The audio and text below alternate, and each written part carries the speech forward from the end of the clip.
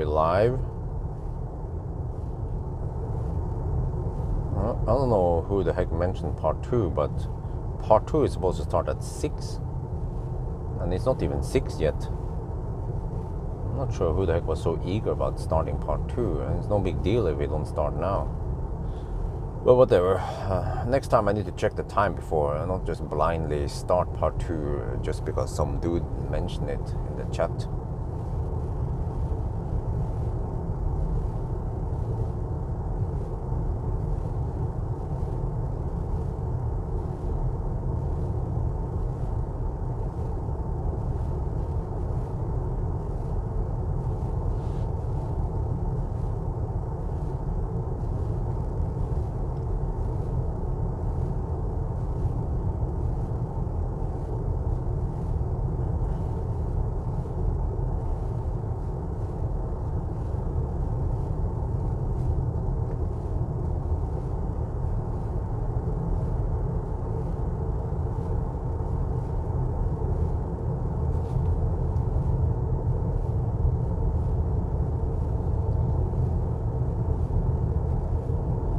What did I navigate to now?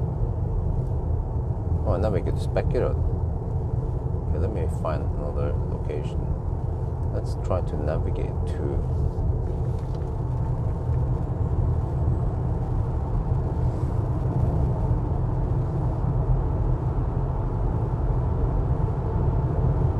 Hogstorp.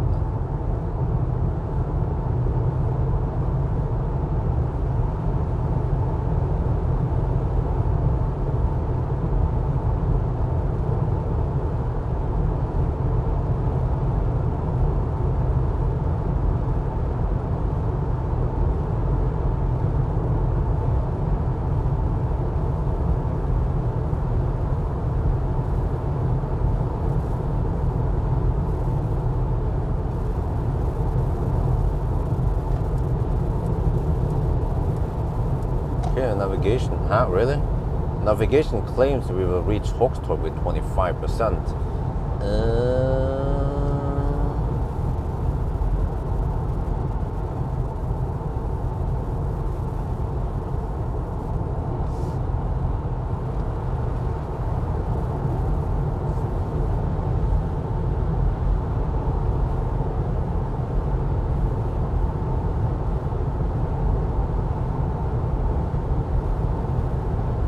Oh, it's getting bright now, 5:30. Well, in a couple of days we will turn the clock forward. Yeah, on Saturday. In 4 days we'll turn the clock forward. Then summertime starts. Oh man, that's nice.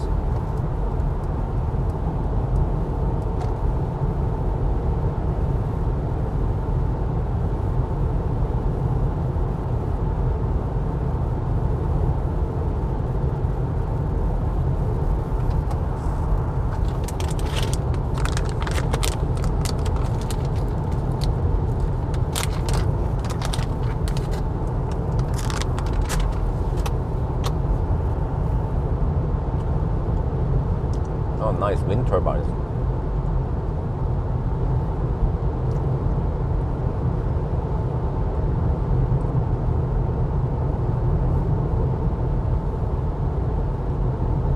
Yeah, riding on a tailwind.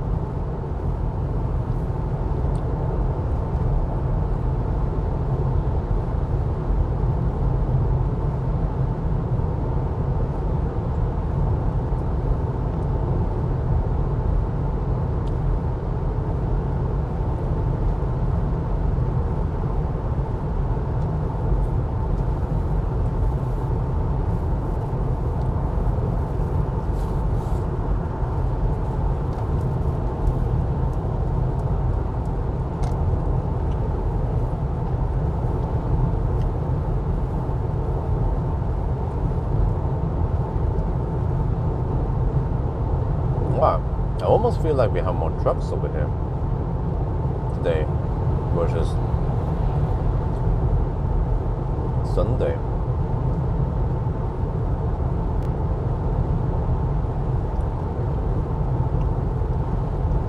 But you know, in Germany, you are not allowed to drive trucks on Sundays, except for a few trucks. But does that mean that truckers, they're trying to get out of Germany by Saturday night? Or do they just take a rest on Sunday? Well, actually, they don't have to if they're in Denmark, for example, or even Sweden. Then they could just hammer it.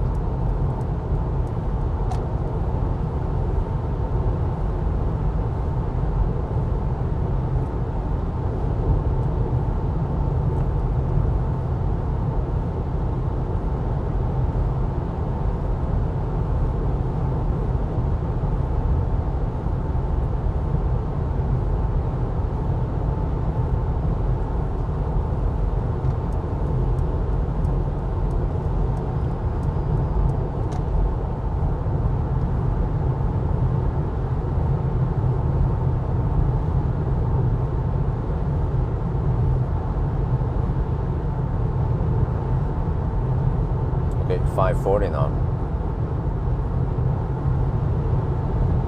I don't know if there's anything magic that will happen around 6 in Göteborg or not when it comes to traffic. But hopefully also in Sweden we have lower traffic now because of Easter, or because many people are on the Easter vacation. But then Swedes, where do they go? Or for example, people in Göteborg, where do they go for Easter vacation? Do they go to Norway? There are no mountains around here if they want to go skiing.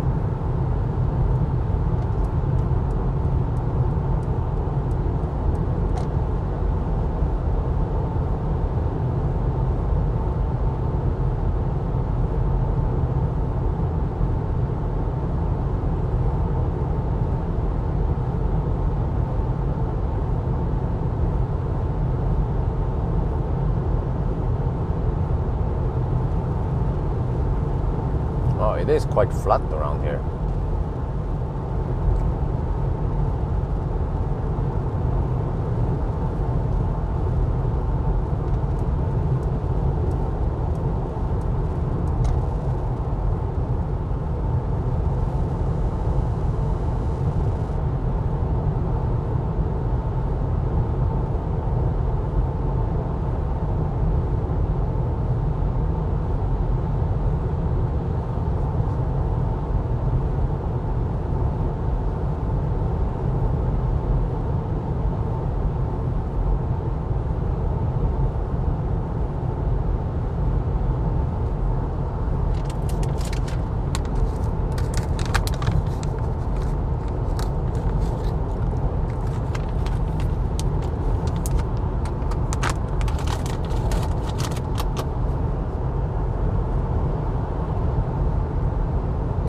Okay, det throws the wide by. I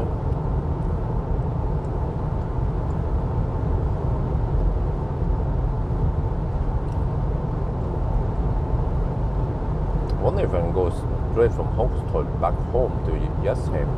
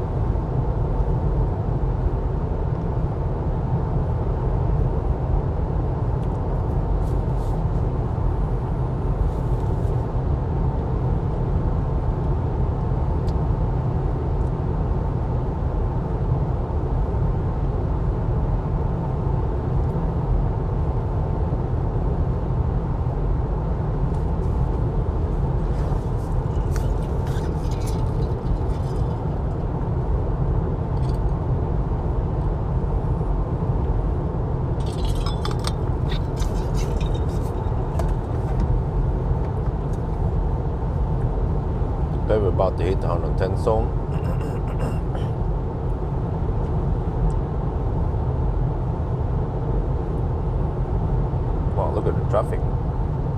busy over here.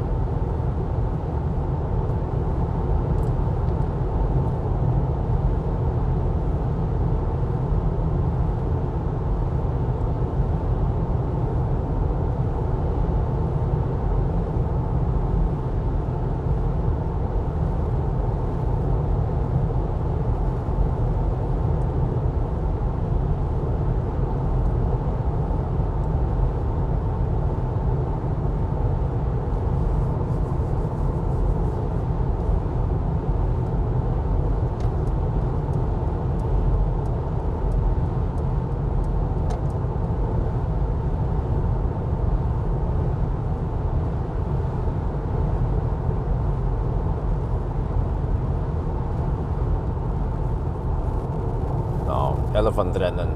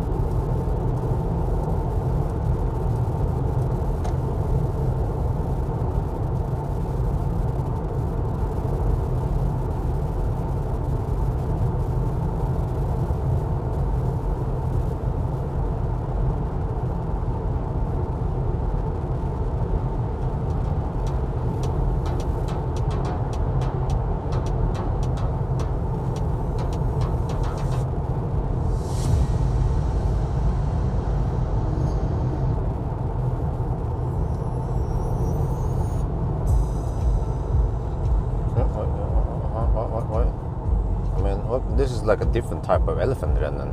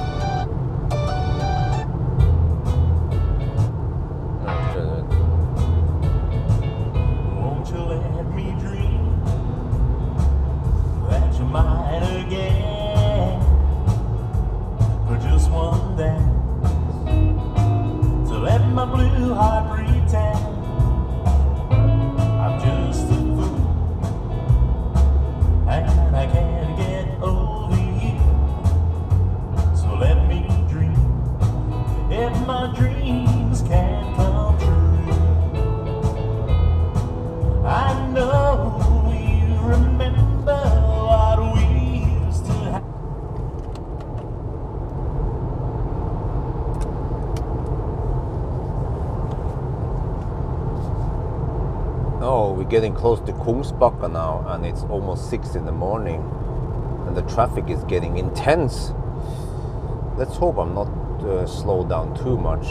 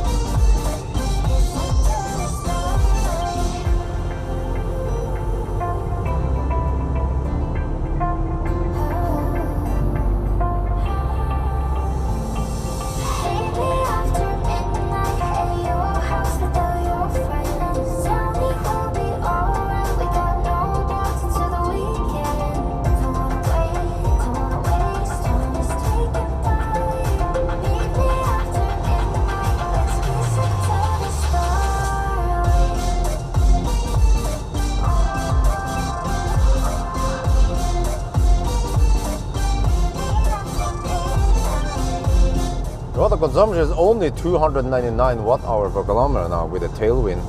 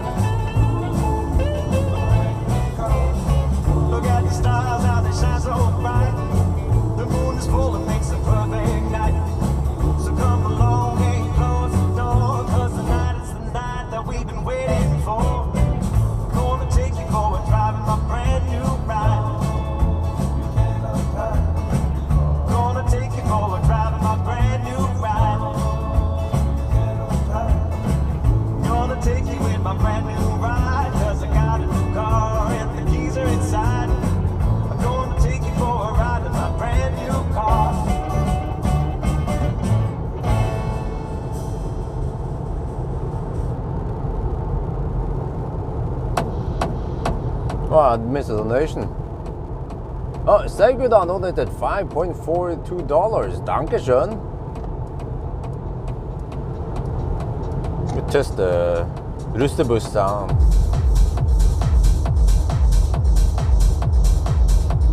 Well, not too boomy.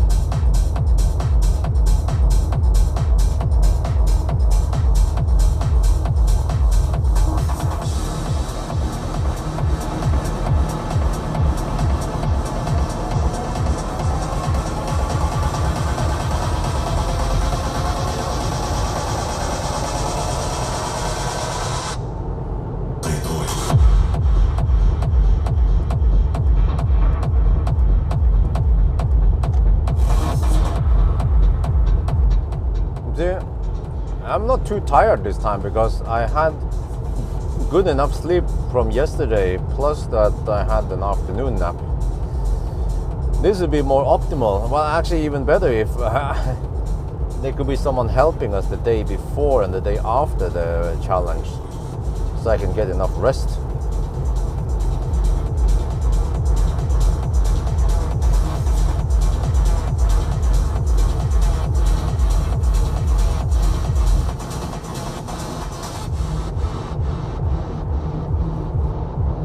Oh, there's so many trucks here, man.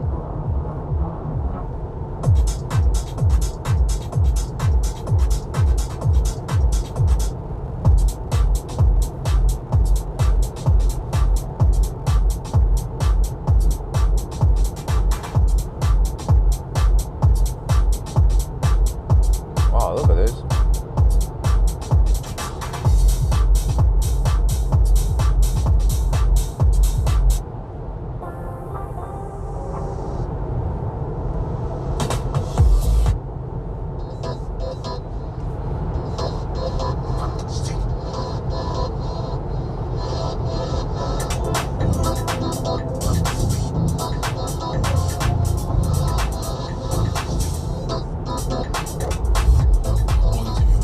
Oh, that bass, damn.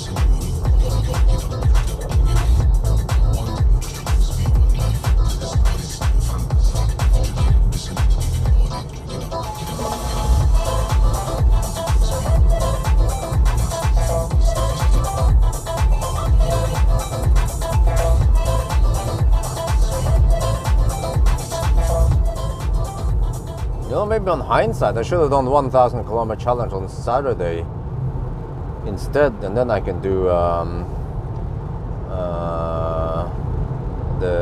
the Himalayan Falcon trip on a weekday. But I think the problem was the weather was not nice on Saturday, or I don't remember why I didn't take the trip.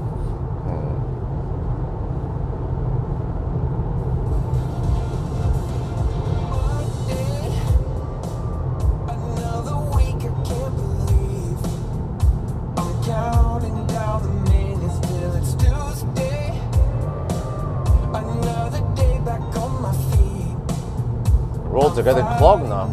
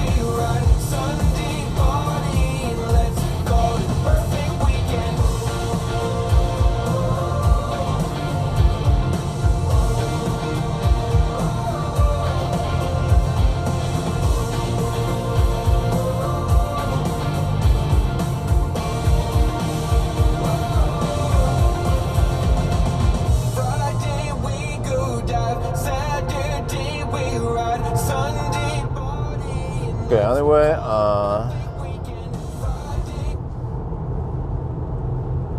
we are entering Kungsholma.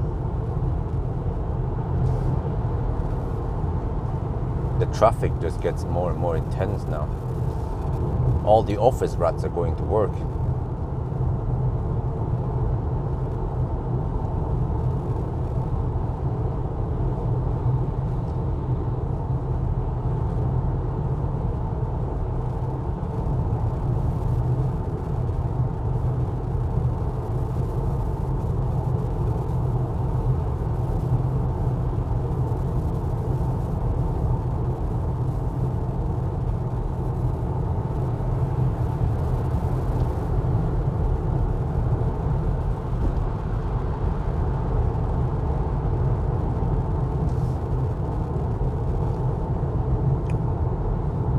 Delayed answer.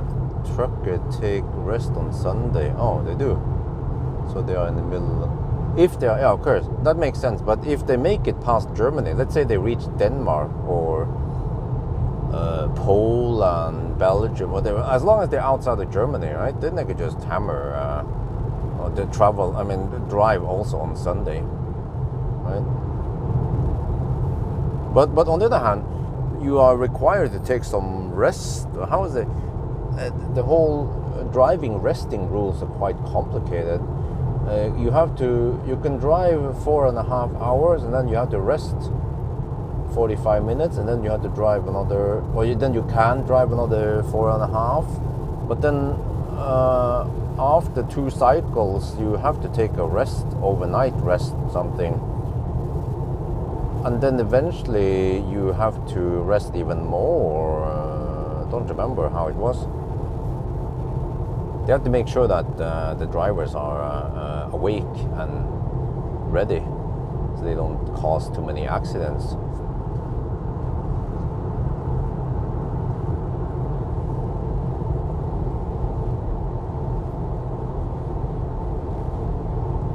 Hope I won't be blocked by left lane hookers.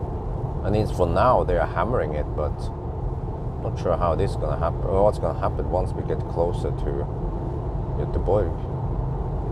There are already some slow pokes here and camping in the left lane.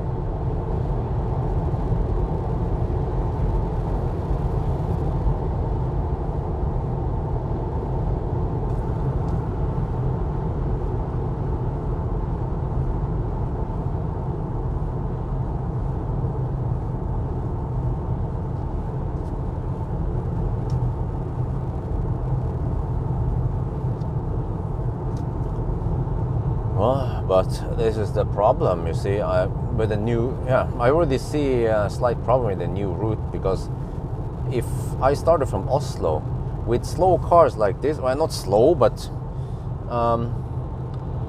if I would start from Oslo, I would clear Göteborg earlier. Yeah, you shift the whole route upwards.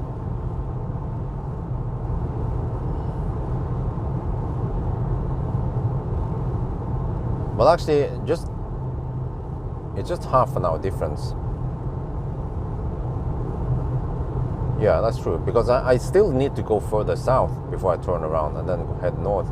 So actually, it boils down to that I leave her. No, it boils down to that I'm doing this on a weekday. Yeah, that's the problem. That's why I need to do this on Saturday night to Sunday morning. Or if I would do this on a weekday, it better be a fast car, or I can leave early so that I can clear Göteborg. Preferably before 4 or 5 at night would be okay. 6 now, I feel a little bit claustrophobic.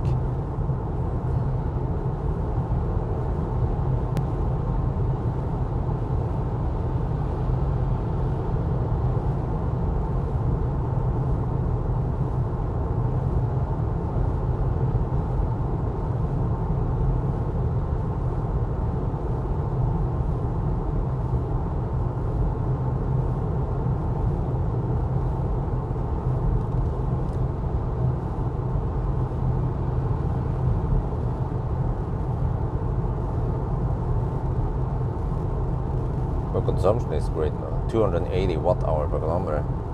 A bit drafty behind so many left lane huggers.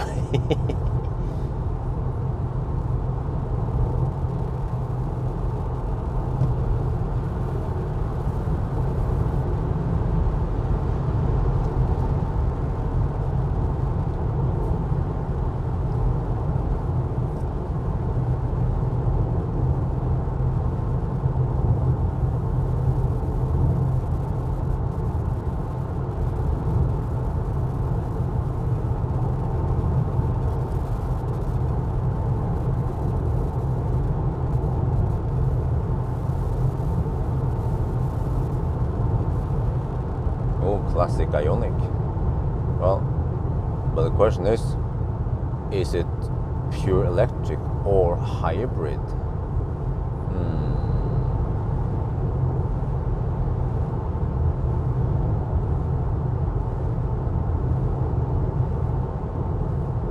It blinks as he changes lane. Okay. Well, I can't see it based on the license plate whether it's hybrid or not, but normally, well, actually, let me see, can I see the exhaust pipes? I think this is electric Ionic. Yeah, it says electric there, kind of hard to spot it.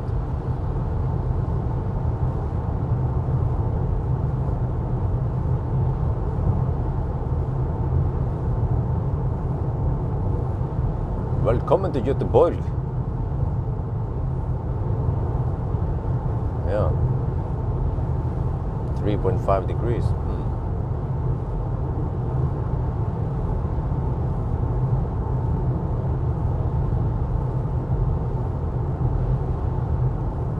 Now we enter the 80 zone.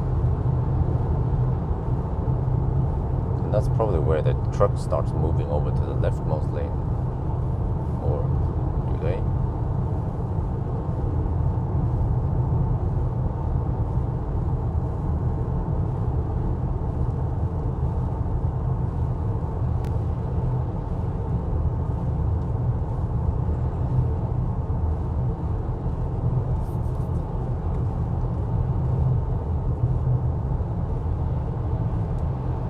But man, you know,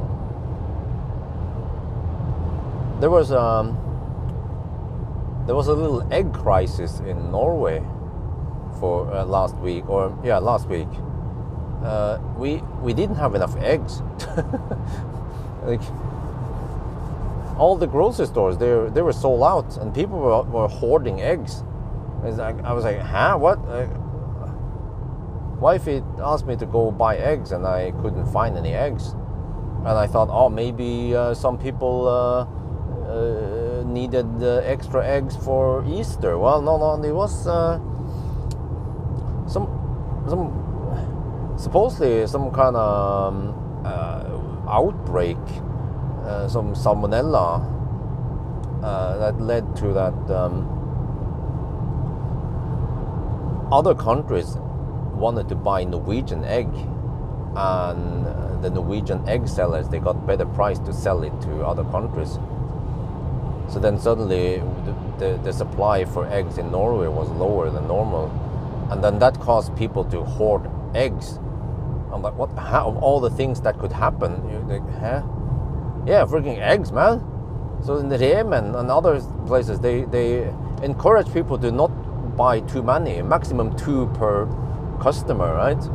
So yeah, I even thought about going to Sweden to buy egg just for fun, but yeah, I didn't go there. And but fortunately today I found eggs at the Yemen, so all good. I only bought 1 pack, didn't hoard eggs.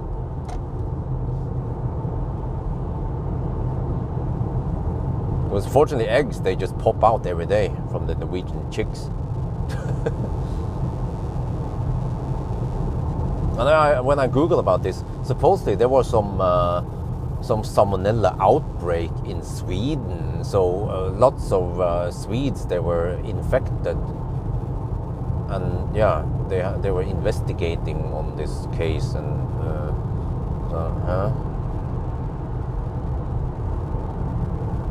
buy egg. No, I think you didn't hear me. I found egg at Rema 1000 in Norway. I already bought eggs, 12 eggs, so we're good.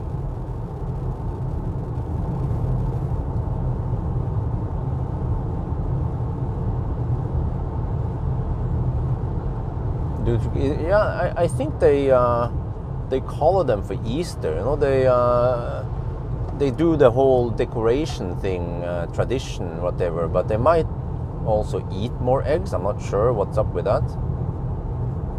Or some people just want to hoard them.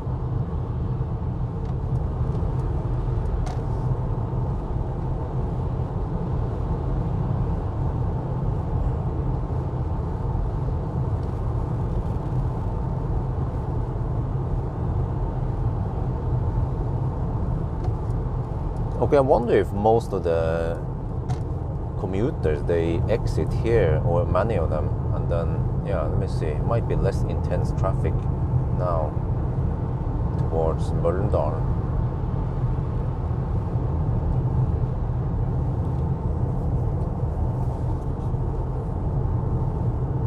But there might be trengselsskatt here. Let me see. So if I get trengselsskatt, well, that means Bertel og Steen will get the bill. They probably have some people taking care of this anyway. It's kind of silly that you get this toll road fee, right? 15 sec, or like 1 to 2 euros, and then they just automatically send you a bill on paper mail to you. To me, it sounds like waste of resources. Well, maybe they don't care.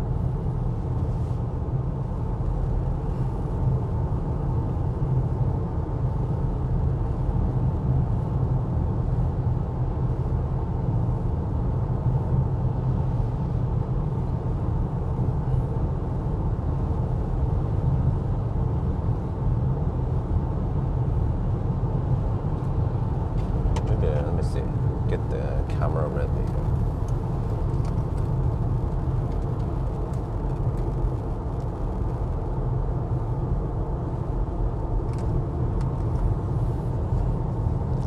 Color egg for Easter. Yeah, it's like a tradition, especially if you're kids, I guess. You know, you're supposed to poke a little hole in the egg, and then you poke 2 holes. I think that's how it is, right? And then you use your mouth and you blow the egg out of the, and you keep the shell, and you color the shell, egg shell, and you make Easter decoration. And then you just throw away the egg. No, of course you eat the egg. People think that once you sell an EV, you just throw it away in the junkyard. Right? They say freaking Ghostbusters, man. We are now in Göteborg, and we are passing by Ghostbusters. No, but for some, oh man, it smells bad. Holy shit! Shit, recircle it now. Oh shit, man. Raggare, man. Raggare in Sweden, it's like rånere in Norwegian. It's kind of funny, the language. Råner in Norwegian is those guys who drive around, and yeah, typically teenagers with old cars. But råner in Swedish supposedly means robber, like robbery, you know, like a bank robber. But hey, look here, man. You see here, I don't know if you can see it, the sign. It says 9 kroner. We have trengselsskatt, which is toll road. So yeah, normally I don't see anything there because I will be passing by during weekend. But in weekdays, between 6 in the morning and I think it was 6 in the evening, there is toll road, or more like stau fee. Yeah. This is getting intense over here, man. Shit. But I wouldn't say that it went that slow. Actually, not much at all. So, fortunately, in the morning hours, the office rats, they hammer it. They have to go to work. Yeah. So we managed to ninja past here without too much delays, so that's good.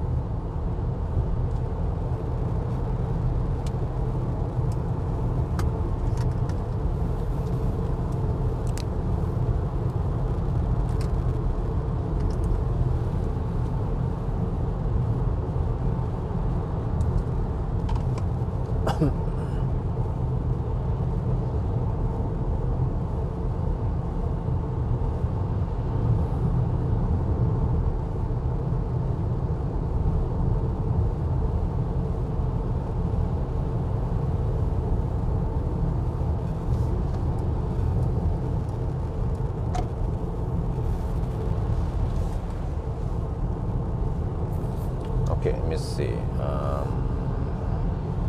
Yeah, usually once I pass the tunnel, then we are clear.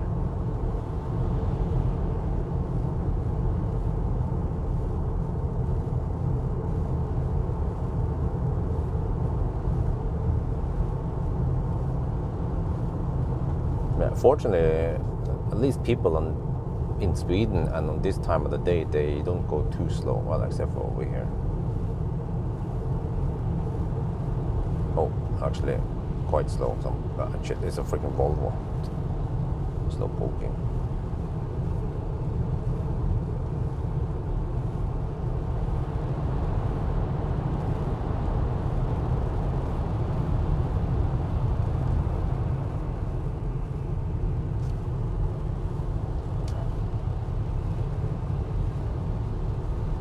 But yeah, Cupra Born. So there's a 77 kilowatt hour Cupra Born, right? It's like the just like ID3. I'm not sure how popular it is, the ID3 with the big battery. I get the impression that either you go for ID3 with the smaller batteries, or you go for ID4 or something big, right? With a big battery. Because the problem with the ID3 with the big battery is that suddenly you get a 4-seater with limited weight allowance. I could ask Muller how popular the ID4 with big battery, ID3 with big batteries, but that should also apply to Cupra Born then.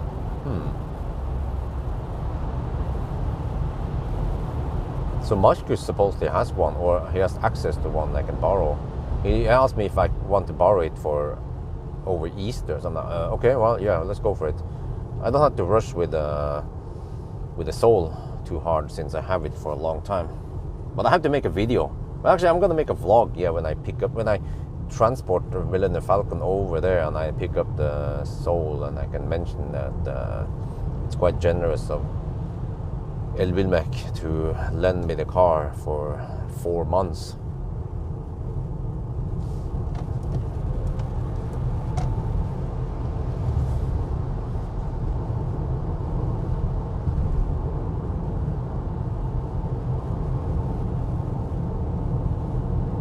Well, it's a quick little bugger. It doesn't have that many horsepower, but it's also not that heavy. For a German car, that is.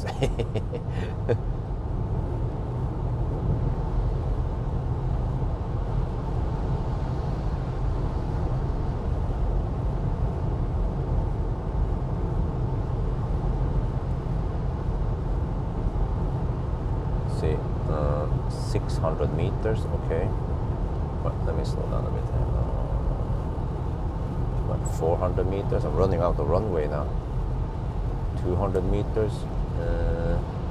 Okay, I need to merge soon. Let me just get in front of this pickup truck.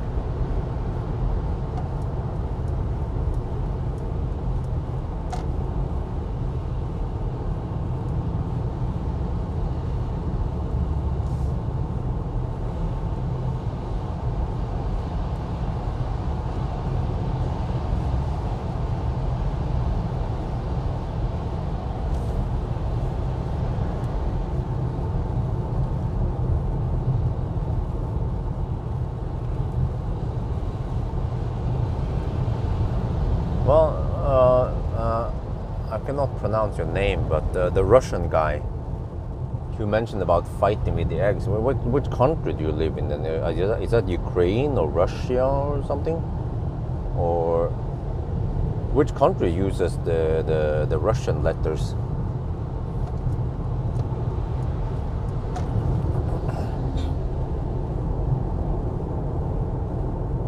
Well, actually, is that even Russian letters or is it something else? Greek? It looks like Russian, right?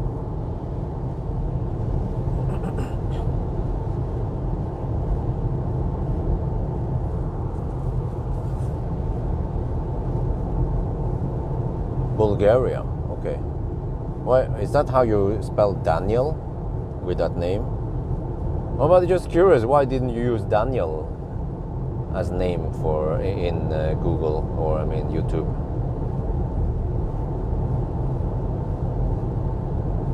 But is that Russian or is it? But Bulgarian, does it contain Russian letters?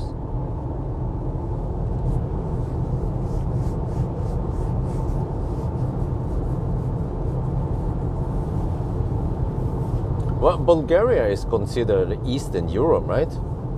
Because Poland is not Eastern Europe.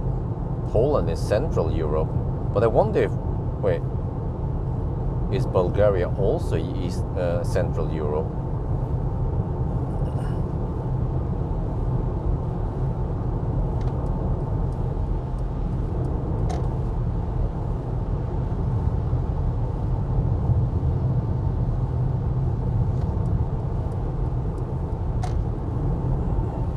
There's real alphabet that's created in Bulgaria. Oh, really?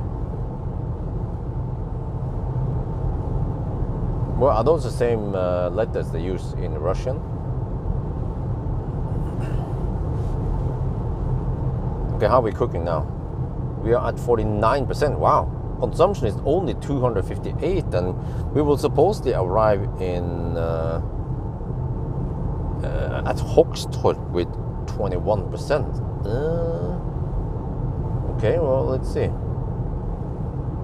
I could even go further, maybe.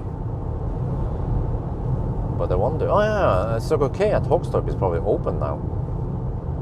Delayed answer. We do eat color eggs in Germany. Why are all the answers delayed? By the way, the decorations you mentioned are created while baking. Yeah. Well, I know. I mean, I've done it before. I think many years ago. Is that you poke one hole in one end and then a small hole, like a pin, what do you call it, hairpin, right? And then you poke another hole and then you blow in one end and then you will push the yolk and the stuff out of the other end. And then you color it, or yeah.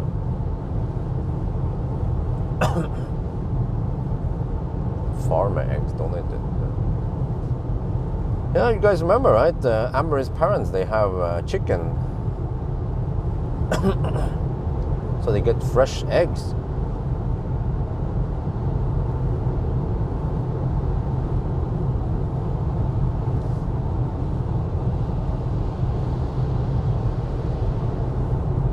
So I wonder if whatever they feed the chicken, will that give any taste to the eggs?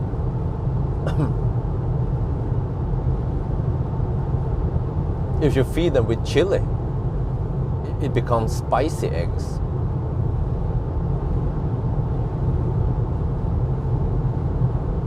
In 9th century, we became Christians and created alphabet. Oh, okay.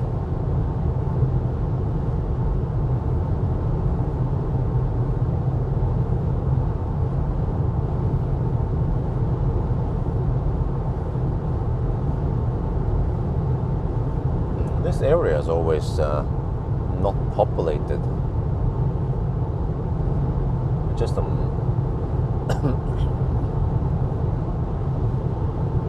fields. I wonder if they will ever populate this area with shops and living spaces. Because at Jessheim they are building a new road and shit, and they have the plans of building more houses and and apartments.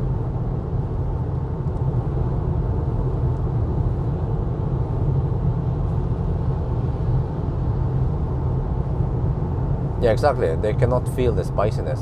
They don't have the receptor for feeling the heat of the chili, so they can just eat chili like it was a cucumber.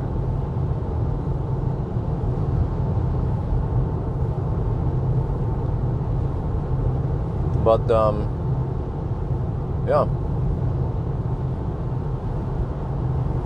turns out that I realized that Jessheim has a lot of apartments.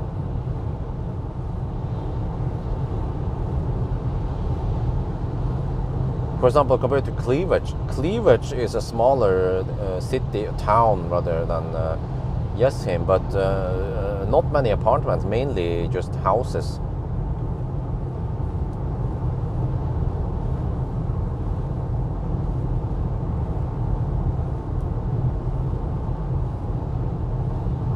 And I've seen ads pop up on my feed about apartments in Jessheim, and some of them are quite expensive even.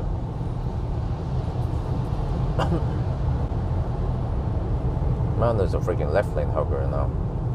Someone is tailgating, but doesn't seem to work.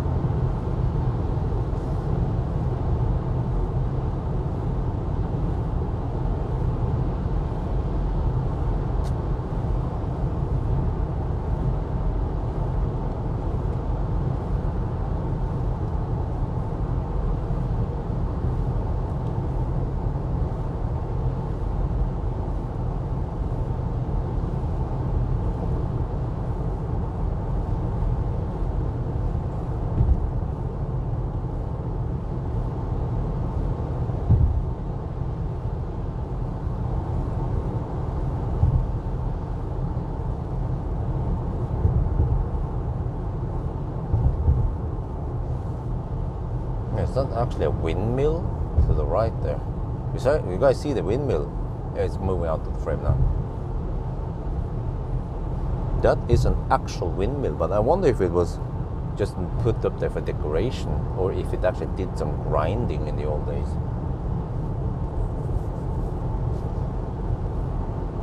Kungsholma, yeah. So many people live around here.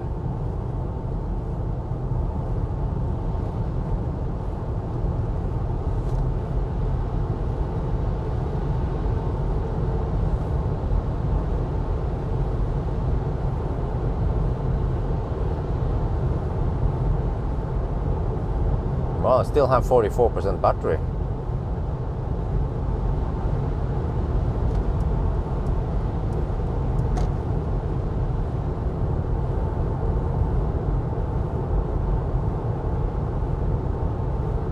Second income B2B at Tesla, Björn. Huh? What do you mean?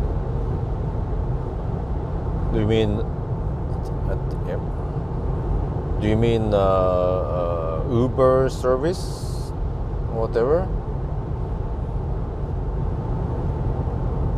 I'm done with nimbering, you know.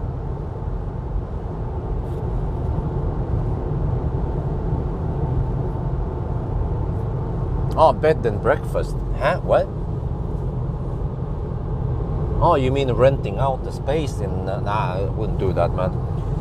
I see people in my neighborhood, some of them with the bigger houses, they also have rent out place. But we wouldn't want to deal with that. We want the privacy and the peacefulness. But economically it's good because you can rent out as long as it's less than I think 40% or 30%, I don't remember, of the whole house. Then you can get the income tax-free, which is a pretty good deal.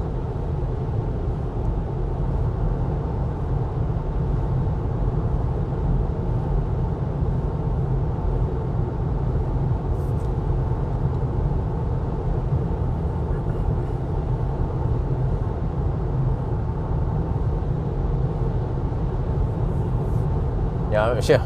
Okay, when I read B2B, that's business to business. I was like, huh? Business to business? Not renting out. Okay. Normally, anything you know in Norway, pretty much anything you get will be taxed, right? Technically, if you receive a present, you need to tax it. So actually, when I get I get free clothes from Stoltenberg, I have to tax for the amount I get from Stoltenberg. If I get sponsored anything for free, that everything is taxed. But if you rent out your apartment, I mean, if you have an apartment in your house, and the total the area of that apartment is 30 or 40%, no more than 30-40%, I don't remember, of the whole house, then the income you get is tax free. I don't know if that makes any better sense, if you understand it now. And now I'm stuck behind a freaking Volvo. He just wants to overtake everything until Kungsholma.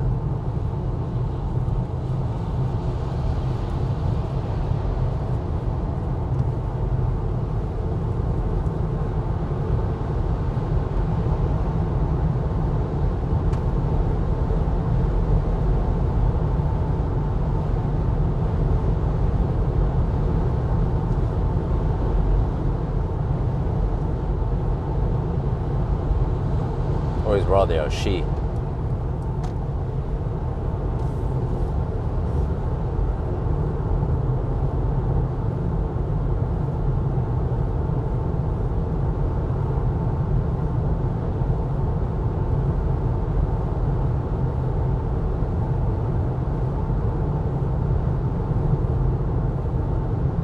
Just buy everything for one. No, that's not how it works, Max.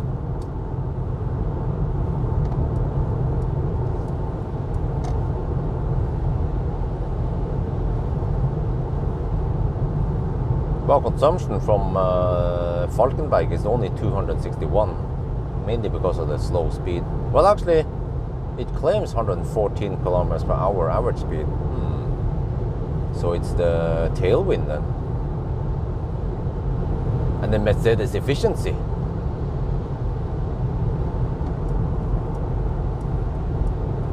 Wow, look at that traffic. Damn.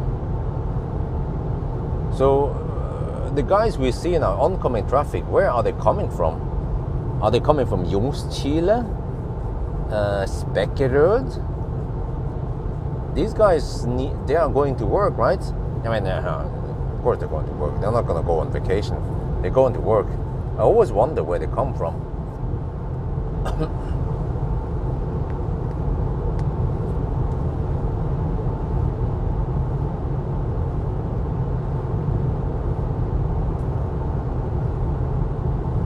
Middle lane. Well, we don't have the luxury of having middle lane.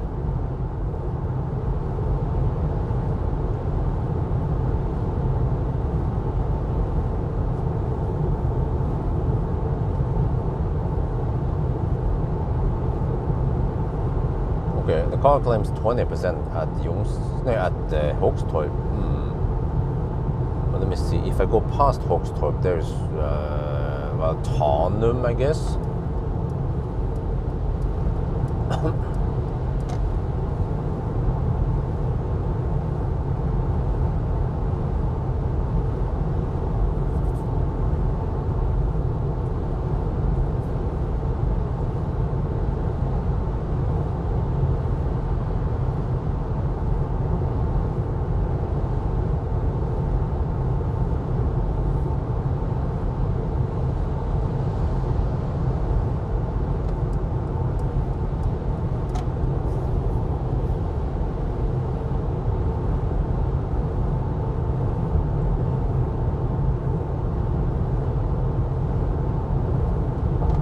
Damn, the detour is gonna take a while, but that's why we deduct it, because you see that if it wasn't a detour we can at least hammer past the slowpokes, but because of the detour then we'd be stuck behind them.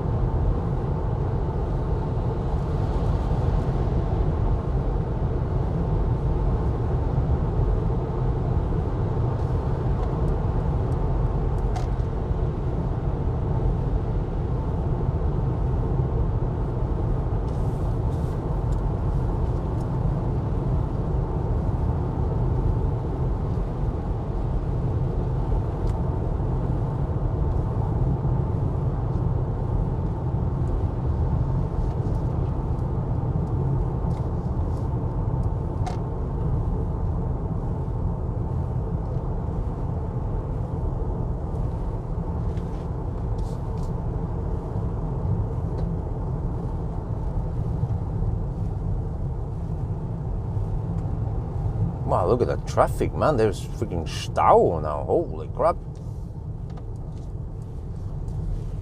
Damn. Never seen so much traffic over here. Just let the bus go, huh? Well, the bus been sitting there too long, huh? Look at that selfish bastard. He honked at the bus, but what the heck is the bus supposed to do? The bus needs to get going. He ain't got all day. And eventually one of these guys, I need to ninja in between some of these guys now. Let me see. In front of the truck, okay, let's go.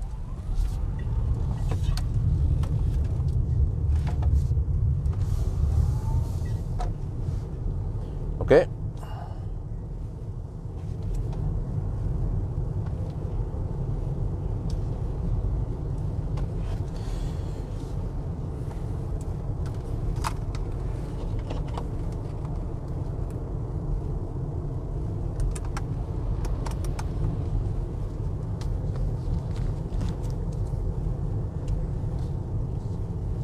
We are now on the detour stretch around Spekerod, and man, look at this traffic. There is actually stau now. Wow, yeah. These guys, you know, I wonder if they come from Kungsholma and maybe, yeah, they obviously don't come from Spekerod because that's a different direction. Yeah, so they come from Kungsholma then, and they're going to work, and they cause stau.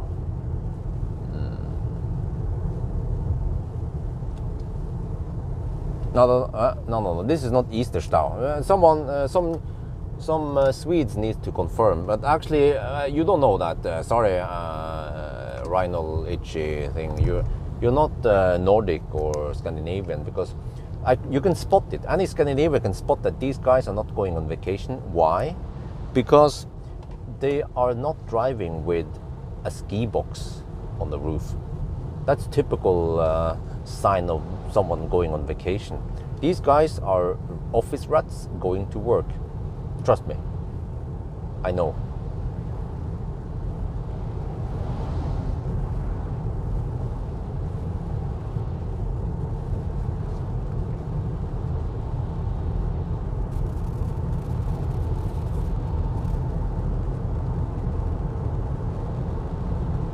And another thing, if people are going on some kind of Easter vacation, they don't start 6 in the morning. They will usually dick around and slack and start around 9 or 8 at least. Yeah, exactly. Workday morning style. Correct. Kinda need to pee soon. The freaking coffee, man, makes me want to pee. Yeah.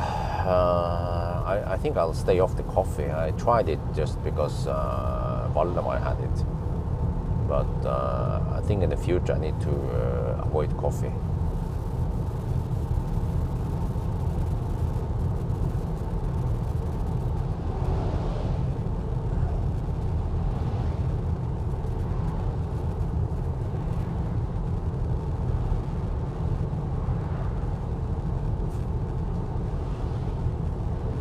Okay, let me see. There's one stretch we can hammer the bus and maybe the truck.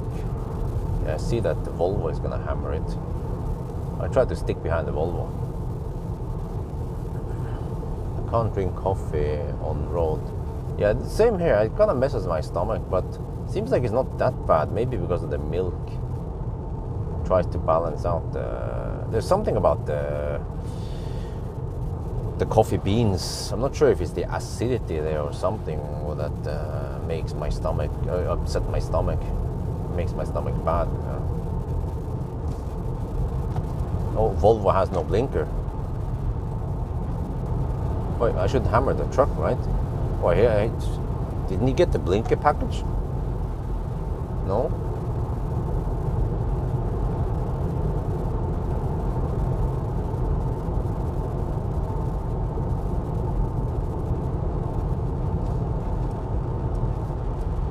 Apparently not.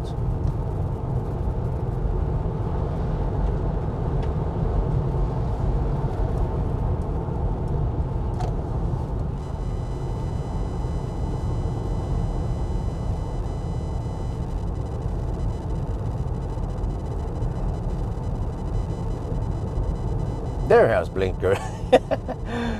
Lol.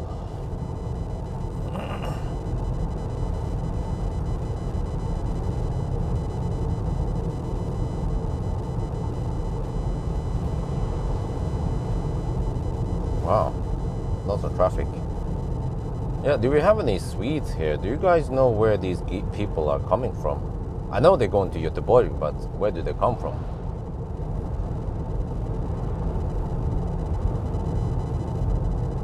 Are all these guys coming from Ljungskile? Just a quick question. Well, you could just omit just a quick question, just make things shorter. What car would you buy if you had 25k budget? Well, it depends what I need.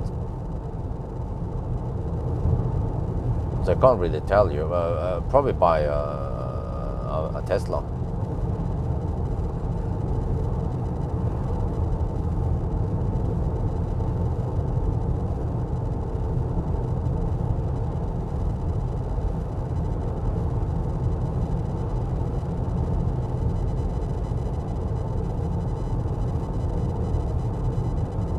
Remember, keep it short and simple for me to read.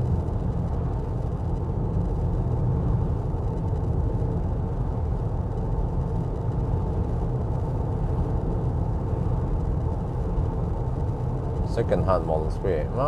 Yeah, I think you should be able to get one of those. It's the best. Maybe Paul's not. Well, but you see, like it depends what you need. You know, if you're allergic to Tesla, then it's out of the question. If you need space, then you don't want to buy a Polestar. If you're allergic to Chinese cars, for example. So there's usually not a simple answer.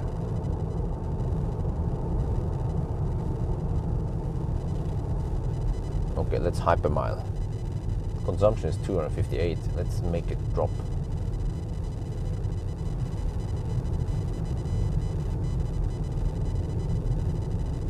Volvo didn't gain much by out. Yeah, I mean, he was gonna. He knew he's going to turn left anyway soon, right? Well, unless the trucker also wanted to turn left there, but I mean, what are the chances? Trucker probably just in a detour stretch anyway.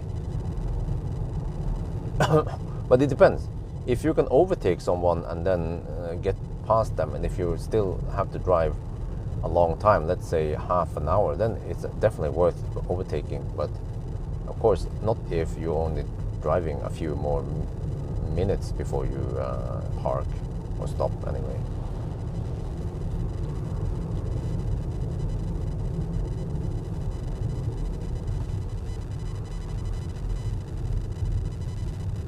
But I keep hearing in at least in Norway, they said, but you know, if you go 10 kilometers per hour faster, you're only gaining a couple of minutes per 10 kilometers. But I'm saying, okay, yeah, but what if you have to travel 200 kilometers and you go 20 kilometers per hour faster?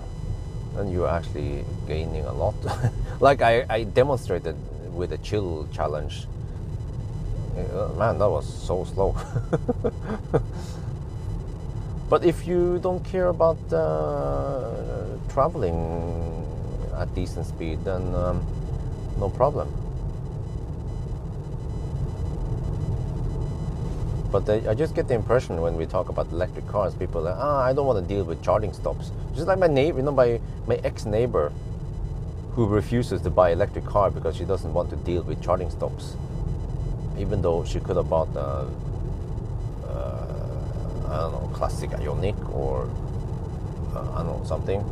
But she was like, then she needs to stop one time during her 300-kilometer drive. I'm like, huh?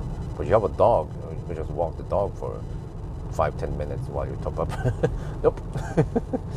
Sounds to me like she has a rush to get over to Kristiansand. Or she's just too lazy to stop and charge. Yeah, maybe. But then I also want, that makes me wonder, when she drives from Oslo to Kristiansand, does she not stop at all? Because I would normally want to have a little stretch my legs within 3 hours. Well, actually, it depends when you travel. It might take almost 4 hours if you get stuck in Stau. Would you buy back MC Hammer? No.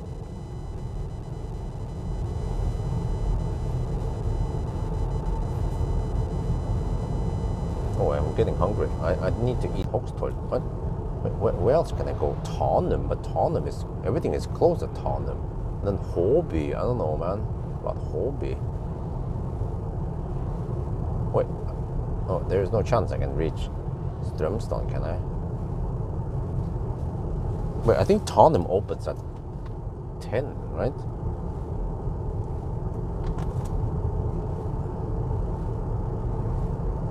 I will go from Subaru Outback to Skoda Enyaq. Oh, okay.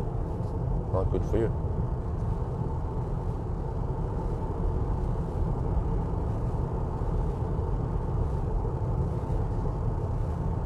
Yeah, Tanum opens at 10. That's way too late for me. It's only 7 now. Well, there's a gas station over there, Tanum, I could go to, but then I have to walk a while before I get there. So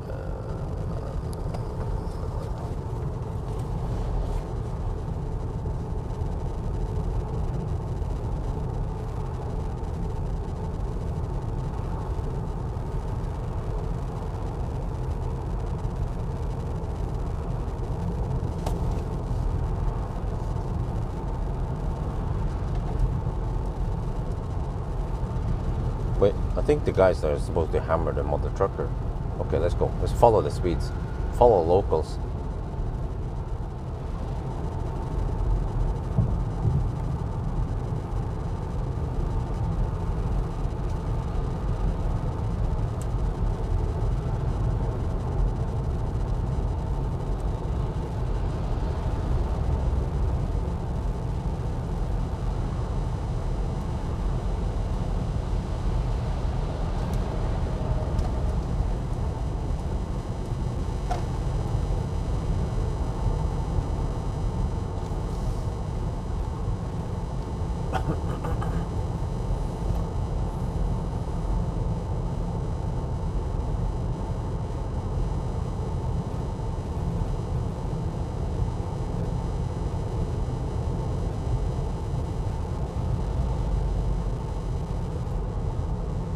Well, I didn't know the consumption would be that low. Well, I mean, not low, but not so high.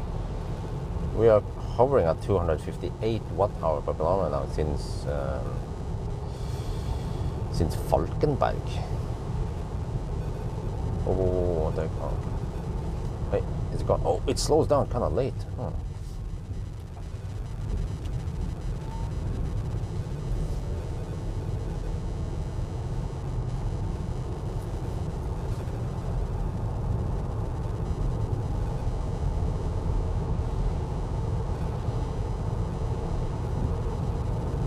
Okay, we're almost back at the main road now.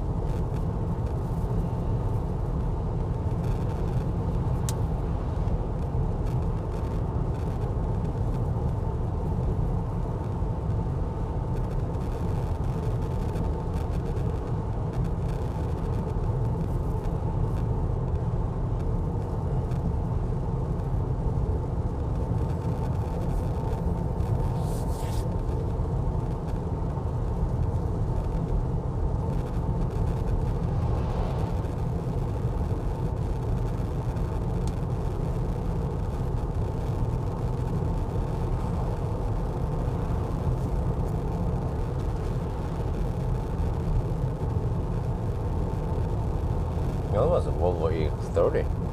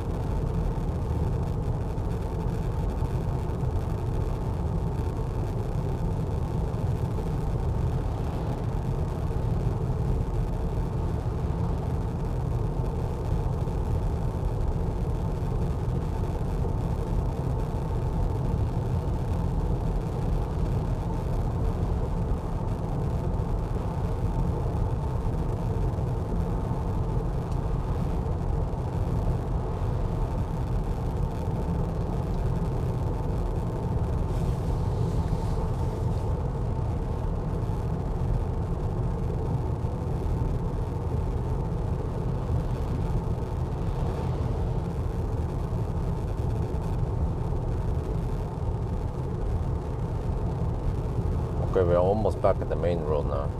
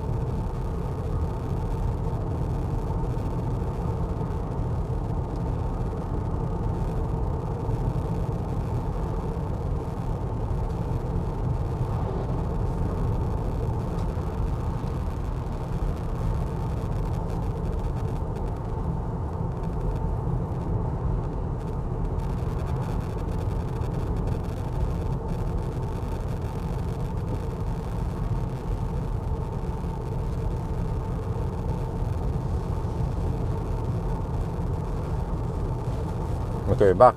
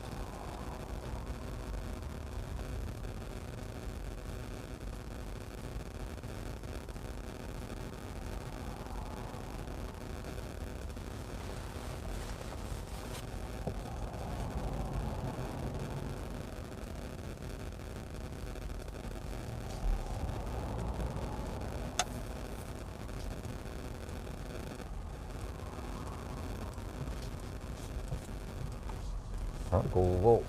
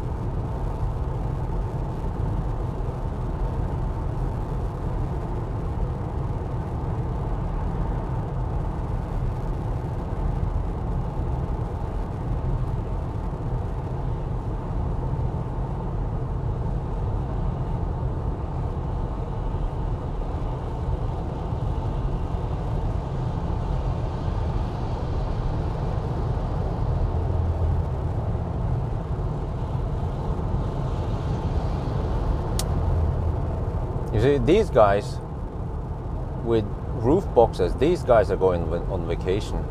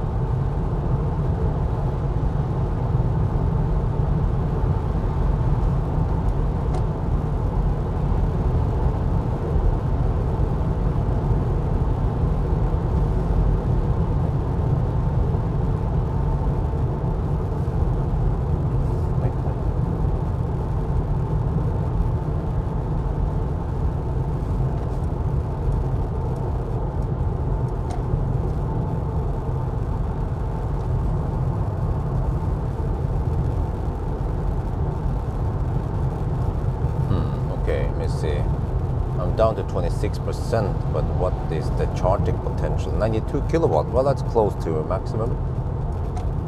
We're still 18 kilometers away. The car claims 19% on arrival.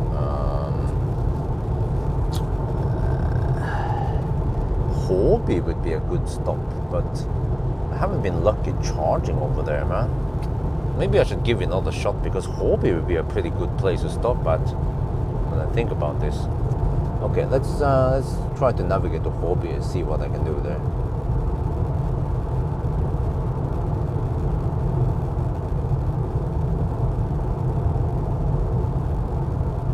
Could even use some of the kaput. Well, tends to be kaput at least. Wait, no. Let's see. The Munkedal UFC. Yeah, the UFC chargers.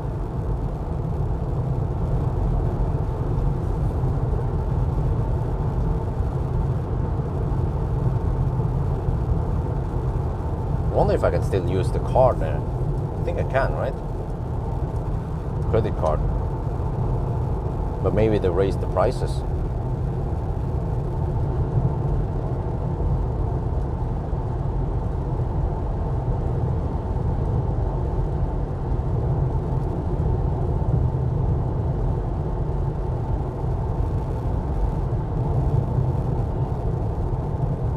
Well, that's even at 14% only, right? If I go to Håby, well, alternatively, well, the next option would be Tanum. But I think that's too far away.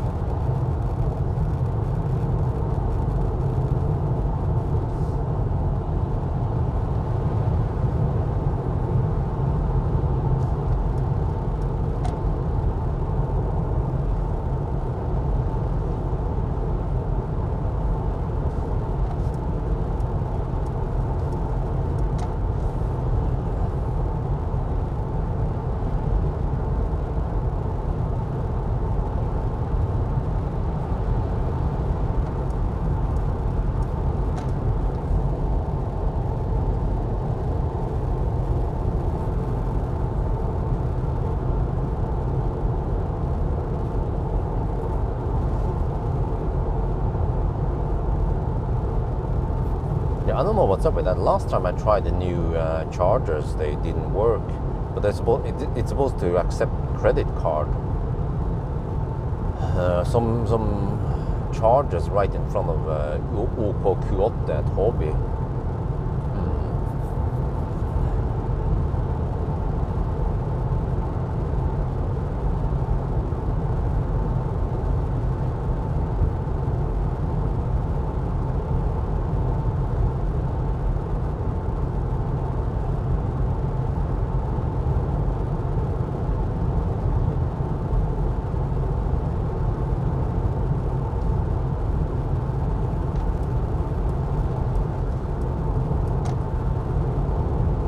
Okay.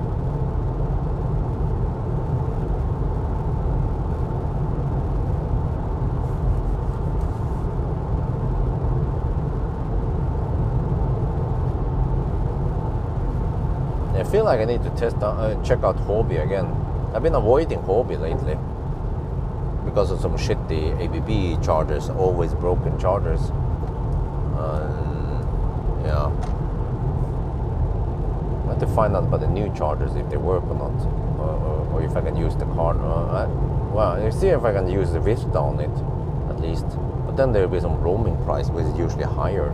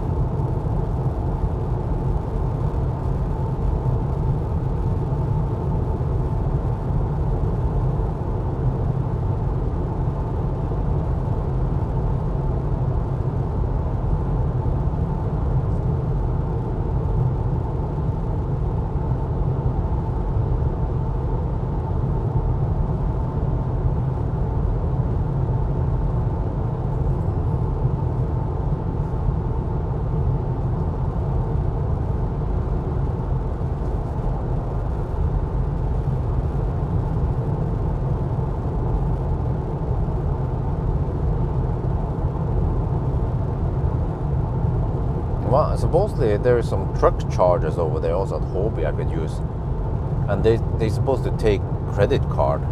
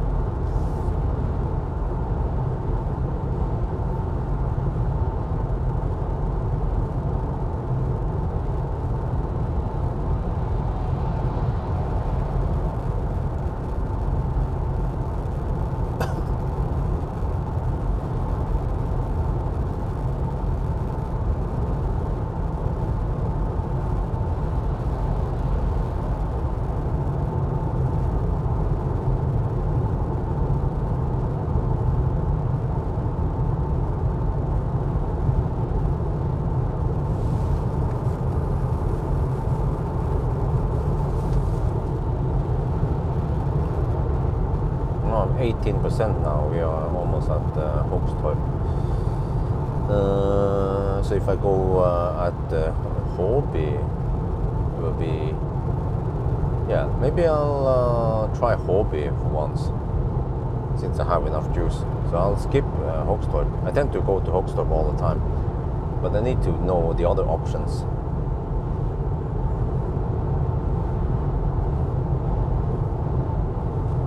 Check the charging potential now. 98 kilowatt. Okay, so the battery is ready for receiving maximum speed. So let me see, 14 extra kilometers to go to Hobby. Right, 13%. Well, let me just check here. Can we even reach? Well, it doesn't make any sense, right, to go to Tanum.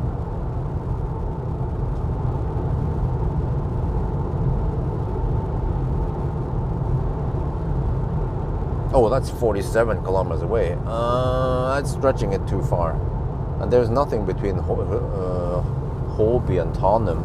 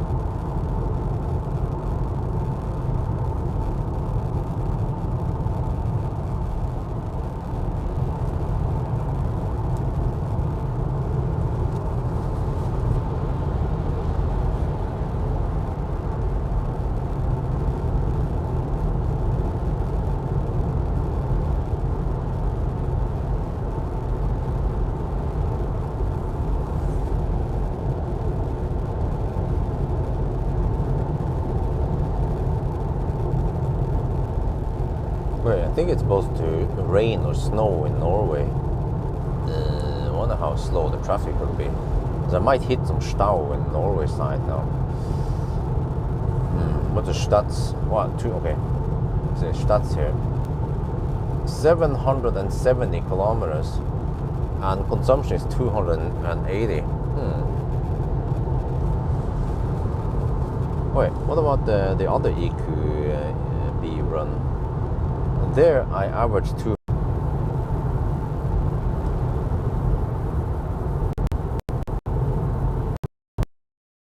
Out of the country.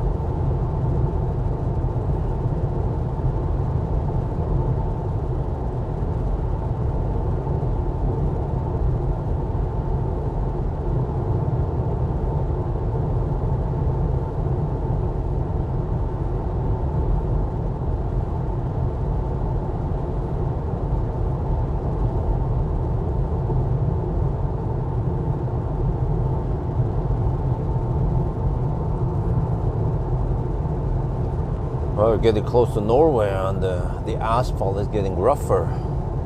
It's rough in the jungle. Oh, let me see. Wait, is that Hobby exit? I haven't been here in the longest time. Yeah, Hobby. There we go.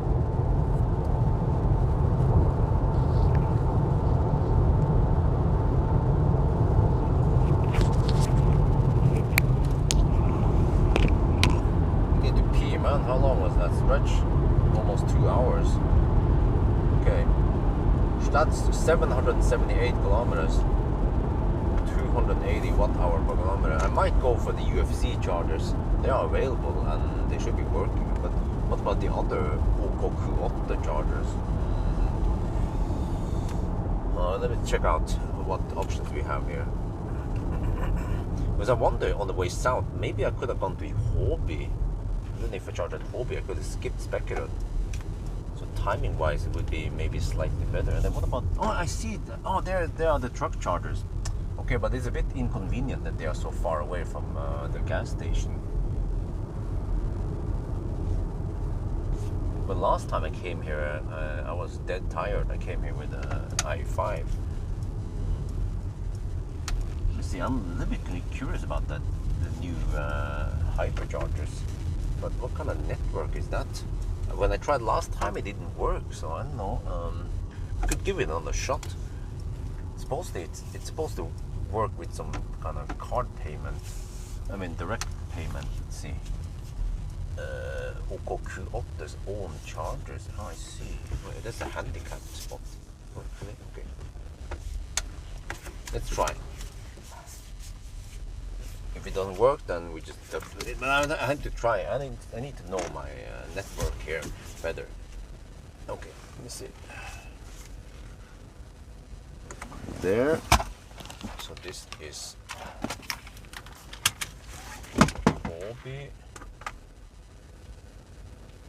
Hobby at 722 before any deductions. Let's see.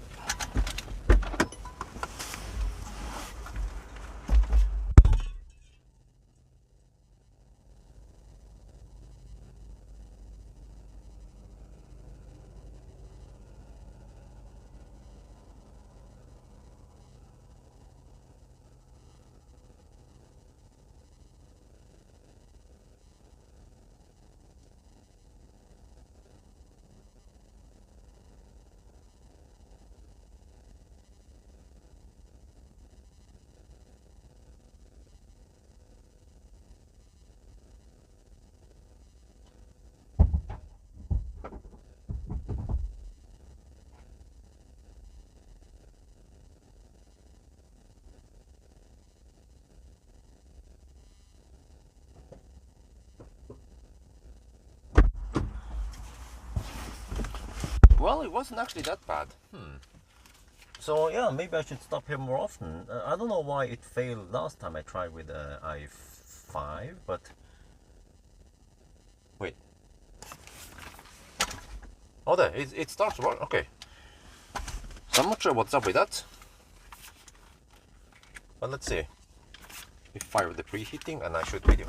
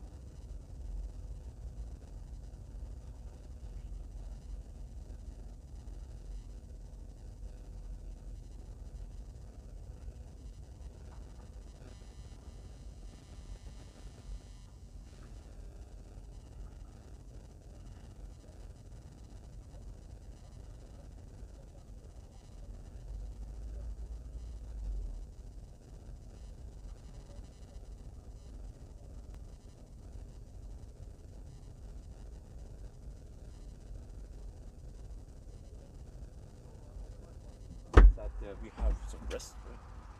Can we get food over there? No, I brought my own food. I forgot. Yeah. We're taking 101 kilowatt maximum speed.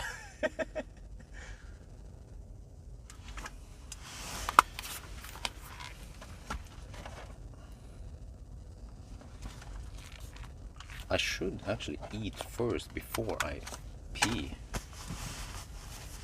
Or, nah, whatever. Let's. I kind of need to pee, but I may get the food ready, and then get. Yeah, okay. I'll be back.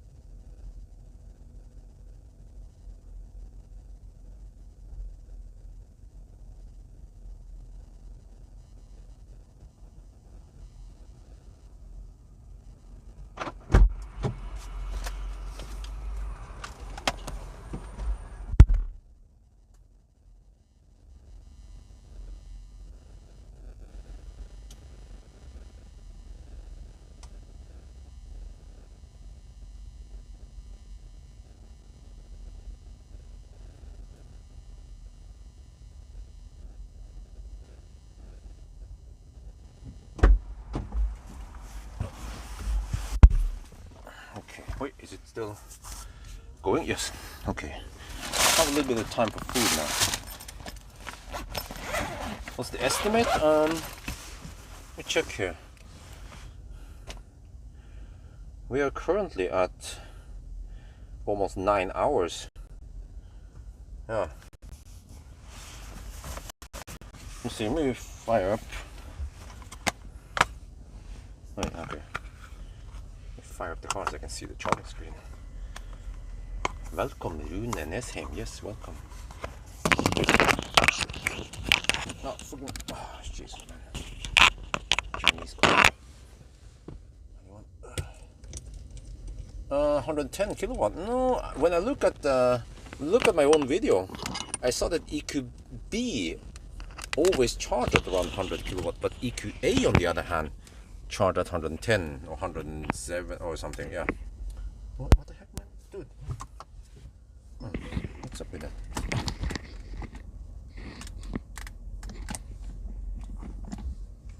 Actually, Hobby is kind of busy over here, man. Seems like truckers that stop here. They have Rasta restaurant. I'm gonna get some food. I'm gonna eat some food now.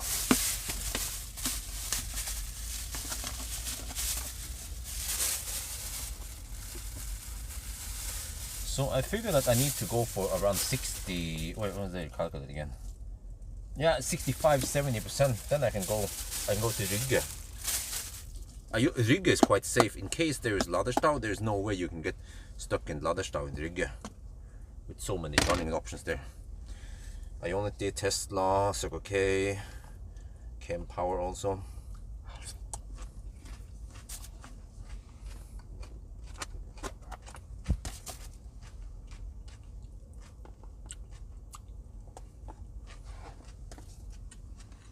Yeah, they have Rasta restaurants, which is all over Sweden. Well, not all over Sweden, but several places in Sweden. Only problem is I don't have time for them, unfortunately. It would be great to have some nice husmannskost.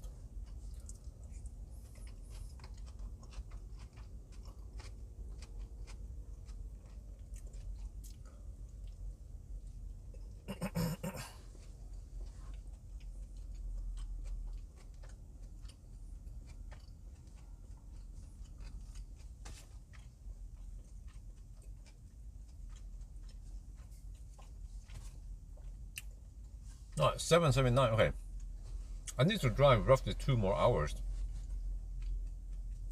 and then to charge around 45 more minutes.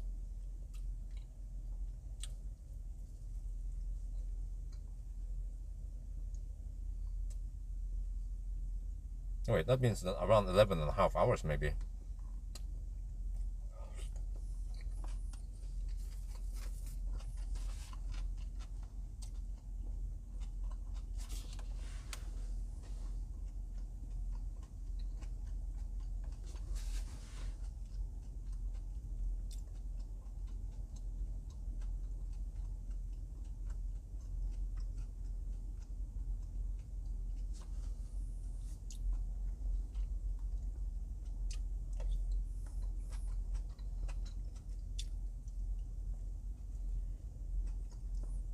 What temp? What? Outside or what? Battery temp? My own body temp?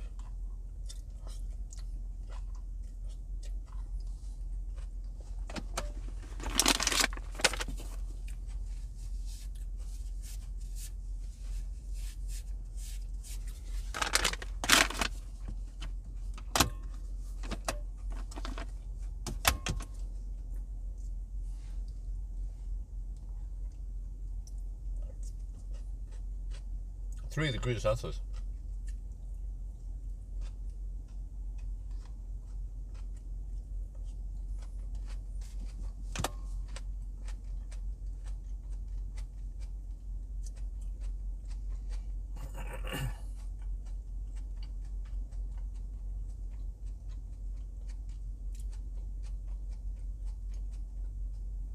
But this is nice. Ukolkulota, they have some chargers here, 150 kilowatt fat hyperchargers, But they only put 2 power modules in there.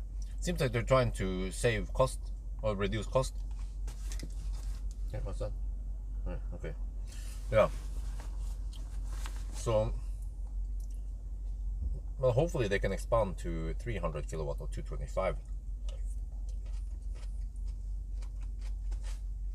But I can pay with card here, and it costs 5.3 SEK per kilowatt hour, which is roughly on par with Ionity and Tesla in Sweden.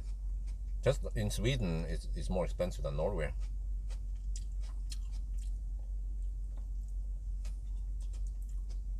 Huh? Do you have one? Do you have one? Huh? Where? At home? What?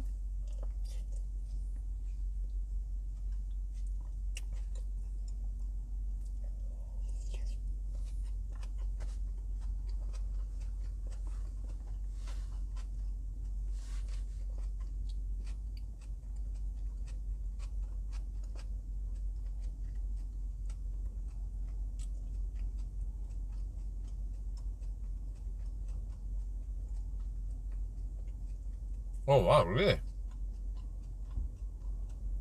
So 75 kilowatts. Or I mean, yeah, officially it's 75, but unofficially it's 87.5. But I think they only operate at 75.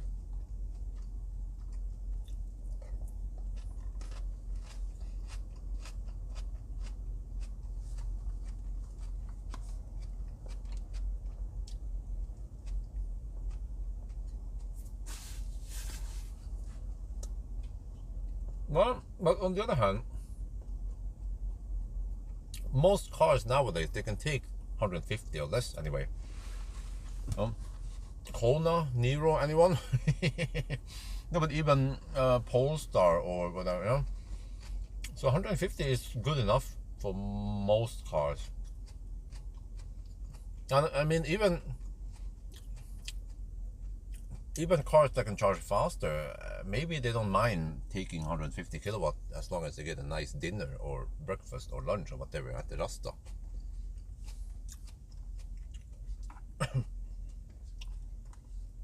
I've been actively avoiding Hobby for the longest time because of the shitty ABB chargers. But now that I know that it works with just credit card, was there something weird shit going on with the i5? I tried with the i5 on these chargers, it didn't work and I gave up. But they work fine. They got the chargers.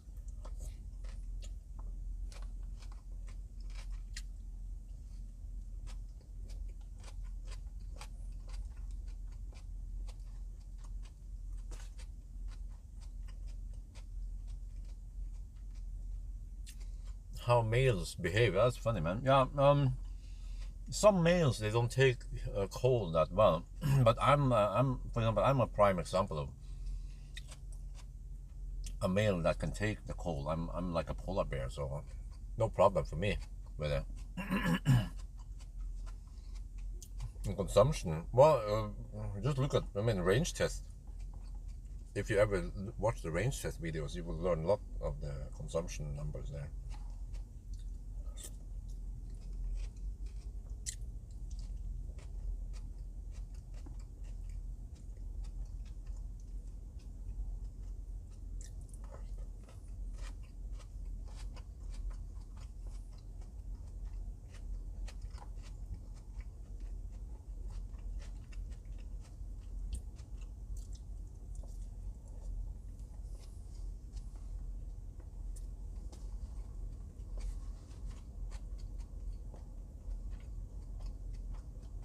Well, I said I need around 60%, right?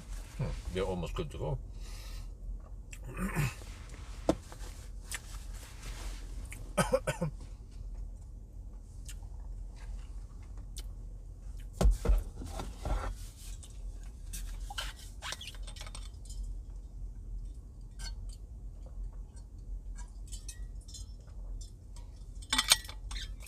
No, it's not colligating. Did you expect it to charge faster than this?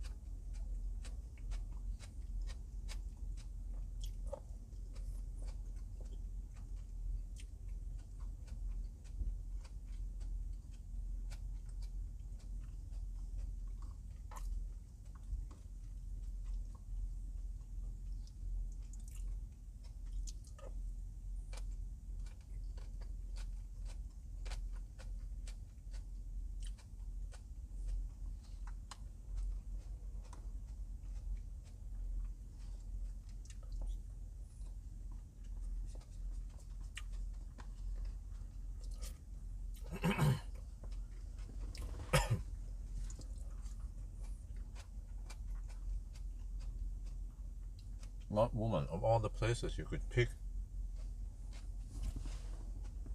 Not very good. Some SUV just parked almost right next to me. And there are plenty of stalls available here.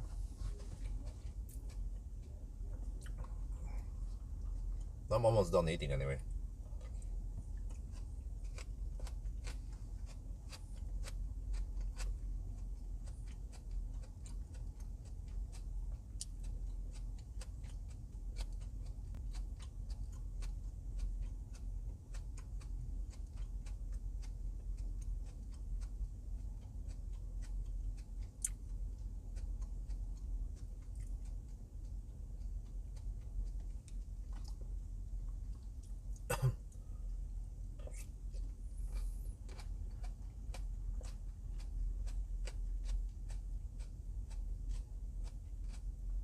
No, I'm not sure yet about the other EQB. We'll see.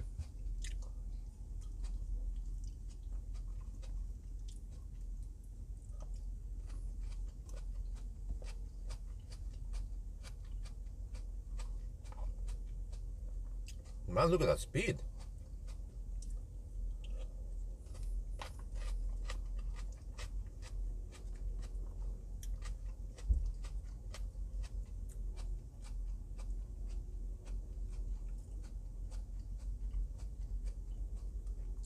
But it's about to throttle soon.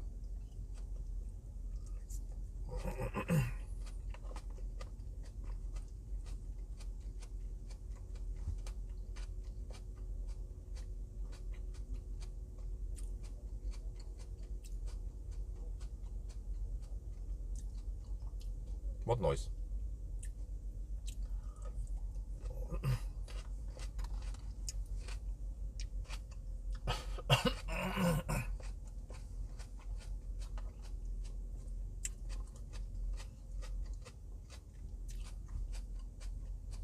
You mean me eating? I'm eating salad.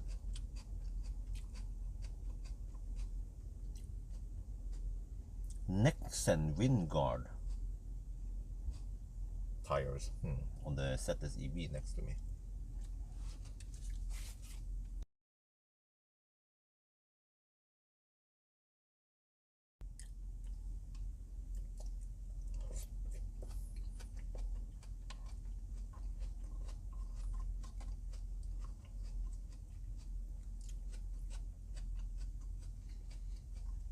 Well, let me fix that noise.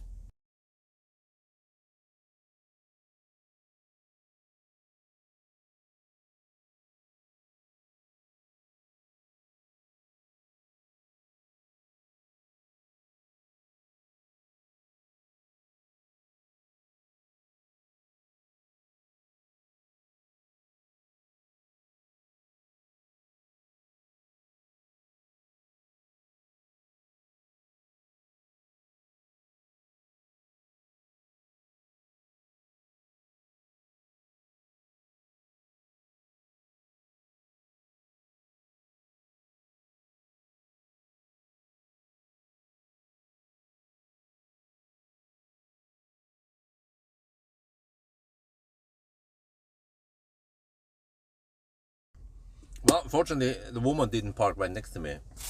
There was a dude with her, and he instructed the woman to park further away.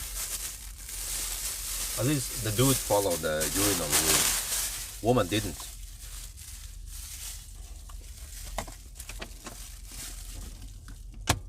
Okay, anyway, I'm done eating. We started throttling, so now we are good to go.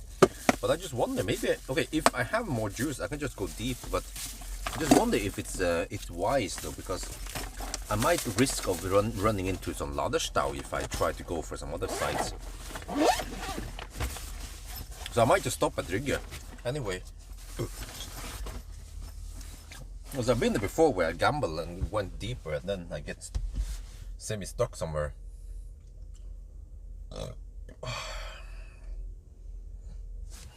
Okay, anyway, let me get ready.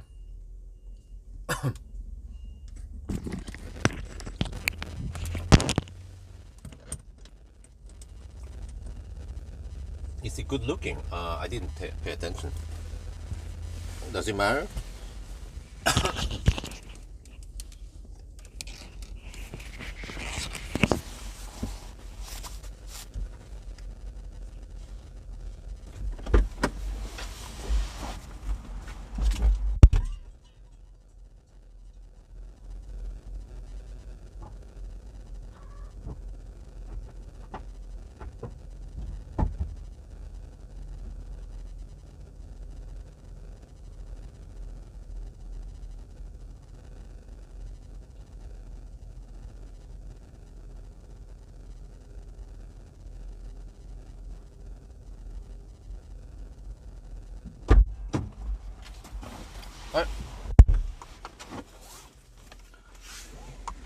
Do we have Pierre Simpson here? Or some Swedes? Just want to ask you. Skellefteå Kraft is the one running this thing, this shack. Let's see, just reset. Wow, it went 200 kilometers. See if we're going to start. Yes, okay. Skellefteå Kraft.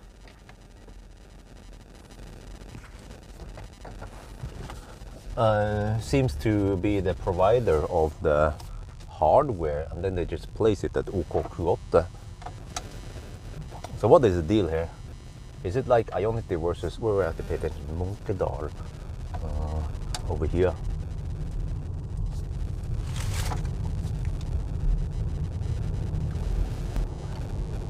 And Oslo, okay, there we go, yeah.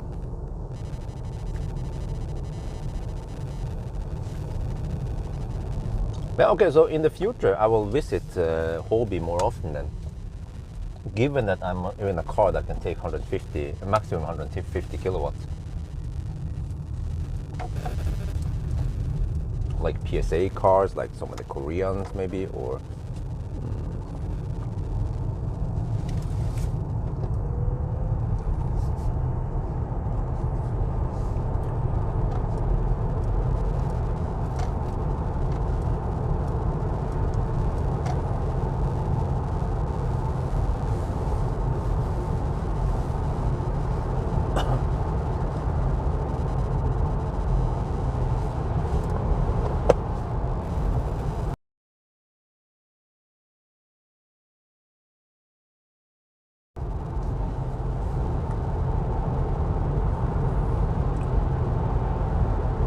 but yeah, this makes me wonder, could I have made it from Strömstad to Hobby? I'm not sure. I don't remember how many percent I had at Strömstad. But I calculated that I need to spend some 25-28% to go from Strömstad to Hobby. Actually, maybe even more because I had headwind.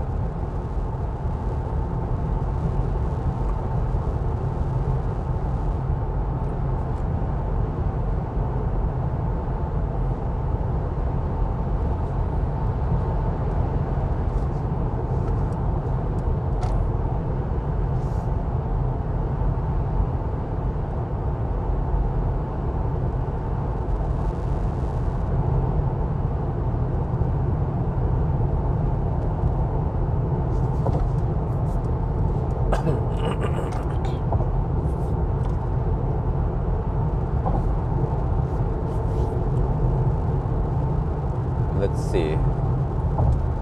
If I navigate to Rygge now, what is the car estimating?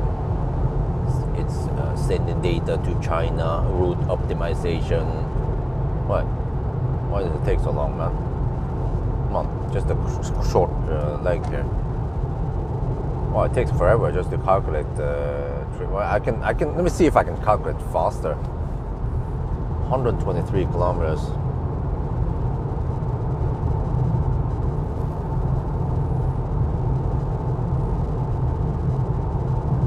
Okay, 56%, 73. We will arrive at 17%. That's my prediction. Let's see what the car says. It still hasn't given me a percent estimation yet.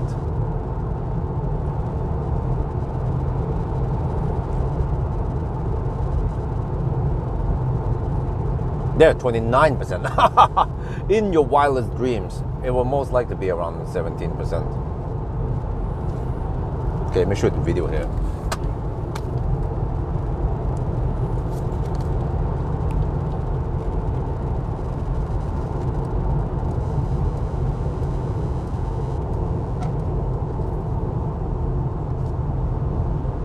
Okay, this is the second to last leg. We have to charge one more time, and yeah, this time I charged with 75%.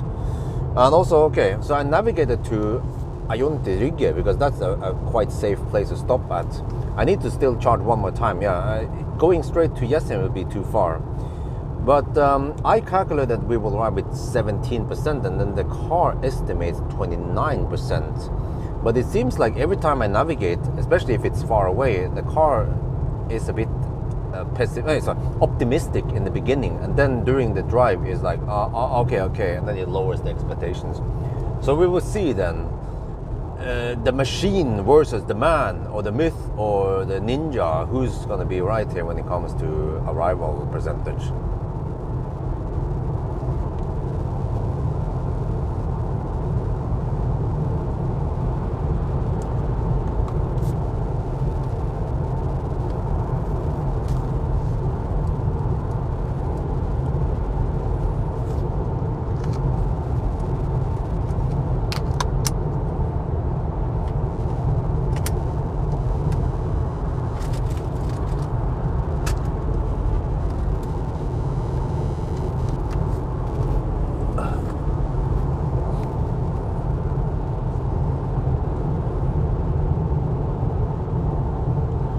Okay, now we chill for another, I don't know how long it takes, 118 kilometers away. Hopefully it takes about an hour, right?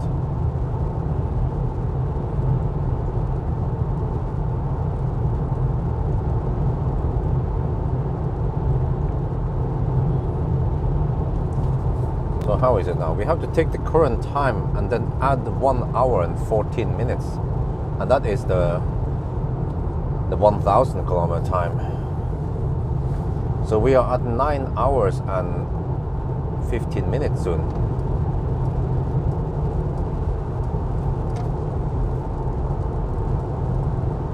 And we are about to pass the 800 kilometer mark. I guess it boils down to how fast we can drive.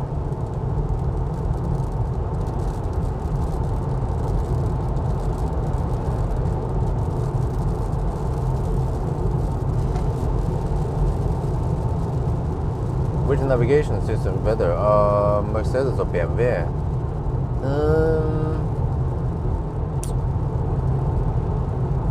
I'm not sure. I haven't done a side-by-side test. But it seems like, at least in this car, it seems to misestimate, at least in the beginning, and then it slowly adjusts. But for example, Tesla might miss it in the beginning, but then once it adjusts somewhat early in the leg, it becomes more or less spot on, you know. But what I've seen in many cars, like Polestar especially, is that it will be a bit optimistic in the beginning, and then it slowly adjusts towards, all the way. It just the arrival percentage keeps dropping and dropping and dropping, even more or less evenly until you arrive. So it should be smarter than that. Tesla is smart enough to figure out, okay, the consumption is obviously higher than we first expected, so we just we apply the corrections, some kind of offset based on what we have now versus what the car initially thought, and then it will give a better estimation. But then, for example, Polestar might be expecting that you're supposed to follow the speed limit, and it's basing the percentage on that, but then you are not following the speed limit. So instead of figuring out roughly what the offset is, it will just slowly, or I don't know, you know how it calculates then, right? Roughly. It would just say, okay, for remaining distance, if we still assume that we will follow the speed limit, then what is the percentage going to be?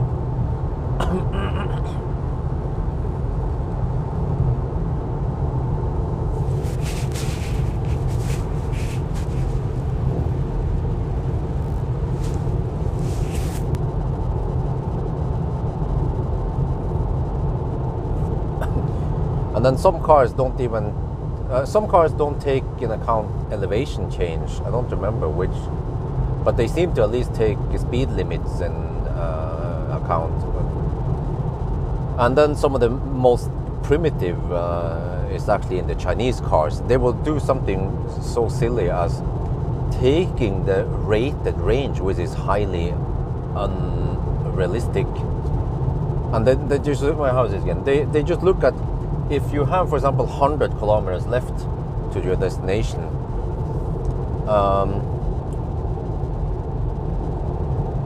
it will take your current range and then just subtract the rated range, 100 kilometers, right? And then but then it's in percent, yeah.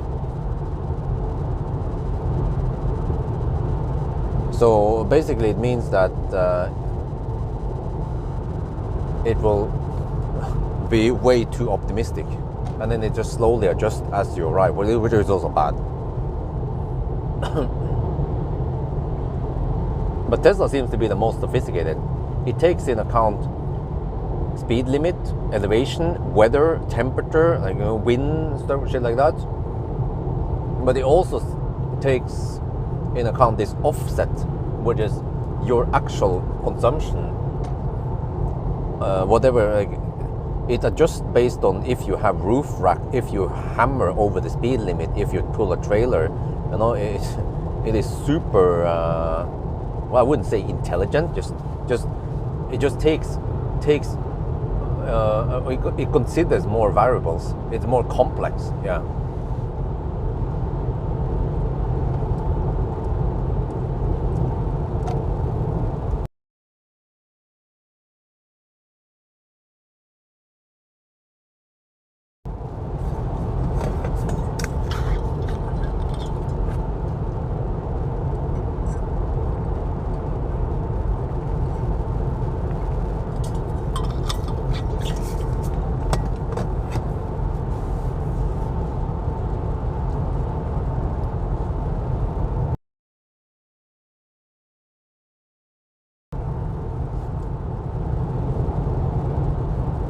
I could even make a 4K podcast about it, except for that it's raining now, so it might be a bit boring. But why not? It's actually a very interesting topic.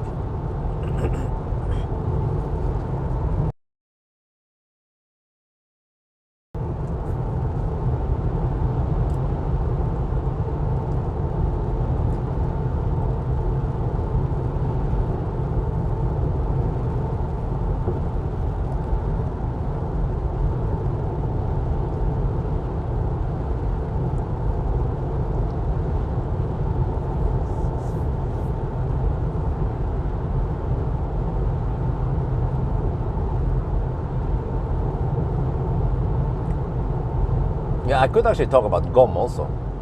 What is GOM? You know, guessometer, and then what about yeah? Okay, let's do that. Let's record a 4K podcast.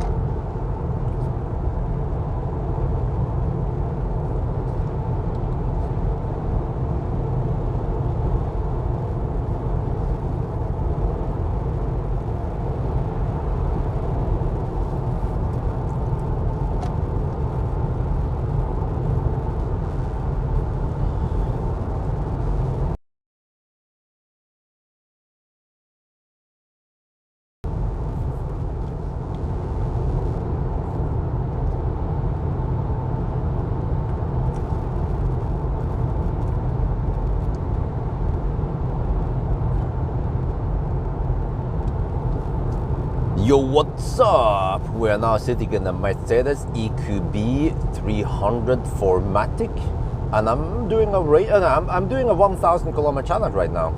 And today I want to talk about something, well, might not be super interesting. It depends who's listening, but it's about range prediction on navigation systems in the car, and also maybe about GOM.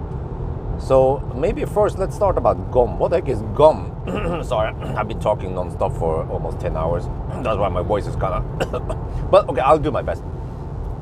GOM stands for guessometer, which is kind of actually a little bit misleading. I would say it's more like some statometer, because it's based on the previous stats. So when you have the range, some cars will display range in, you can show range in kilometers or percent or both, right? But for example, Tesla will have a fixed rate on the range, and even some older Tesla will show you so-called rated range or ideal range, and then that's one of it. I think that was in Europe, and then in US they had different names. Then they mix up so that you have I don't remember what the heck it was called again. Yeah, but anyway, which was a bit confusing because rated range was the very optimistic, more or less based on NEDC, whereas ideal range was a more realistic range. But still, it was just based on a constant. You know, in the old days, I would calculate that stuff, and I figured out that it was 189 watt-hour per kilometer per 1 kilometer of range in a Model S, Millennium Falcon, was 189. And then based on that, I could then calculate stuff quite accurately. Because I tend to show kilometers of range, not percent. But nowadays, Tesla and many other EVs, they will show percent at arrival. So I'll come back to that. But so at least Tesla and a few other cars would show just like the fixed rate, regardless of how you drive. So it is actually a bit common misconception that many people claim that the Tesla range is based on your driving habits. It is actually not. However, the Tesla range, or I mean more like the estimated remaining capacity of the Tesla tends to be the BMS tends to be a bit pessimistic over time if it doesn't reach the extreme values. So let me explain. If you stay within 20 to 80%, or even 30 to 70% on your Tesla, which is what you should do to preserve the longevity of the battery, the BMS has been pre-programmed in Tesla to be a bit pessimistic. But once you suddenly go to 100% and then you discharge to almost 0%, then the BMS relearns what the borders are, right? And then, so that's why in the past you have seen that some people they say, if you charge the car, like, you can exercise the battery. You charge the battery to 100% and then discharge it to almost 0, and then suddenly you gain more range. No, I mean, come on, listen. Degradation happens. Just like my wife degrades over time. It's irreversible. Well, I mean, she can do some Botox and shit like that, but you still age, and that the same goes for batteries. So so that's the reason why it could appear as if your driving habits affects the claim range that Tesla shows. And Tesla is not unique there. Many Chinese cars, they also show kilometers of range based on a constant. And even the Polestar 2 did it. And then you can choose between that or show the dynamic, what they call it, I don't remember what it's called in each brand or model.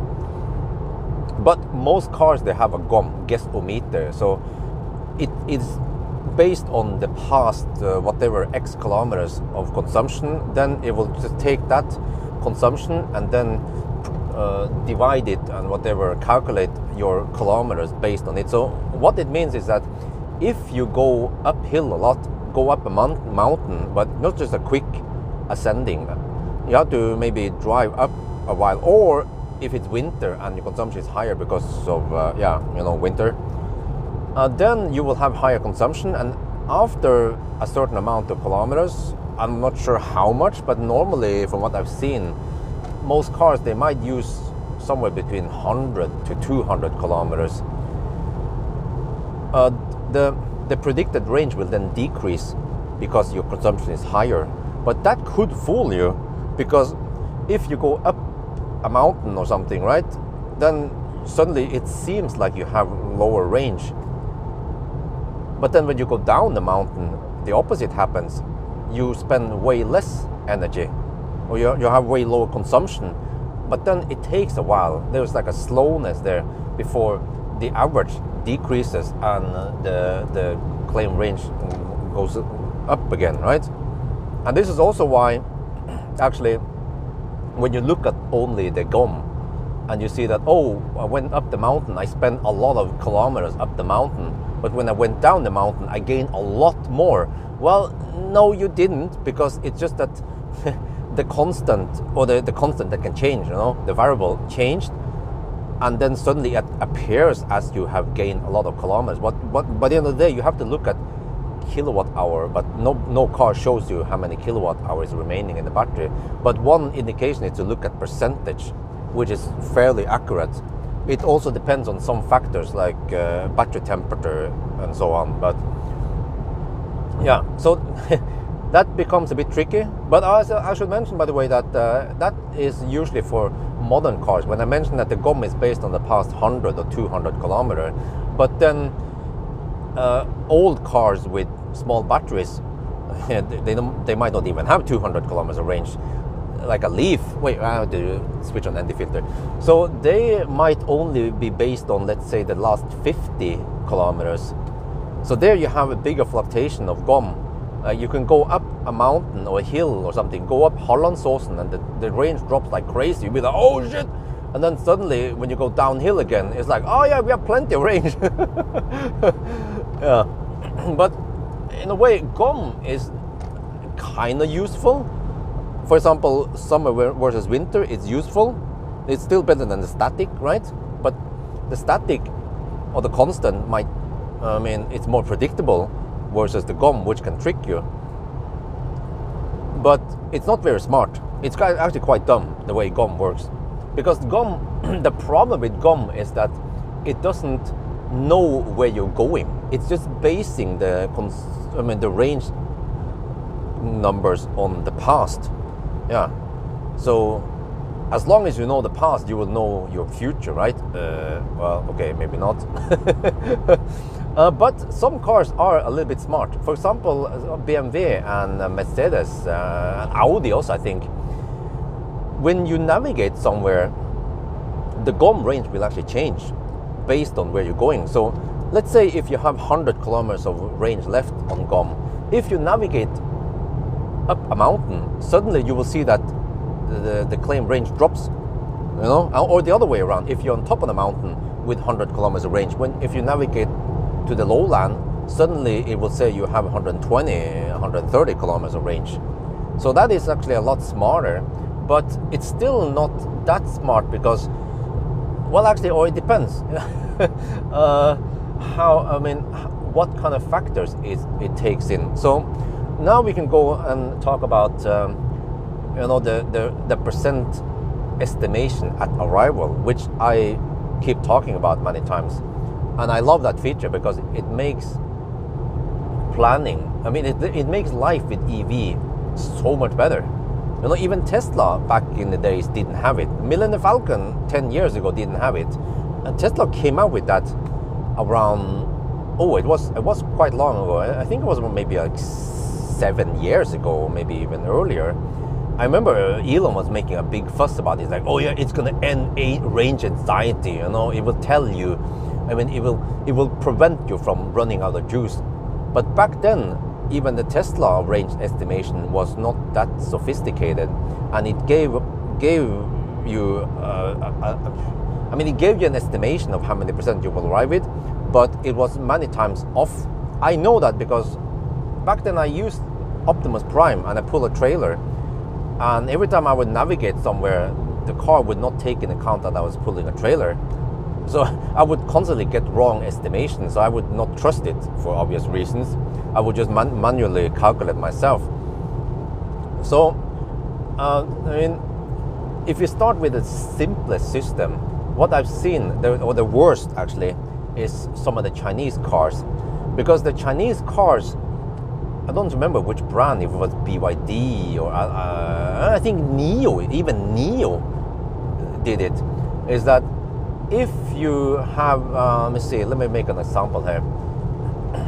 if you have a given percent, right, range, let's say you have 50% and 200 kilometers of range left, and you navigate somewhere 100 kilometers away, then, well, how many percent will you arrive with? Well, it depends on many things, but the way NIO or some of the Chinese cars will do it is that they take the fixed range, right? Or sometimes the very optimistic range. Yeah, I remember NIO was like that, man. That just NIO, they tricked me so many times, the navigation, because it would then be very optimistic, like it would take the rated range, you know, like a example, like it would then take the rated range and then deduct it from the distance you're trying to drive. But the reality is that when you drive that distance, you consume more than 1 kilometer of that optimistic range. So what it basically means is that in the beginning, when you navigate somewhere, especially if you navigate somewhere far away, like 200, 300 kilometers away, the car would say, that's fine, you will arrive with 40% battery. You'll be like, oh, okay, great, no problem. But then as you drive, the estimation will drop 39, 38, 37, and then you end up with 10% at the destination, right? But actually, the Chinese cars, they are even worse, because they don't even show you how many percent you will arrive with. They would just say at destination you will have 100 kilometer left. So yeah, that's the worst case. Something slightly better, or at least I don't know, several steps better, is with Polestar, for example. Polestar will also, it will actually show you how many percent you will arrive with. But from what I've seen, Polestar and Volvo is that they assume that you're driving at the speed limit, and okay, some people might not do that, or they might have a roof rack, right, a ski box or some shit, or they pull bicycle or some shit, and even a trailer. So what it does then is that it will say, Polestar will say, okay, you will arrive with 40%. But then as you drive, the way it works, the way I think it works, is that it will then look at the remaining distance, and then look at the current state of the battery, how many percent we have, and it will then calculate and say, okay, it's not going to be 40%, it's going to be 39, and then okay, after a while it's going to be 38. So it keeps adjusting it down like that until you arrive at the destination. Yeah. What the heck are you doing in the left lane anyway, bro? Shit. Huh? Okay. So, and then what else? What about other cars? Yeah, Tesla is most likely one of the best, because they have been in the game for a long time, and they were the first one to implement this. And back then, even Tesla, like I mentioned, had somewhat bad predictions. But over time, they added more and more and more variables. I mean, which variables do you have here? We have wind, elevation, speed limits, temperature, even tire pressure, or if you have a roof box or ski box, if you're pulling a trailer. So there are many variables, and Tesla will take in account incredibly many variables to figure out how many percent you will arrive with. But unlike Polestar, if a Tesla, if what I usually see is that when we are supercharging with a Tesla, it will give you a prediction of how many percent you will arrive with. And then if that, for some reason, that is not correct, once you start driving, initially it will say, okay, you will arrive with 40%. But after maybe just 5-10 minutes of driving, the car figures out quite quickly that you are speeding, for example, or you have a roof rack. Well, it doesn't know. It doesn't know what you have, but it just knows that the consumption is higher than what it guessed initially.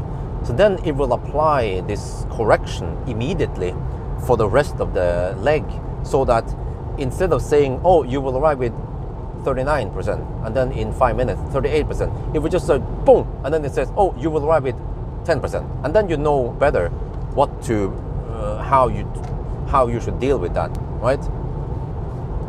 And also Tesla will tell you it will tell you stay below 120 kilometers per hour to reach destination, stay below whatever speed to reach destination. So that's like a little hint about how fast you should be driving. And and also that speed is not just a fixed speed. It is actually based on lots of factors in winter versus summer and so on. So yeah, what else is it? But also it seems like Tesla, as long as it has learned the prediction or whatever your consumption, it will use that for the following legs, which is very nice. I noticed this when I was pulling a trailer. I did a 1,000 kilometer challenge with a trailer with a plaid, and Tesla was incredibly accurate of estimating how many percent I will arrive with a trailer, right? So it needs to know the offset, and it needs to take into account so many variables to figure out that. So yeah. And then why is this important? Well, because we relate to percent on batteries. We're used to that with phones or laptops or anything. So it is nice to use percent to show you how many percent you arrive with. Even though kilometer is what we usually look at when we look at distance. It doesn't mean. What is the distance between Oslo and Copenhagen? It's 600 kilometers. It's not 200%, right? But there's always this link between percent and kilometer that we have to deal with. And yeah, having this percent estimation is better. I mean, it is better to relate to percent versus kilometer, because percent goes from 0 to 100. Whereas kilometer can go from 0 to 250 or 0 to 500, and then it becomes kind of clumsy to calculate, or you don't have to do the fine calculate, but I mean like some rough calculate, like that 10% is 1/10 and 50% is half. So it's quite easy to understand that. But suddenly, if you're talking about 275 kilometer is 40% of the battery, or it's a lot harder. It's another level of complexity you add on top of that. So, in my opinion, how should car manufacturers display range and so on? Well, they should display percent state of charge always on the main screen. If the car has an instrument cluster, always show percent on the battery there. And that's maybe the only place they need to show it. They can show it in some kind of charging screen, yeah, in the main screen. But many cars, even today, they don't show you percent on the instrument cluster, and you have to dig into the charging screen. And some cars don't even show you percent in the charging screen unless you plug it in, so that's even clumsier. And then what about kilometers? What kind of range should you show? Well, I think you should do it like the Germans.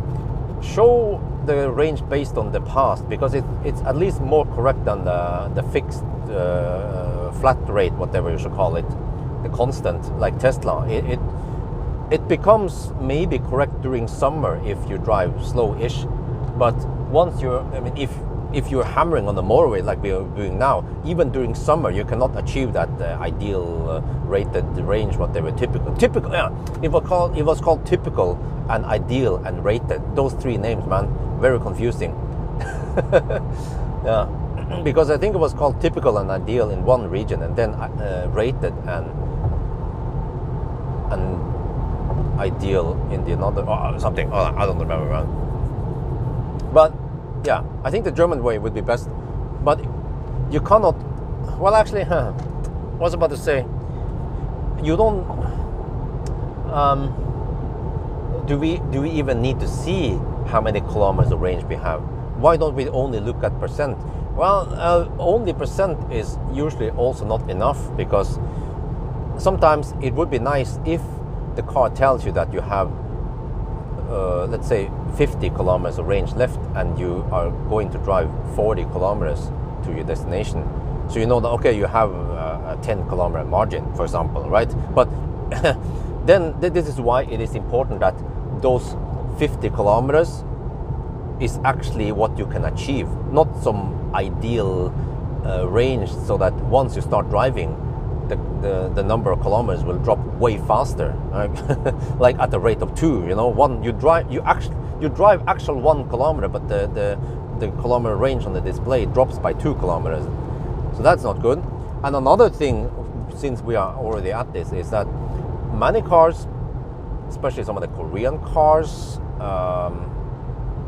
they have non-linear state of charge scale, and that becomes problematic in some ways, because it actually means that when you're charging, I mean, if you charge the car to 100%, and if you go somewhere, let's say you have no wind and no elevation change, if you go to a point B, from point A to point B, and you use half the battery, you think, and when you have 50% battery, that is actually not 50%. It's less than 50%. So a state of charge scale in percent should be dead linear. There are ways to do it. You know, Tesla can do it. The German cars can do it in general. Yeah. But I remember that even the German cars, you know, even there's ID3 on the other side. I don't know if you saw it. Even the MEB cars, I remember ID3, it was not like that towards the end. Once the state of charge dropped below around 15 or 10%, it would drop faster. But it seems like they fixed that. Also, Polestar 2 was like that. I remember I was caught with the pants down several times, especially doing 1,000 kilometer challenge. I thought, I have enough now, it's fine, you know, we can just maintain speed. No, suddenly towards the end, it was like, oh, what the heck is happening? I have to slow down. Oh no, I have to slow down even more, you know? So that kind of non-linearity is bad, because it makes everything unpredictable. So it's like, you know, when someone puts a gun at your head and say, I'm going to count to 10, and then if you don't say the password, I will shoot you, and be like 1, 2, 3, 4, 5, 6, 7, 8, 10, bam! You know? Yeah, well, it's not like, I mean, it's not like that where electric car, well, electromobility, but yeah. So that's why it needs to be dead linear, so that you can count on it towards the end. When the car says 1%, I mean 10 kilometers left, then you should be able to drive 10 kilometers, or at least close to it, and not run out of juice. Yeah. And I wonder if maybe that's why some people run out of juice, because they're caught with the pants down. But then they don't apply the correct actions to avoid running out of juice once they realize, or they should realize, that, you know, something is wrong here on the predictions. But you see, this is where some car manufacturers are still behind. This is why Tesla is so far ahead, because Tesla will then tell you, like, ping, ping, ping. Okay, it doesn't ding at you, but it comes up and it stays on the screen, warning you that stay below 120 kilometers per hour. And if you don't do anything, it would just say stay below 100 kilometers per hour, you know, stay below 90.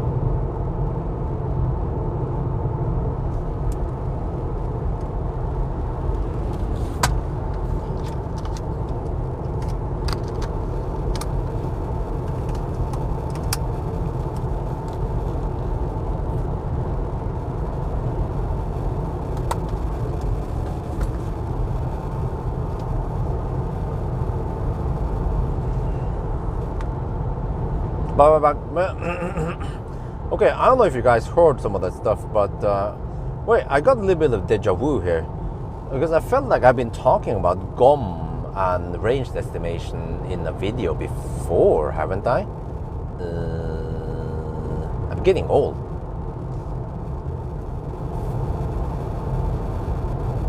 Hey, get out of the left lane. Oh, thank you.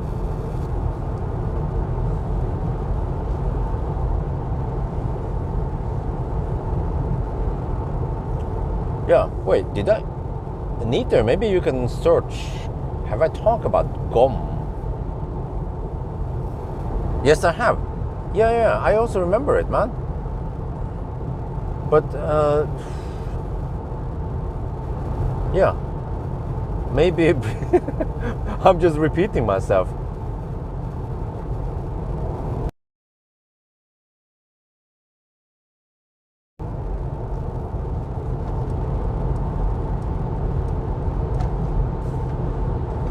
But it could be one of the 4K podcasts. But what if you search about gum?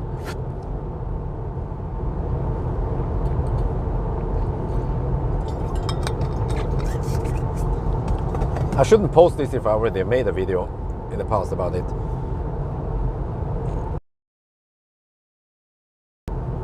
Yeah, well, I guess it depends. But I think I never talk about the Chinese cars, how bad they are. Yeah.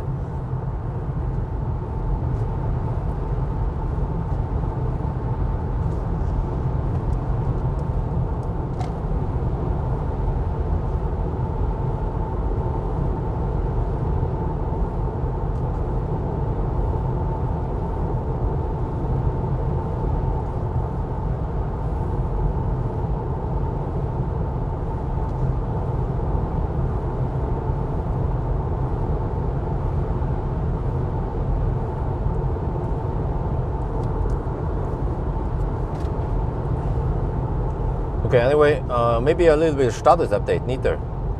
872 kilometers, consumption 280. It's actually not that much higher than the other car we tested, the EQB 350, but it was a bit warmer on that run.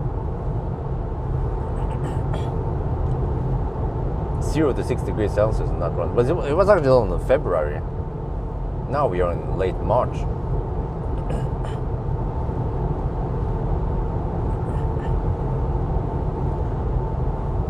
So let me see, we have only 130 kilometers left. Ooh, okay. But we are almost at the 10-hour mark. Oh, but the last stop doesn't have to be that long. Maybe just 10-15 minutes. Average of unknown. Well, no, it seems to be a fixed thing, like I explained in the video. It seems to be some kind of typical, actually more like a very optimistic NEDC based almost range. There's like, I remember some of the Chinese cars, they will constantly charge you 505 kilometers to 100%, but you can never get 500. You can get maybe 350 or 400. But I don't remember typical. It was typical, ideal, and rated. I think in Millennium Falcon, it was either rated was the highly optimistic, and then typical was the slightly more realistic range. But then in US, it was probably ideal versus rated. But there was the confusing part was that I wonder if ideal was the optimistic, and then rated was the pessimistic. So which means, yeah.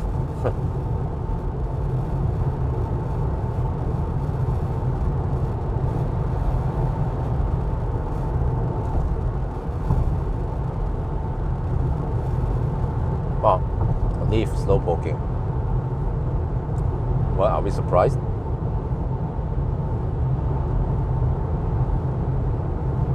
Consumption number declared. Yeah, that one. Yeah, that's also a big mystery.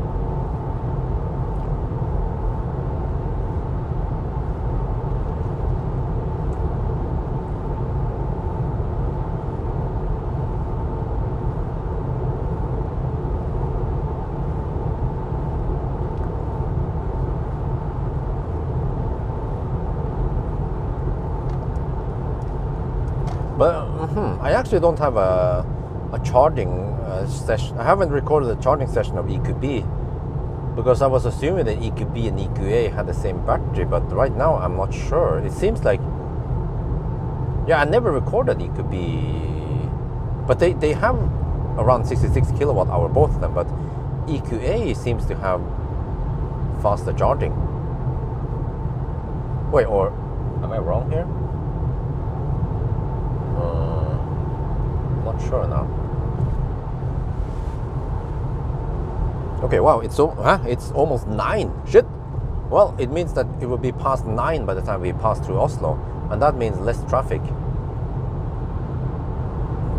Maybe I should try to test out auto parking. I want to see if we can park by vision without any cars nearby, or if it needs other cars, if it needs to sandwich between cars. Yeah, that's how Tesla works until now. Before vision, pre-vision.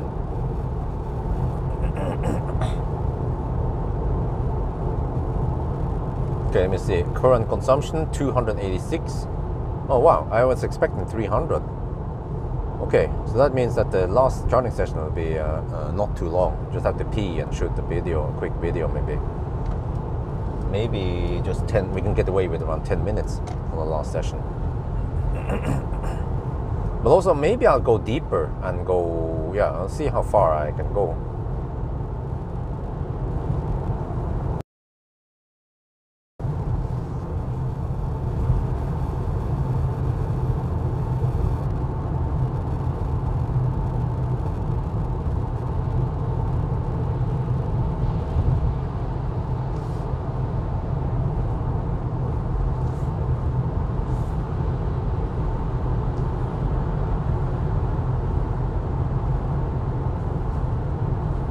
But yeah, the traffic seems to be less than normal. Probably because of Easter.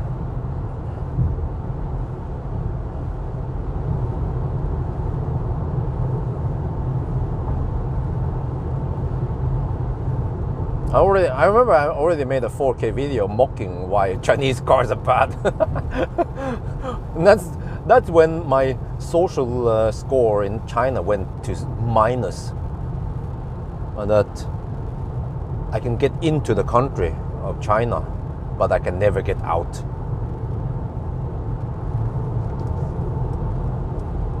Wait. Do we have any Germans here? I need to ask you something.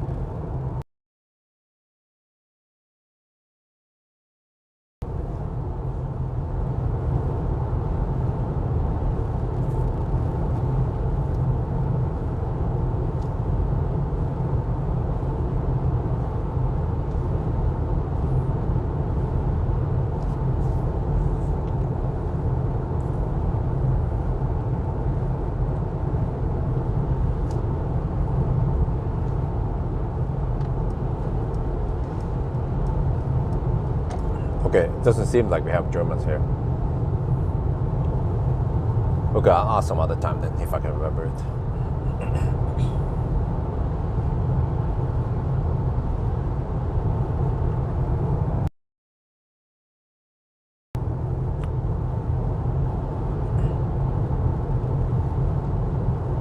But let's see now. Yeah, I was expecting to be home around 10. Yeah, that's plausible, right? Wait, we're about to hit the 10-hour mark.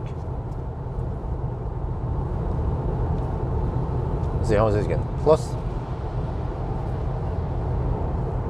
Oh, I asked if there's any Germans here.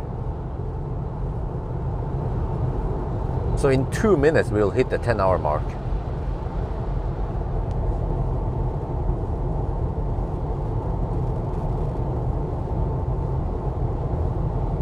Wait a minute. It seems like we might be able to do it in roughly 11-ish. Yeah, we have to pass through Oslo, which is slow, that's true, but... So, I mean, as long as we can finish after, let's say, 11 hours and 15 minutes or so, then that's roughly on par with what the previous run. But we have to count that, okay, like I documented that the Jessheim route is roughly 5-10 minutes slower. So if you can end up with 10-15, for example, then... everything is just more or less spot on. Consumption is also almost the same. The other run was 275. This was 280, and it's going to be lower once we pass through Oslo. And we are still riding on some tailwind. Maybe let me see if I see any flags here. No.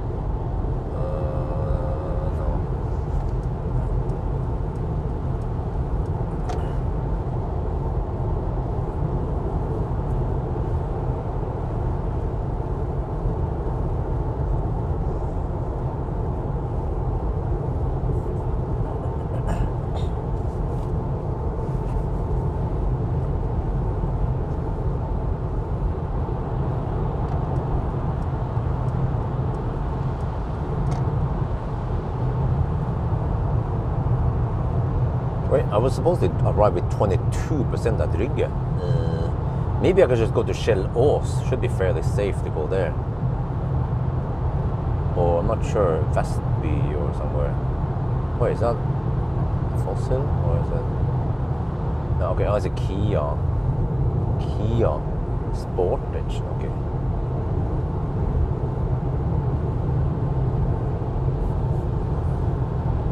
Well, it's almost like we have more traffic going out of the city rather than into the cities. There, 10-hour mark. Okay, 891 kilometers. I'm not sure about the distance error, by the way, but I think it's very low, less than 0.5%. Yeah, there are some deductions. We have, let me see, 5 plus 7 plus 9. Yeah, 5 plus 7 plus 9 minutes total. 21 minutes of deduction, and starting time was 10:25. So let me see, 10-hour mark, 892. Ooh, okay.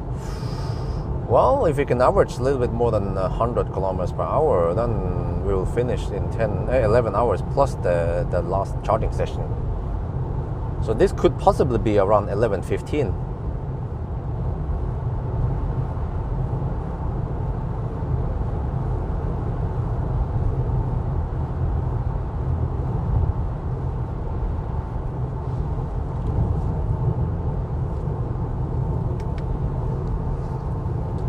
And since this car can take only 100 kilowatt, then I'm not too picky on which chargers to use. As long as I can get around 250 amp, I think. Oh wait, maybe I need 300 amp. Or 270 or something, yeah. Not bringing campers.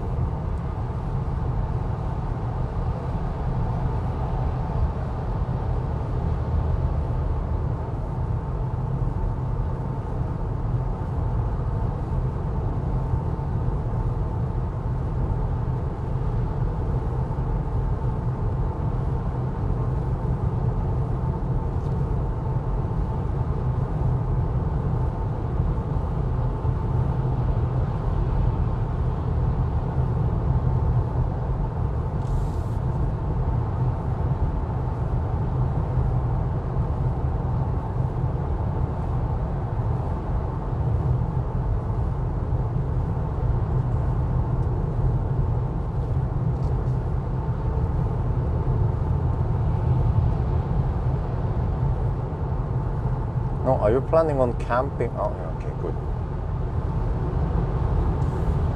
Oh, man.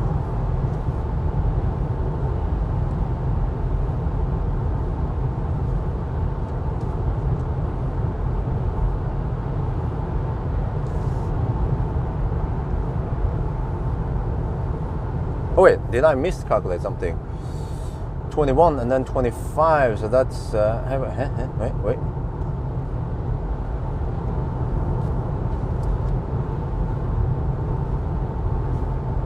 We started 22, 25, we had 21. Oh yeah, wait. I think I made a mistake there. That's 46. 14, oh yeah, wait. So yeah, for my own notes, we have to take current time and then plus 1 hour and 14 minutes. So yeah, we are now at 10 hours and 4 minutes. But yeah, Achtung Polizei, let me ask you, you know, Ausfahrt means outfart, right? Out, yeah. So when you say aus, does it mean out? I mean, do they say that? Because someone commented that they thought it was funny because I said aus to Isabel, like, you know, get out, we're not gonna go out, you know.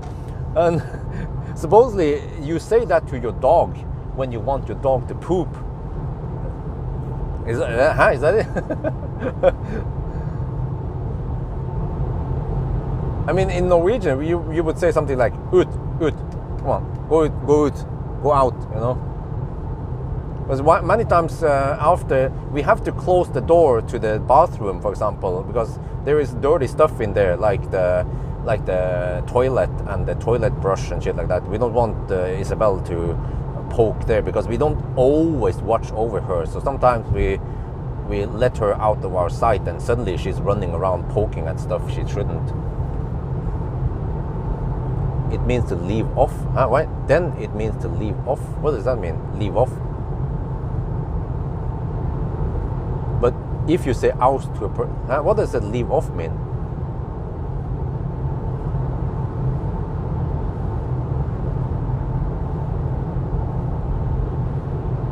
Okay, so then it's different then. Because in Norwegian, for example, or maybe even in English, you can just say out, get out, or, go out. Or just say out. In Norwegian, you can say that. Ut. It means, okay, out. Oh, it's quite rude. Oh, it is. Oh, yeah. Okay, then I shouldn't say it.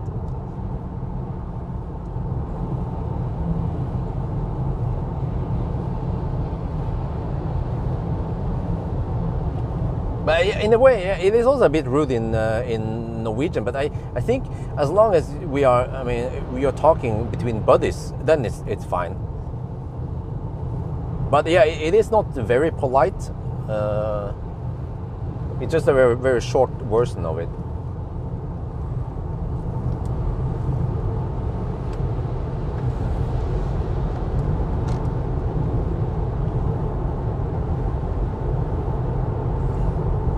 Yeah, exactly. It's like giving an order. It is, even in Norwegian, and I guess all other languages also. Raus. Oh, okay. Huh.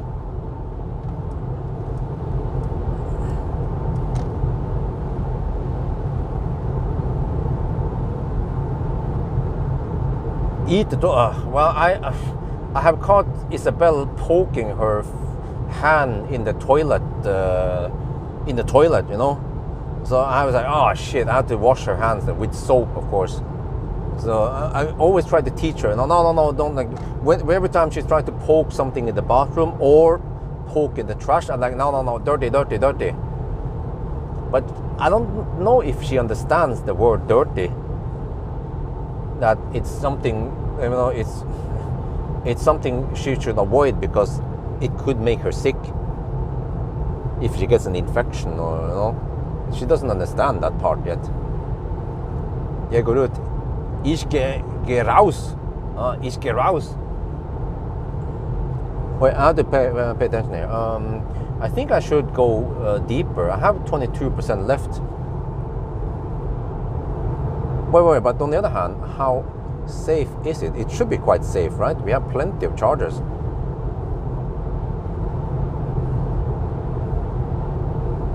Can I even reach? Let me see. Vestby is also an option. Oh, the supercharger Vestby.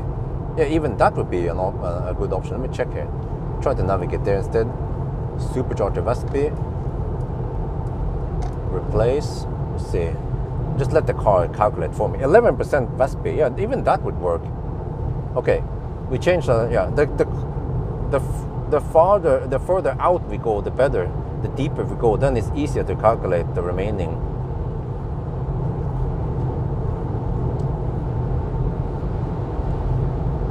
But so you say that to dogs, really? Okay, to stop. Okay, that's okay. So you say that to the dog, that's fine, because you're the master. The dog is the underdog, literally. Yeah. 9 das, huh? 9. Lass das. Stop doing that. Oh, okay.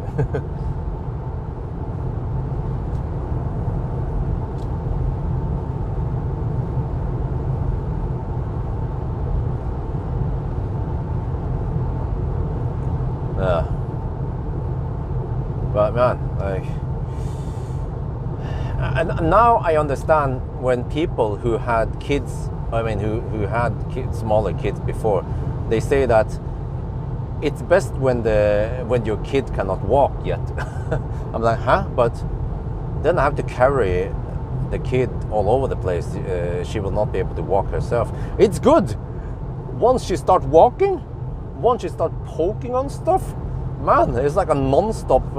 She keeps like, now I need to lock the keyboard every time. Otherwise, she will poke on the keyboard and press random shit Worst case is she will delete some of my files. And what else? She will press any buttons. If there is something with light, which tends to be like buttons on the Dyson fan or on my computer or anything that has lights and a button, she will press it. And then the random shit happens. And of course, a reset button on my computer. Oh, really fun to press. Yeah.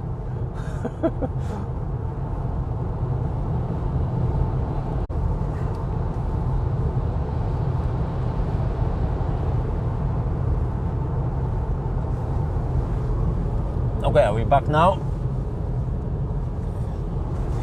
I'm 17%. I'm gonna go deep. The deeper, the better.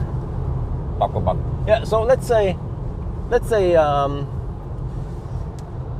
Pawel and I, we are buddies, right? So we go on a trip together, and then I'm sitting in the toilet, and then Pawel accidentally enters my toilet. And I'd be like, oh shit, I forgot to lock the toilet. And he'd be like, oh lol. And then I'd be like, oust. Yeah.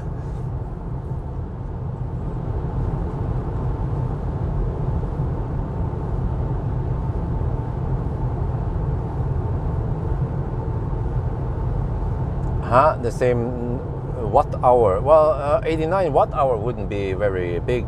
No, it's this EQB doesn't have the big battery. It has around 70 kilowatt hour gross capacity, and then 66 kilowatt hour net capacity. I measured 66.2 during my range test.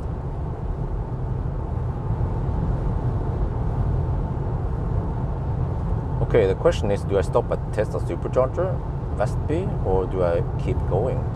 I actually want to go even deeper. Deep into... Wait, what about Shell Ass? I think I can go to Shell Ass.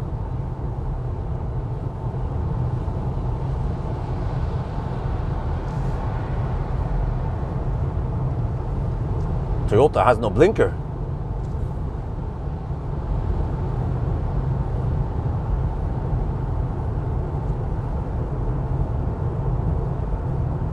Let me see.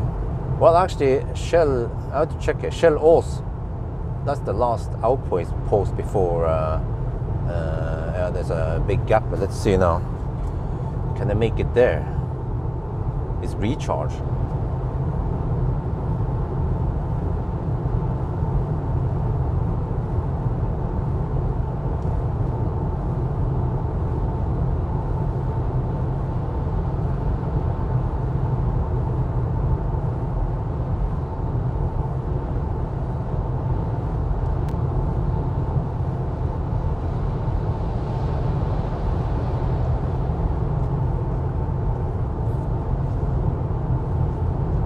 But yeah, that's EV database.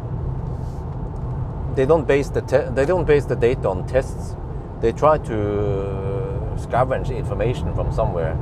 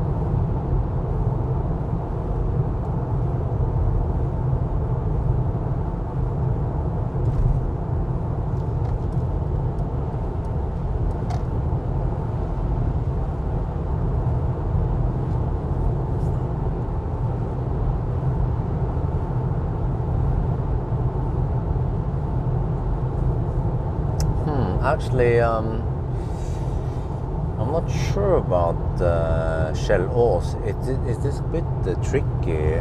Not that many high power chargers. So I might want to go for Vestby. You know, the Chem Power, that one is quite safe.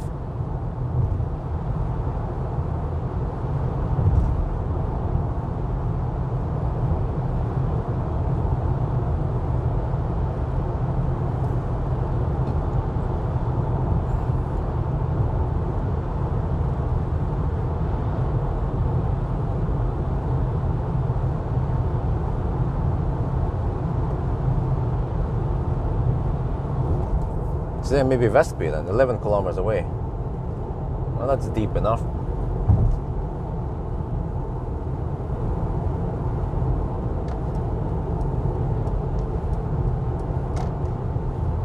No, it's almost winter over here. Welcome to Norway.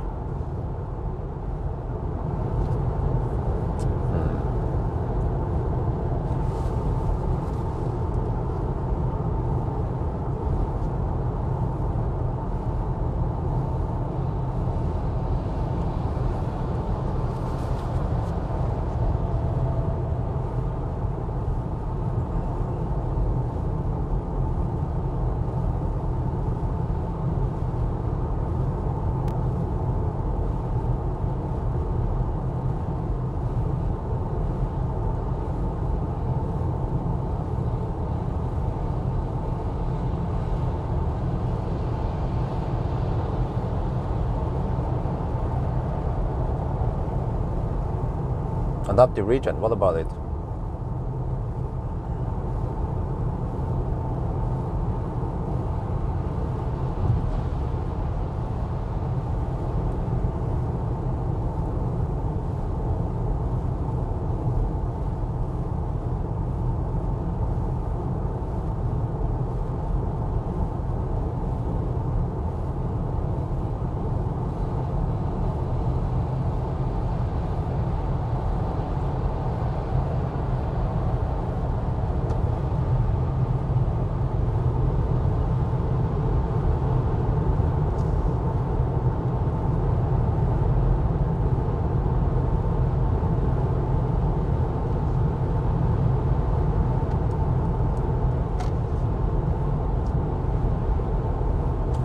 Well, okay, well, great. I don't like it. Adaptive region.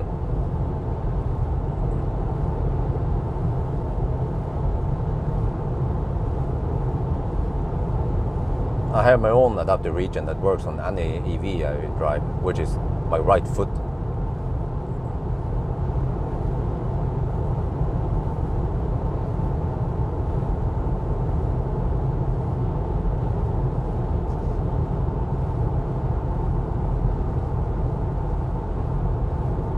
Oh yeah, I can disconnect. Yeah, I know I can disconnect this cable, so that's true. But the power button, of course, you cannot disconnect it. So and that's also has a big LED on it, like press me, you know, it says.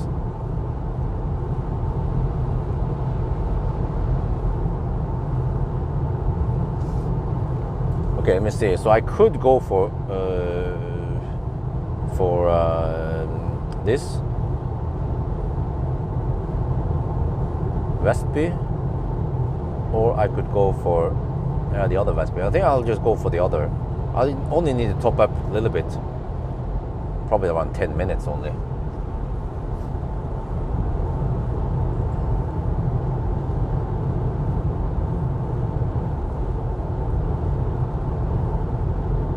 I mean, like, you know, like adaptive region is like gum. Like, how the heck does it know what you want to do, right? It doesn't.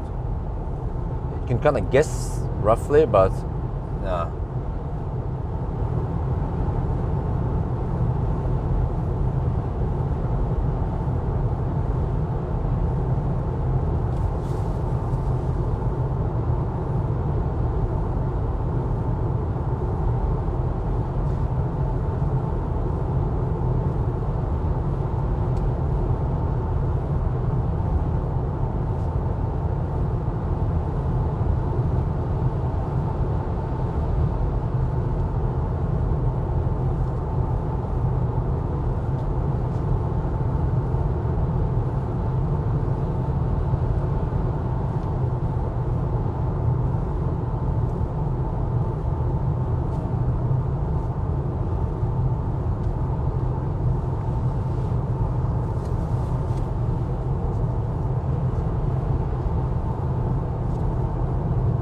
Väsby North. Okay, this is the one.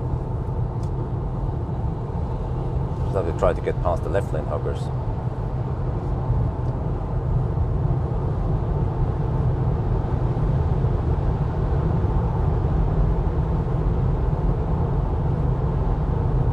Wait, is it this? Yeah, it's there, it's there.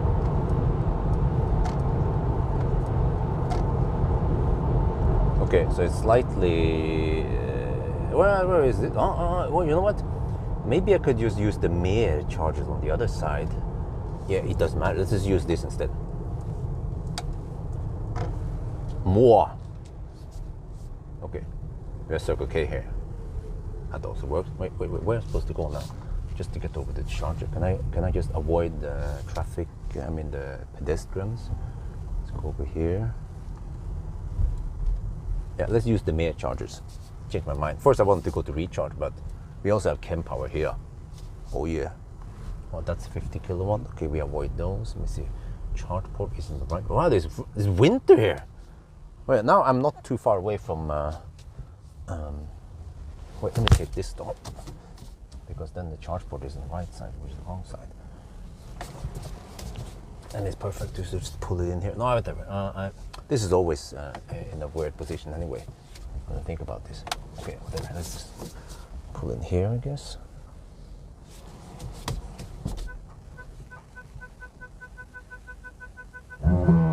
Oh man, the car is like too close. Oh, it's not. Okay, anyway. 10%. Väsby.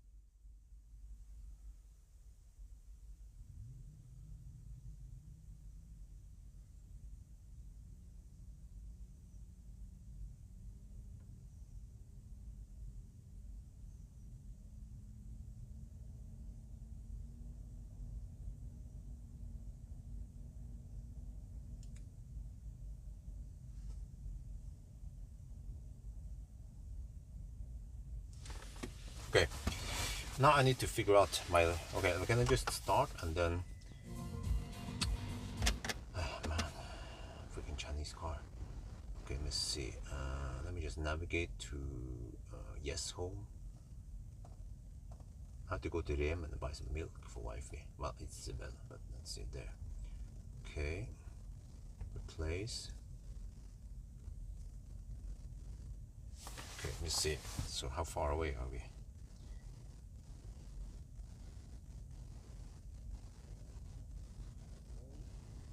Status update, 936 kilometers and consumption is 279.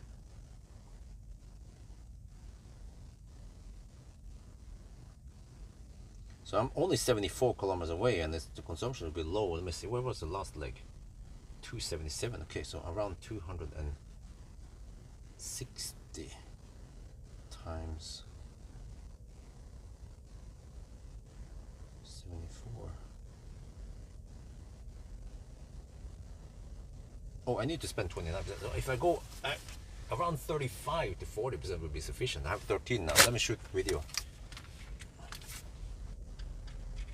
Wait, what? How many percent did I? Alright, okay, I forgot. I didn't. I arrived here.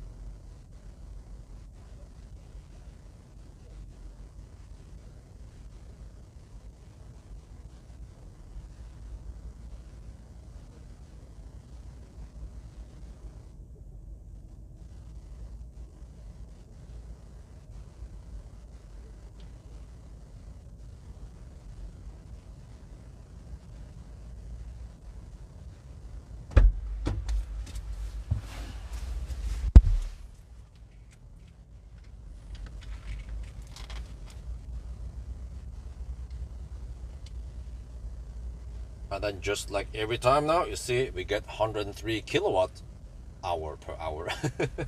Yeah, so I calculated we need to charge to only around 35%. So the way we calculate now, by the way, when it comes to time, is that we have you take the current time plus 1 hour and 14 minutes. So we are currently at 10.5 hours, roughly. And we have done 9, yeah, I think we have quite accurate distance counter. It's maybe just less than 0.5% off. So we just count the 9.9. Yeah, it doesn't show decimal there, but we have taken, let me see, we have this one. Yes, okay. Anyway, a little bit, stop here, and then off we go. And I think actually, for the second time now, wait, okay, I probably have to go to the restroom. The coffee made me take a little restroom break, and now I might need another one. So this is why I don't drink coffee. Yeah. So oh, look at that! Ligier stuff is going on over here.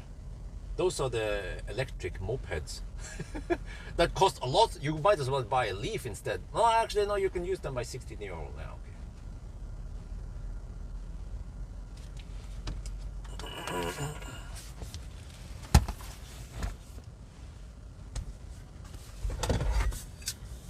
Okay. Okay.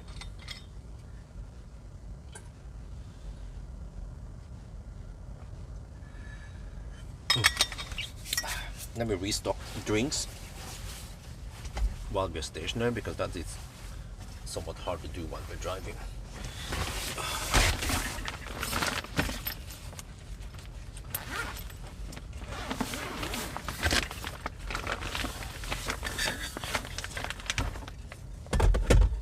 There, my second drink.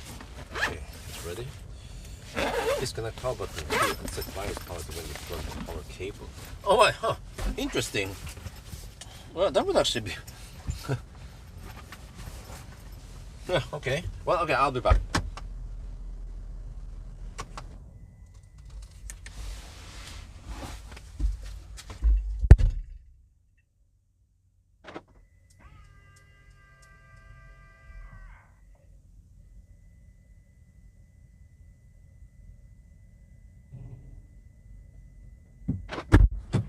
Well, it looks like a nice place for B-roll here.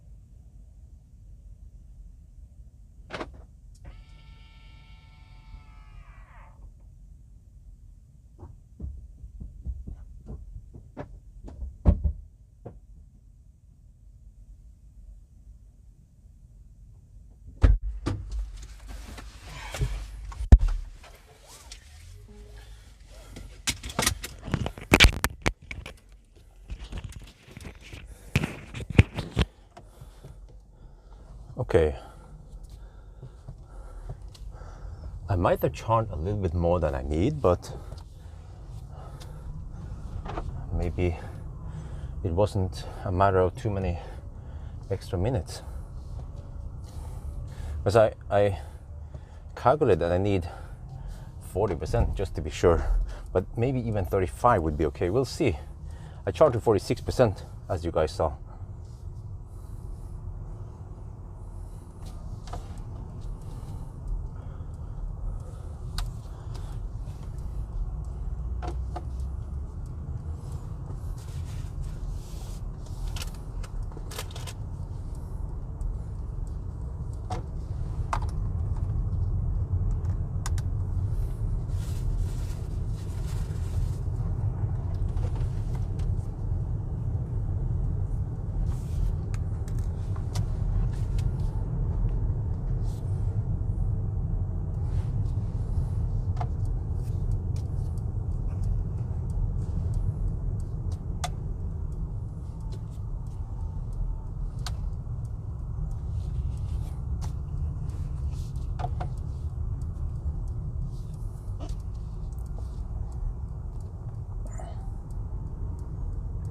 Yeah, 100 kilowatt flat with a bit of preheating action. Yeah, now the car estimates 21% on arrival.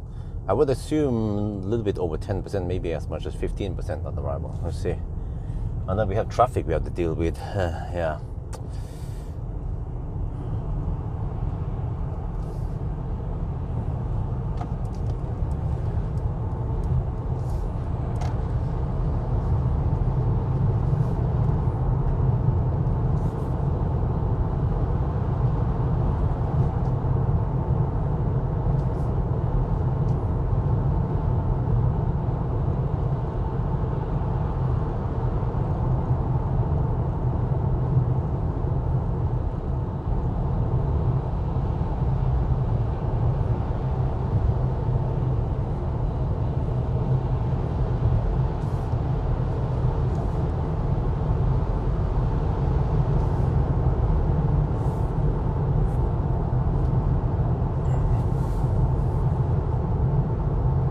Wait, 9:30. We are. Oh shit! We are at 10:45 now.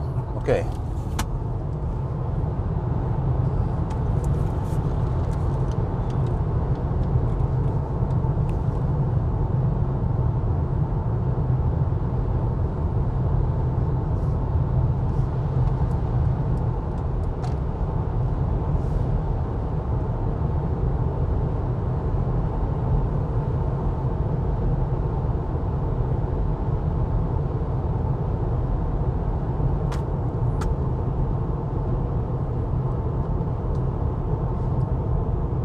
But off we go again. We are at 940 kilometers. That means 60 more kilometers. But the time is 9:30, so we are currently at 10 hours and 45 minutes. I might have charged a little bit too much on this session. I'm not sure, but maybe just a couple of extra minutes. The charging curve is nice and flat at 100 kilowatt. But then now we have to deal with traffic. Ah, shit.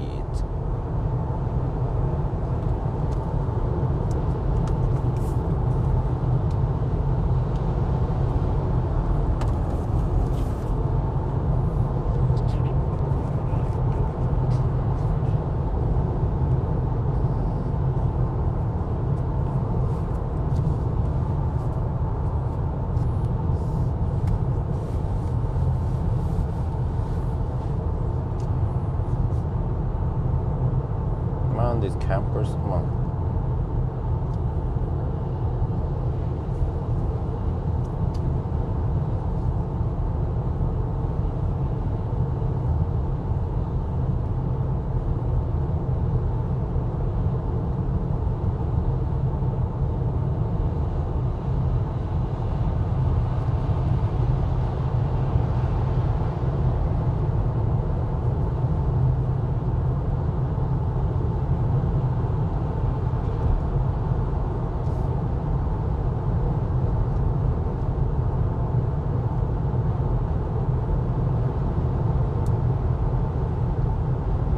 Yeah, it is kind of like that. Yeah, gum, yeah.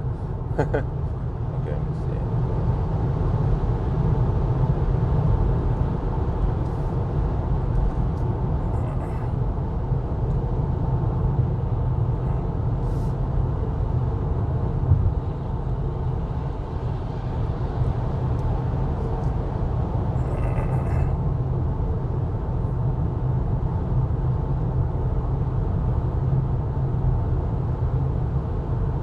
Premium driver. Well, maybe it has premium longevity, huh? I thought about that. Premium battery degradation. It will last 1,000,000 kilometers.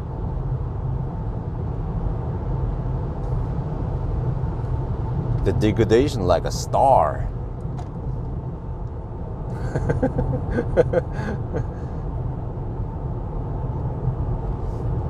So it's charging at only 1.5C. But it's flat 1.5C all the way to around 70%. And even at 85% roughly, it takes 1C.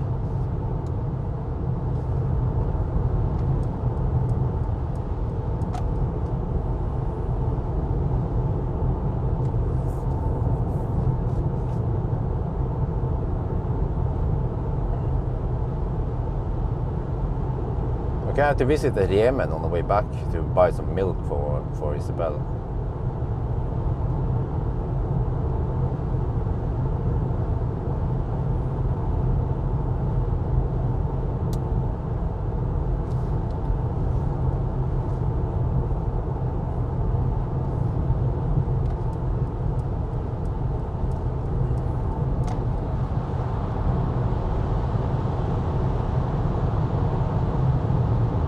But this makes me wonder, some cars they might have fast charging at the bottom, but once it passes 50-60%, then it charges a lot slower, right? Maybe we're down to only 60 kilowatts.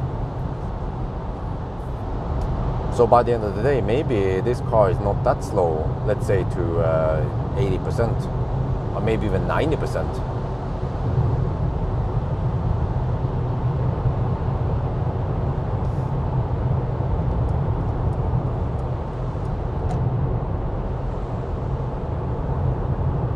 Right, 948. Well, you will see if we 999 before. Well, wait, huh? I'm not sure why we're supposed to 999 20 kilometers before. Wait, something doesn't seem right here. We have roughly the same charging stops as normal. So we had Strömstad, Spekeröd, Varberg, Falkenberg, but then they skipped. Wait, from Falkenberg, where did they go then? Falkenberg. Oh yeah, Hobby, and then Väsby. So 6 charging stops. That is normal. So if you have normal number of charging stops, we should end up 999ing a bit south of. North of Cleavage, so between Cleavage and Jessheim. But now it seems like we have 50 kilometers left to go. 59, Okay, maybe it's just a 5 kilometers off, so yeah, no big deal, right?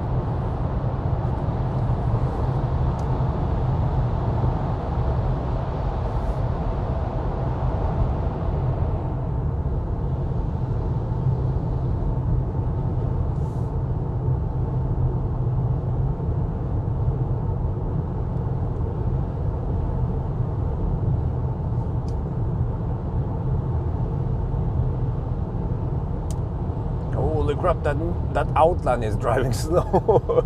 It's annoying the truck. Oh shit. Must be frustrating to be a truck driver.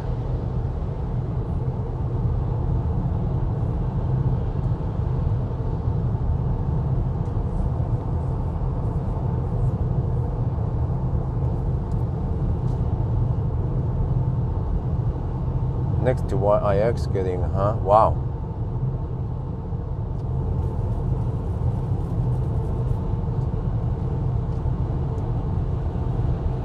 Well, the new Ioniq is not very fast. The 38 Ioniq.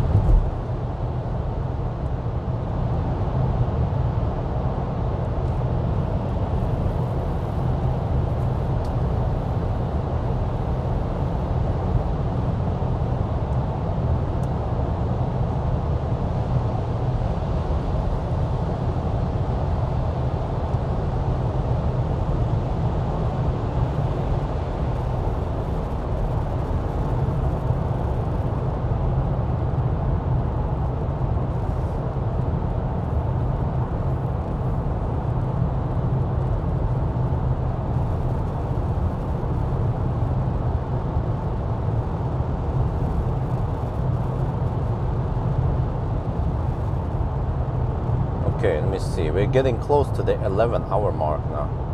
But we still have to drive some distance. Wait, what is the predicted time, by the way? 11 and a half.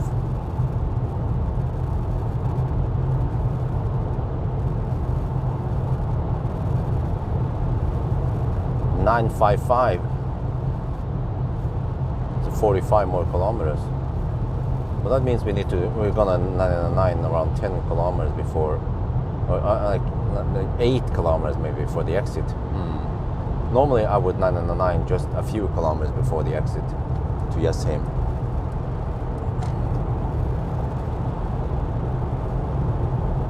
But on the other hand, I didn't take the long detours. I stopped at Spekkerød, which had no Strømstad on the right side, Spekkerød on the right side. On the side we are traveling, and then Varberg also on the same side we are traveling. So I didn't go on the return Varberg because then you have to cross the road, and there are some extra 100 meters we have to travel. Also, Håby is not that long detour. And the same with Vestby. So maybe we save 1 kilometer of detour stretch, which could make sense. 100% overporting. Yeah. Okay, because Niter, when I went under the bridge, the trip meter was showing a little bit over 147, maybe 147.2 roughly. So can you calculate the error based on that? It's supposed to be 146 point something, right?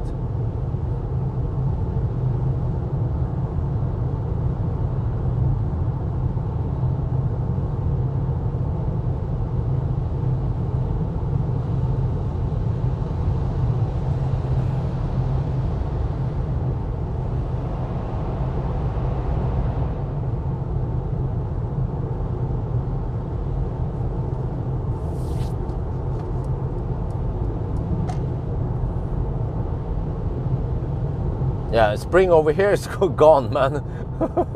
Like, if you saw the rest of Sweden, it was green and warm, but here, no. Here's like 9. No spring yet.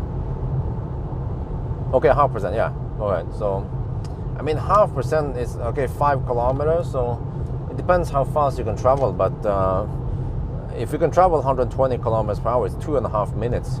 So yeah, that could sway it in the wrong direction.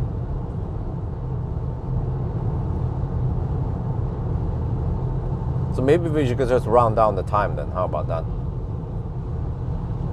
Because it's just something about counting to actual 999 versus 1005, right?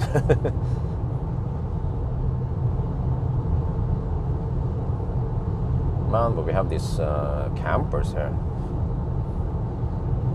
What do we do with them? Yeah, come on, change lane. Yeah, you were thinking about it. Yeah, go. See, it wasn't that hard. Maybe I need a portable LED bar that runs on remote and batteries, so I can just attach it to any car I borrow.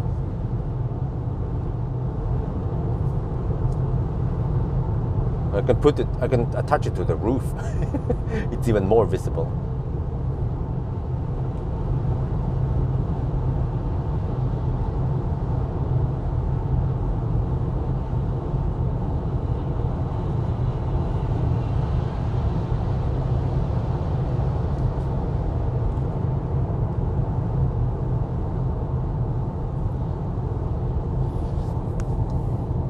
Well, welcome to winter wonderland. Over here we have winter until May. I've seen I've seen some posts on Facebook. There are some Norwegian Nisse who swapped to summer tires already. I'd be like, just be prepared to not use your car some days then.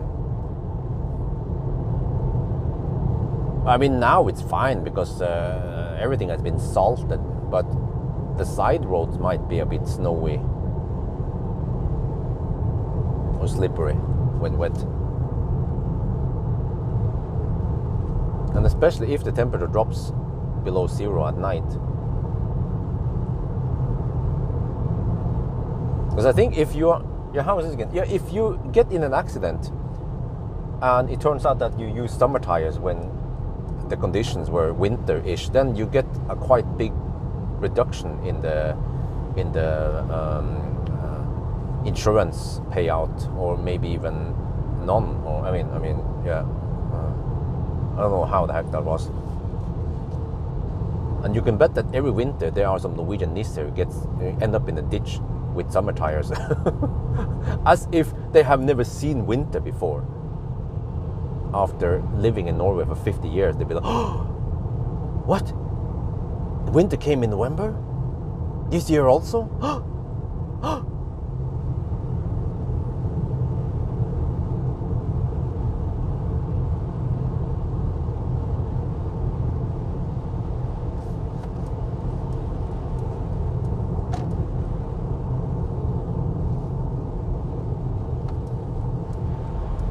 Leroy Jenkins.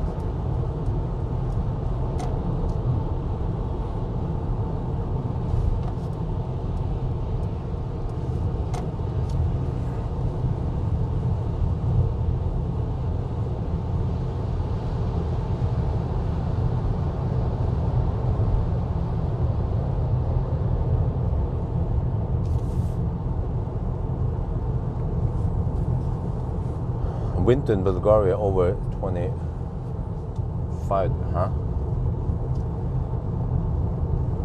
Is it gonna be 25 degrees next week? Really? What?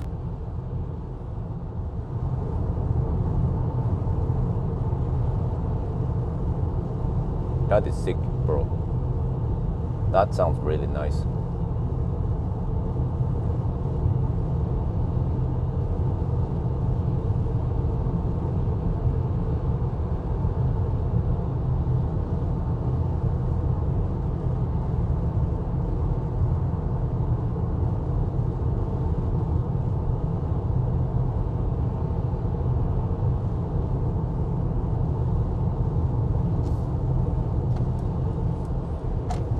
See if I can ninja that dude. Yeah. Because I know I have more horsepower than the ID3.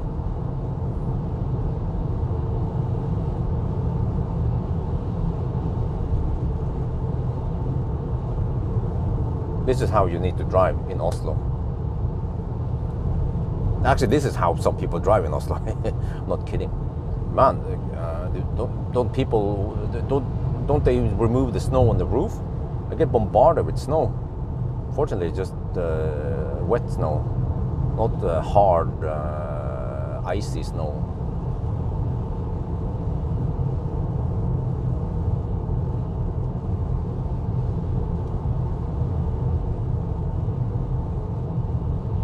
Oh, Valleja. Okay, Spain. Yeah, that's great, man.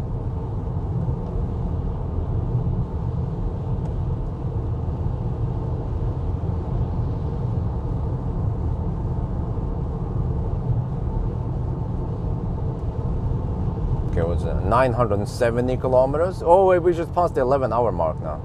Okay. We are still not there. There's Ligier. Oh, those guys again. Okay.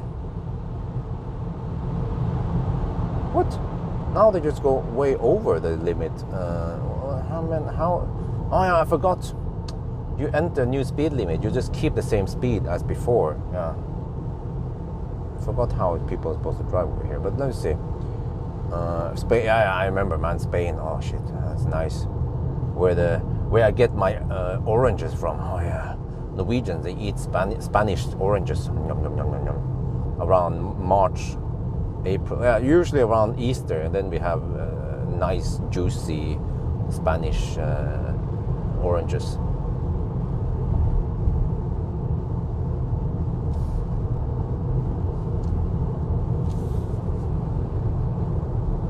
Okay, but let me see. So we are currently at only 972. Well, I'm gonna clear this part because, yeah, you see there will be merging traffic on the right lane there. So watch out for those. Okay, but now I can move over.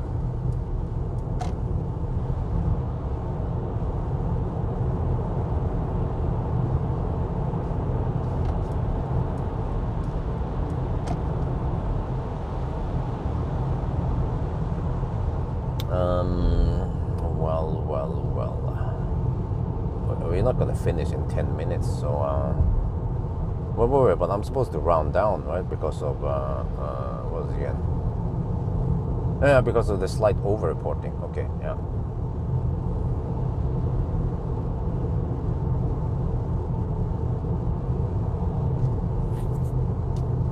Valencia. Oh, really? But I remember those special oranges from Jeju, South Korea. They are different. They have a thick skin, and they taste really sweet and, yeah, different than any other oranges I've tasted before. Okay, now we have to get in here. Let me try to go in late. So let me see. Yeah, let's go in here. And then here.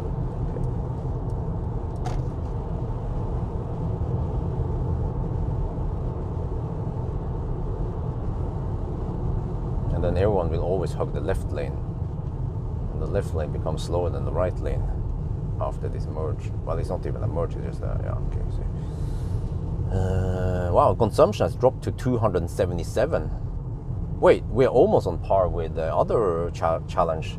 It was 275.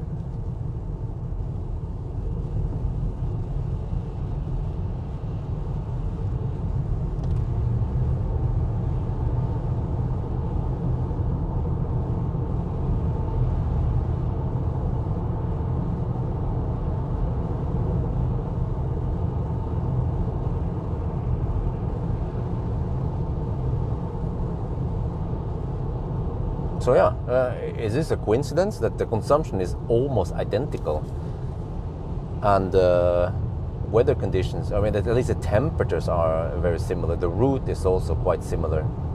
Yeah, you see, everyone in the mother, they just want to hug the left lane. So then you just hammer on the right lane. Yeah, welcome to Alnabru. This is my old neighborhood in the hood. Look, even mother truckers, they hug the left lane. Oh shit, man. Okay, come on. Sure. You guys are supposed to move over now. Clear the rightmost lane because it becomes taxi lane, bus lane. Well, this mother trucker, on the other hand, he refuses to move. There. And then, and then the van is like, ah, shit, get out of the way. Leroy Jenkins.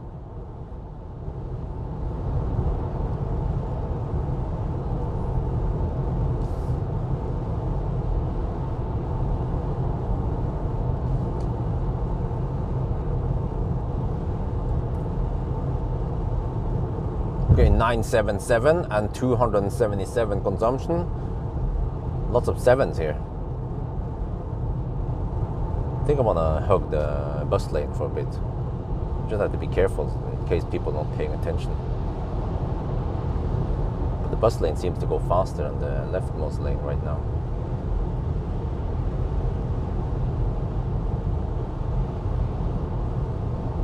Oh, there's even a tractor over there. Oh, Achtung. This is going to be tricky, this merge, because of this. Okay, if they can just move over to the other lane, then that'd be great. Yeah.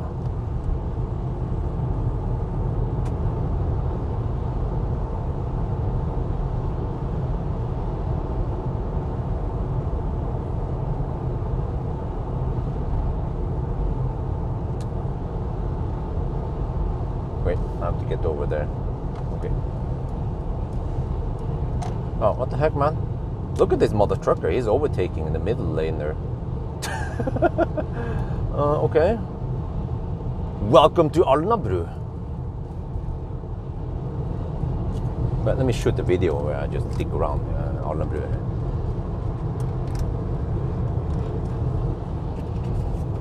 Where's the mother there? Okay, just for the sake of the video, I'm just do this. Even though it actually cost me some time, but who cares? Let's see. Okay, let's see. Can I go there?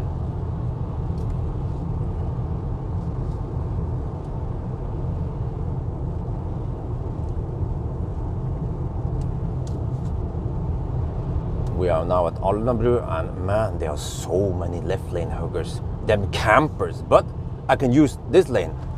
Oh yeah! Leroy Jenkins! This lane is always available. It's the taxi and bus lane, and EVs can use them. Wait, shit, now I have to merge in here. Okay, let me see. Man, look at this. Look at this milkman. This mother trucker, he's overtaking the other cars on the rightmost lane. Shit, man. Welcome to Alnabru, my old neighborhood.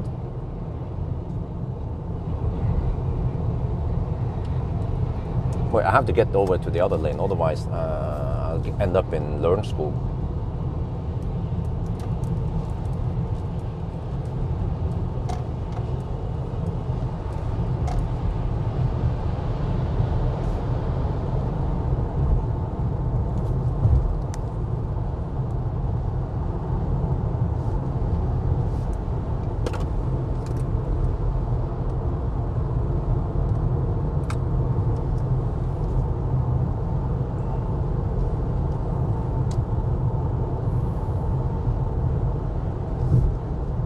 Okay, let me see. 982.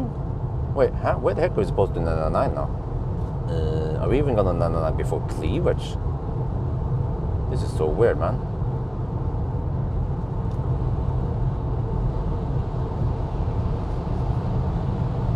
There's always a Volvo camping. It's the Volvo's Campers Club.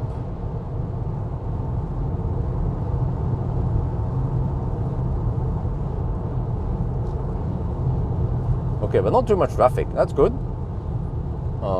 Possibly because people are up on the hills. They ran for the hills.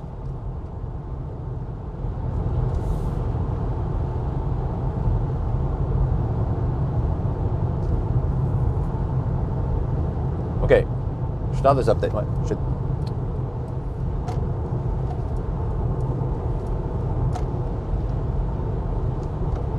Okay, so here, as long as I'm on the bus lane, then I can legally overtake cars on the rightmost lane.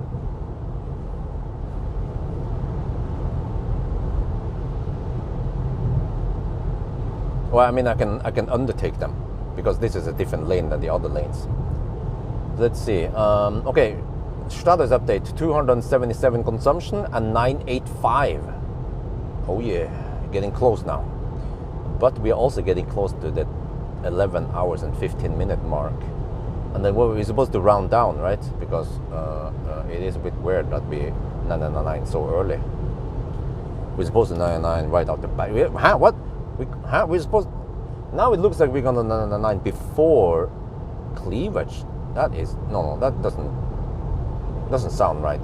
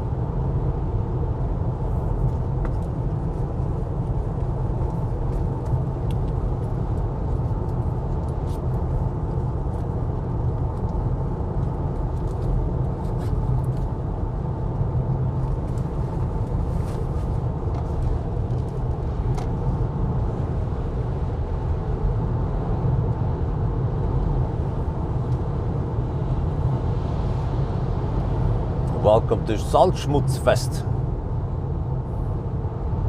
Oh, that guy's gonna pull in. Wait. Yeah, I can smell it.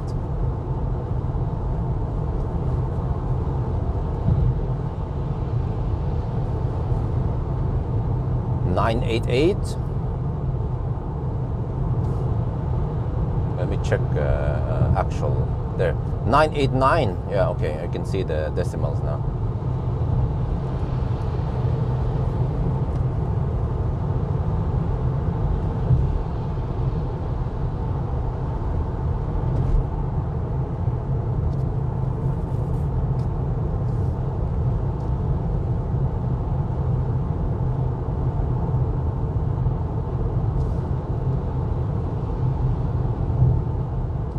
Their consumption seems to be stable at 277. Wow, that is incredible. That it is almost spot on with the other challenge.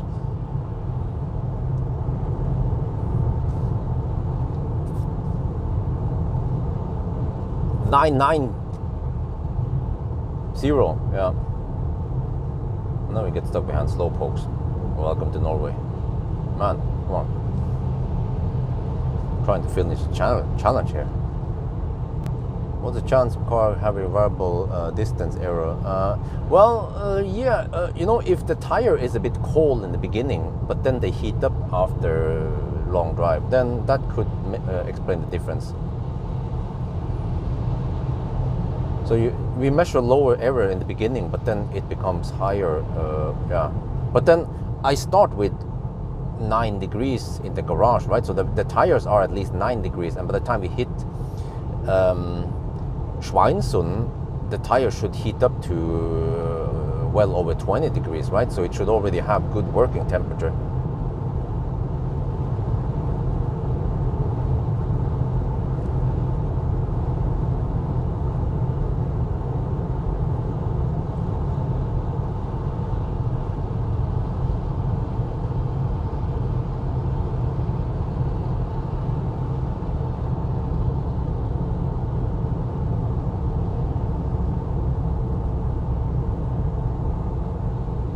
$993. Wow, it is almost incredible how these guys drive, man.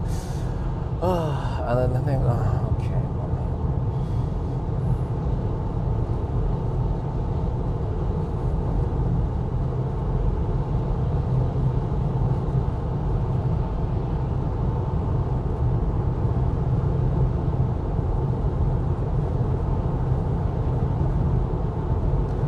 Yeah, well, finally.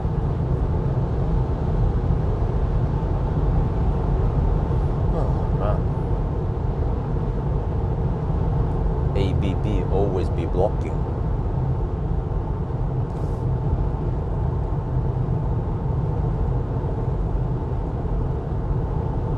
$994.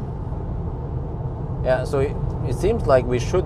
I mean, the 999 seems to come around 5 kilometers too early. So normally we should 999 after the cleavage intersection.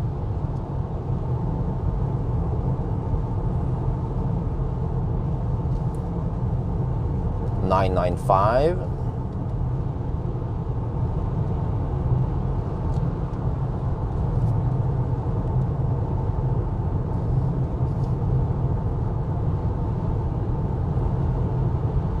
Wait, what's the time now? Oh shit, 11:17. So it's going to be 11:20 roughly, and then we just run it to 11:15 because it seems to over-report. Or we could even just check one more time once we are closer to Jessheim.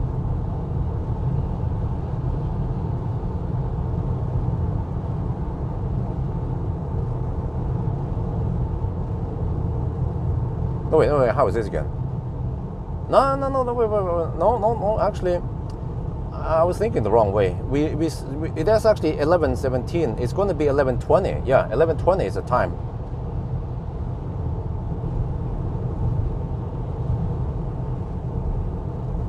Man, but the traffic is just ridiculous.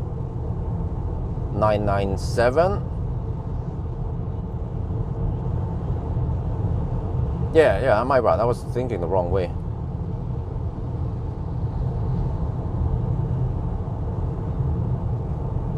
There are of course slight errors when we deduct stuff.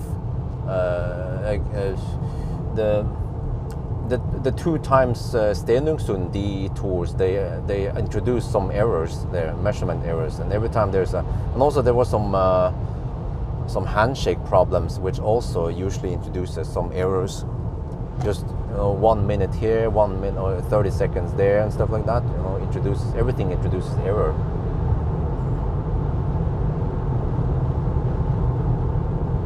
$998. Oh, okay, let me just block the left lane now.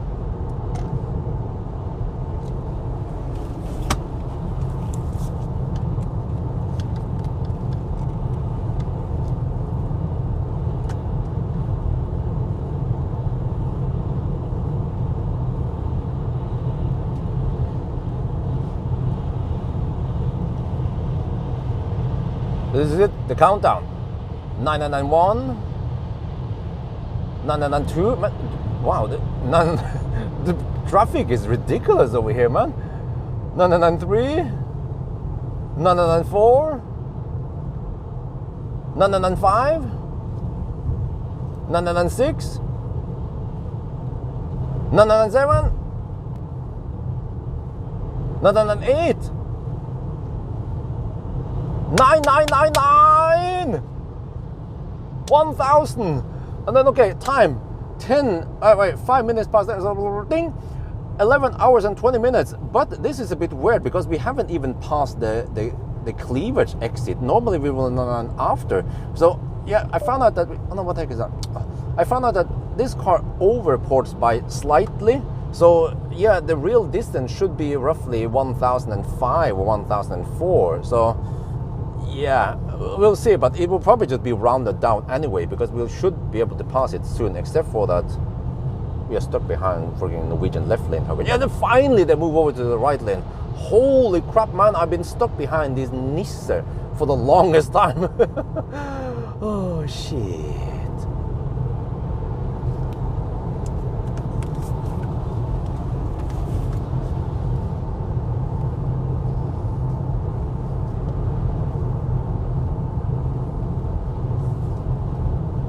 But even one Nissan moves over, and then there's another Nissan in the way. There's always a Nissan in the way. You cannot get past. You should not pass. Yeah. Oh, he accelerated. But if that's just a regular ID4, then I should be faster than him. Because he might have only, if it's rear-wheel drive, he has only 204 horsepower. I have 220 something. Okay, see? Bye-bye, bye-bye.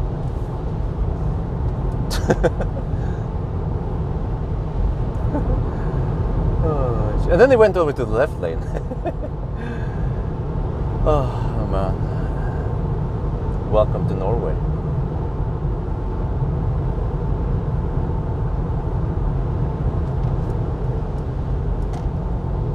Okay, well, I had to go to Yemen. No, I forgot to show the consumption.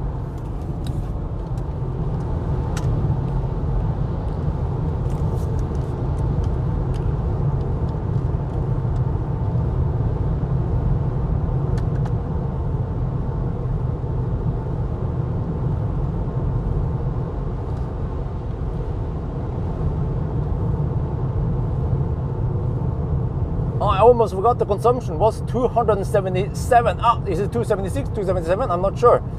Let's make it 277 watt-hour per kilometer because of the underreporting. Yeah.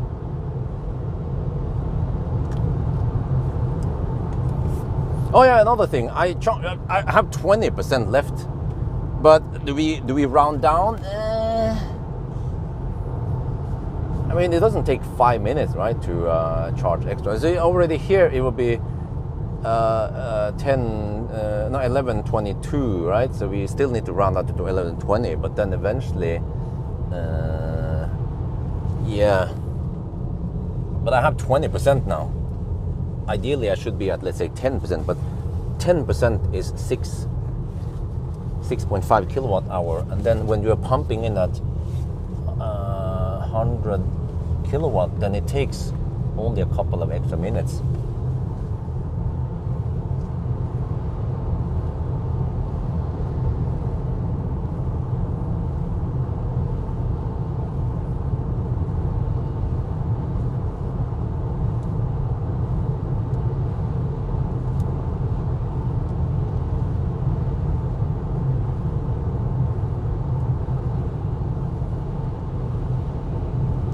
man, you guys have no idea how frustrating it is to drive this stretch in the daytime. If you were a German, well, I can ask Achtung Polizei, like, how frustrating would it be for you to drive on this stretch?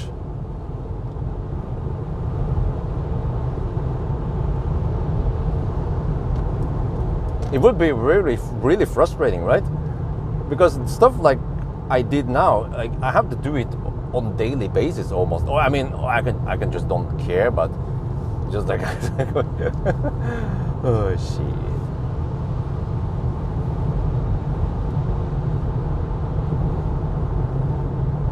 Large on wet road? I don't think that. Well, actually, wet road. Yeah, you know what? Wet road should cool down the tire, right? In theory, wet road cools down the tire. But then once the tire gets, once the road gets dry, then the temperature should rise. But I think this car doesn't show the tire temperature. Most Mercedes, they will show you the tire temperature, which is very useful if you're trying to learn something from it.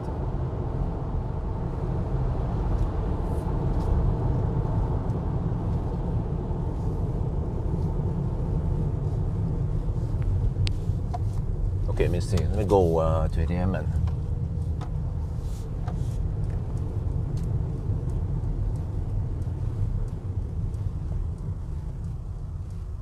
Let me see if this. Okay, let me challenge the BMW.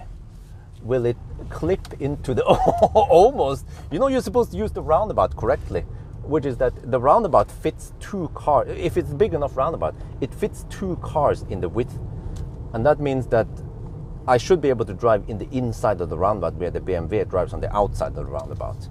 But many cars, many people, many stupid drivers, they will clip or they will cut you in the roundabout, which is super annoying, but it is so common that I have to expect that people will do that shit. Otherwise, I will end up with fender benders all the time.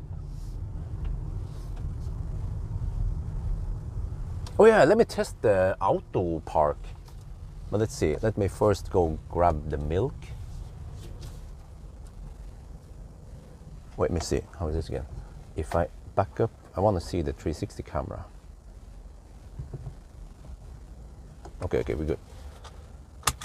Yeah, well, now we end up at 276. Well, that is almost spot on with the previous one. So it was 15 minutes slower for some reason. And some of that is due to the, maybe to the weather. And some of that also because I have measured that the Yesheim route is roughly, I don't know, 7 minutes slower. So everything actually makes sense, and it is super consistent.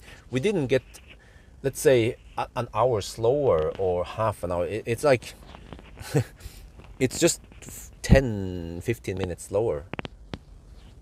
Okay, anyway, with Yemen, I'll be back.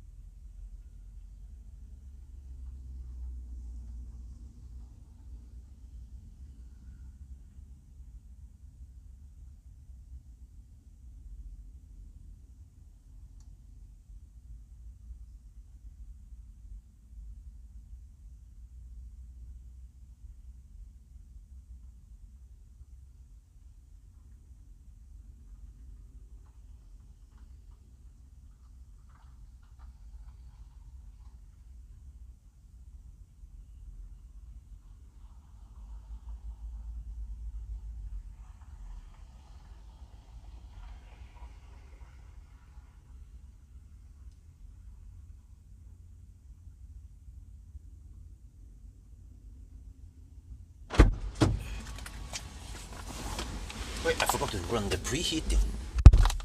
Okay, mic will sweep from left to right. Well, that makes sense, kind of. Let me see. Fire up the car. So I'm basically done with the test. Now I just want to test some auto parking.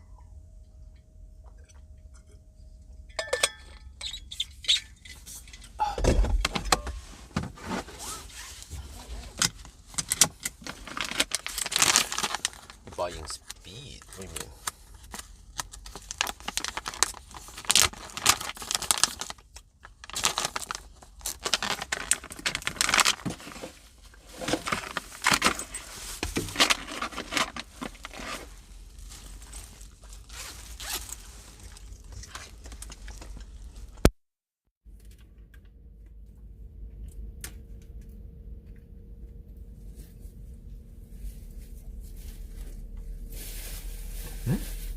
Was that fast? I felt like I was slow, man.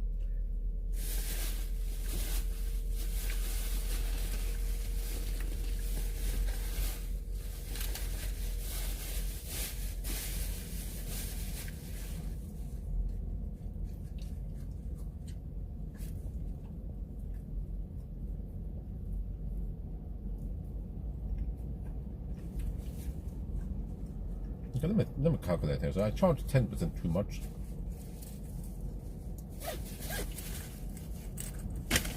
How much did that actually take to charge 10%? 6.6 kilowatt hour divided by 100. Oh, it's actually 4 minutes. But actually, I have a good. Hey guys, I have a good explanation. I had to take a shit. I mentioned it in the video even. I had to. The coffee gave me some bad stomach. Normally I'd never drink coffee, but I did it just now, just for fun, and then you see the consequence. Because I saw when I was in the toilet, I have enough juice, and I had to. I mean, I stayed longer than I needed. So, what do you guys think?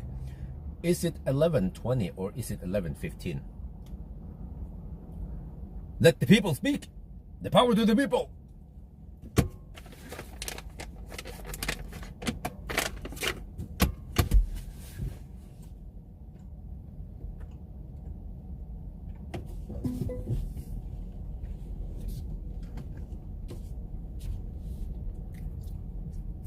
Now let's try auto parking.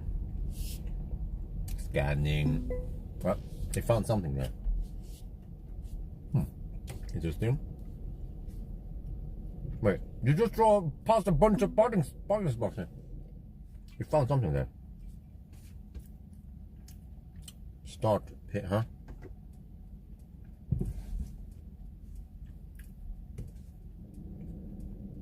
It's blinking. Oh, that's good. Wait, what is it doing now? Yeah, what the heck? Oh, he wants to go nose in. Oh, okay. But what the heck is it doing now? I would prefer to go back in. Well, at least. Wait, are you done? Wait, how you can go deeper than that, bro? Dude, don't go so shallow. You park too close to the other car. Shit, man. Let me try again.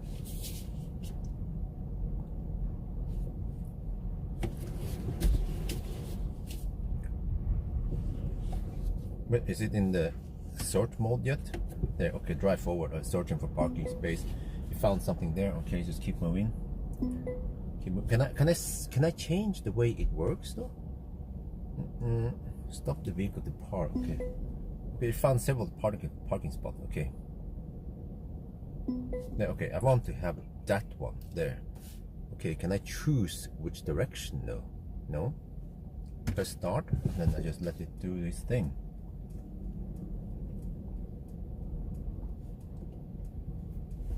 Well, now it backs up. Is it random whether it goes nose in or backs up or backs in?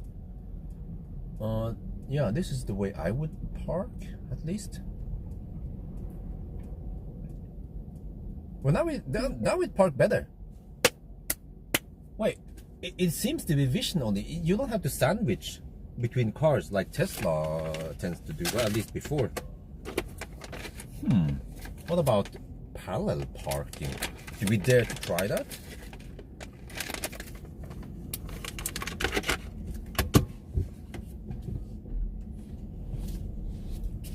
This actually works really well compared to Tesla. I think I should use this parking lot. But I should also test sandwiching between some cars.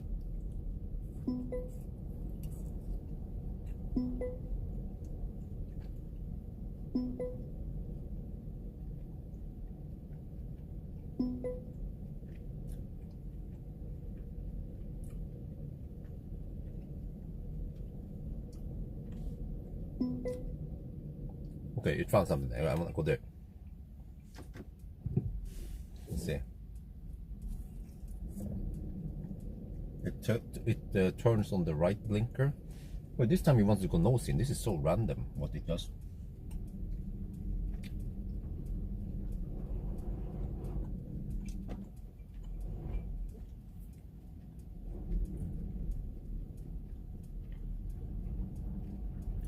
Yeah, I definitely need to make a video about this.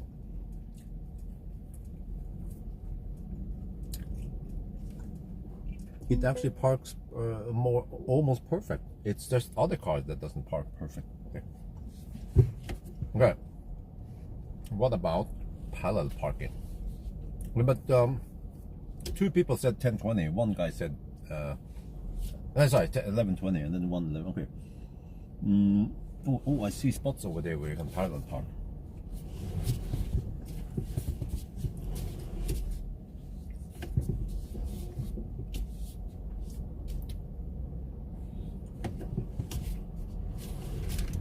Okay, let's try.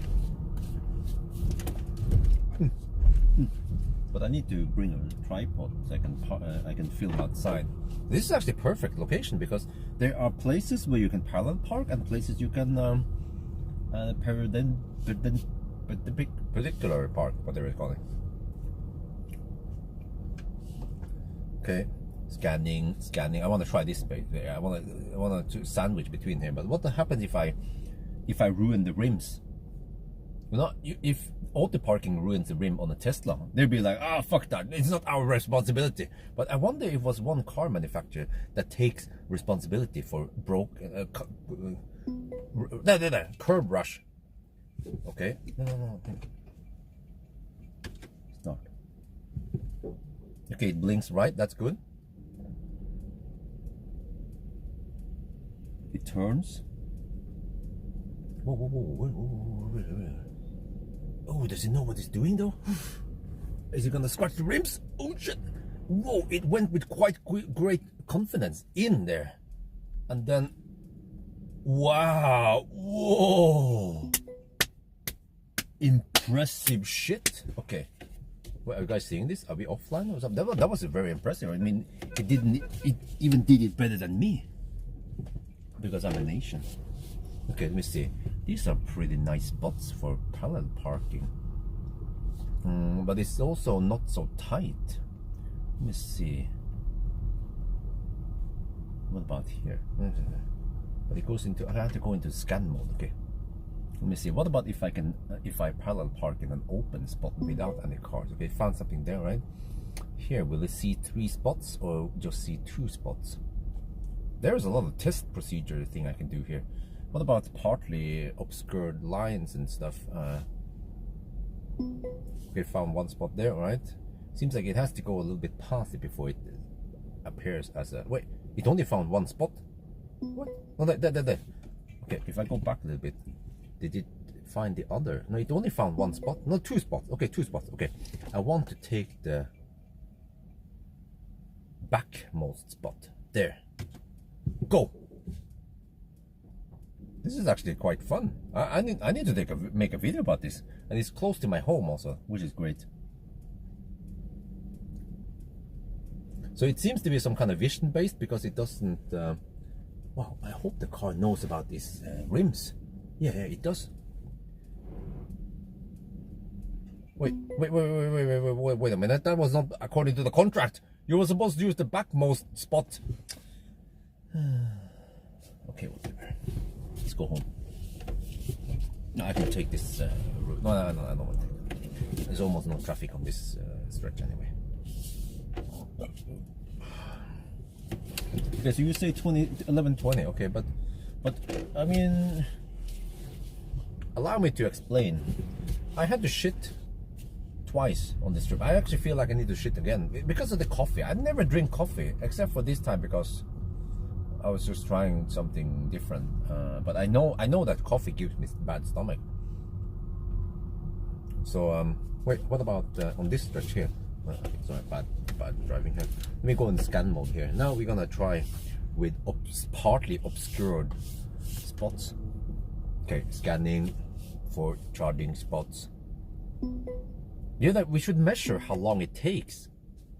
Yeah, that's pretty good. We should maybe we should do 3 parkings and measure the average time it takes. That's also something. And then how many jiggling back and forth. You found a bunch of parking spots now. If I try the closest one here. Blinks, that's good. Turns, but it is quite random whether it wants to go nose in or... Yeah, this is so weird. Will it bump into other parked cars? It shouldn't do that, right? Sending data to China.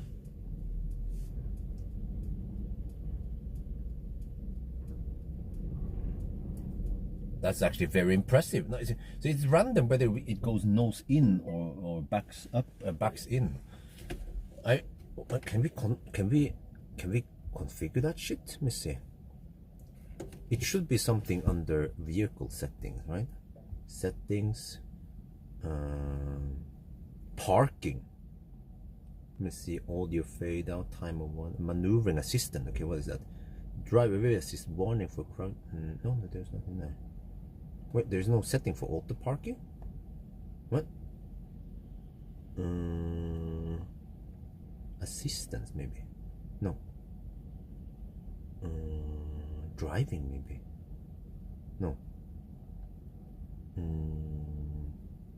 Okay, seems like you cannot change any settings there. The car will choose whether it goes nose in or backs in. Yeah, of course. I need to film outside, but ideally I need to do this at night, or I mean, well, actually it's fairly well lit here. Yeah, I should do this at night because I need to put a tripod somewhere in the way, right? And then in the daytime now there's just too much traffic, people just driving left and right, and they might well, actually I think if someone crashes into my tripod with a camera, I wonder if that is actually my fault. But on the other hand, you're not supposed to crash on stationary items. No, wait, how is this? Okay, as long as I mark the tripod well with let's say a high visibility jacket, and they manage to crash into my camera, it's their fault, right? Not my fault.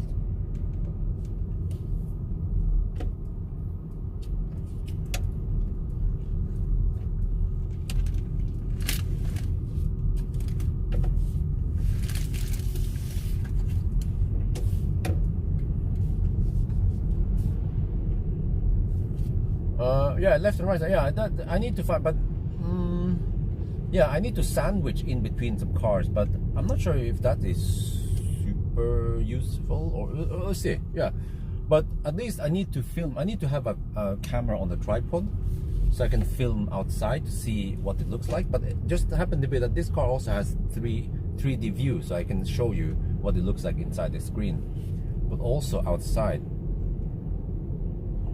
New camera is yeah. No, but do you guys know the rules? I mean, in general, if you crash at something, okay, but well, if you crash at a stationary object, I guess it depends. It's not like a true. If you crash at a stationary object and it is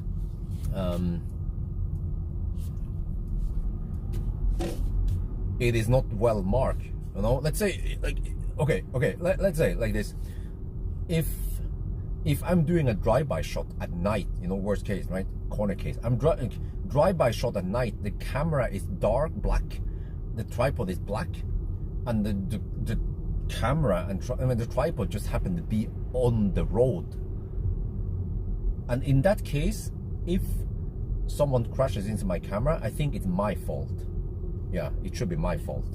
But if, for example, I put the the tripod with a high visibility jacket, plus I use some lights, some like yellow warning lights, and they still manage to crash into my camera, then I wonder if that is driver's fault, not my fault. As long as you do as much as you can to show that there is something there, an obstacle, and you crash into it, then yeah. But in general, I just want to avoid, because I don't want to be in other people's way. So I could do that at night, and we have well lit areas, and my camera is the sensitivity is high enough to be able to show things. Or I could do this on a Sunday morning or some shit like that.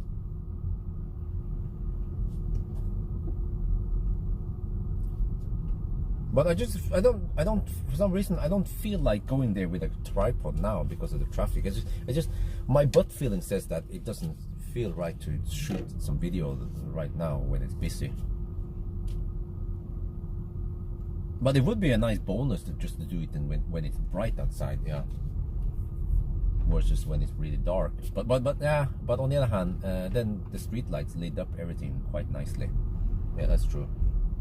Just like when I did those turning circle tests, I always do it at night because there's no traffic there and no people or nothing there to disturb me.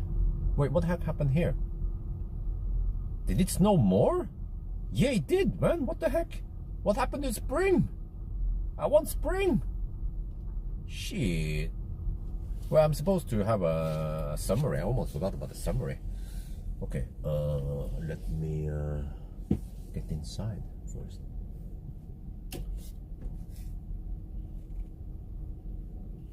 I'm getting hungry now. I have to munch on some food. I bought some mango. Well, it's snowy again here. What? Yeah, that's a good point. Auto parking might struggle at night. So ideally, I need to test night versus day and so on. But I mean, it shouldn't matter too much because I think the cameras they can see things quite clearly, right? Well, guys, should we try some off-roading? We should, right?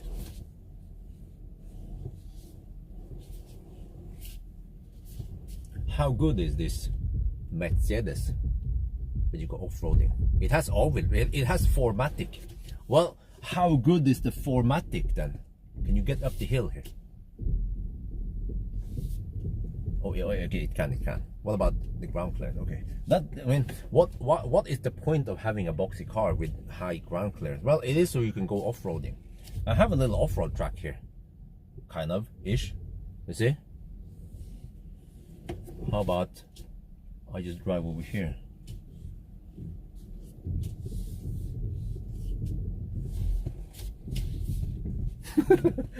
Maybe I should include that shit. Let me get the tripod. I always include this weird skirmish in front of the house.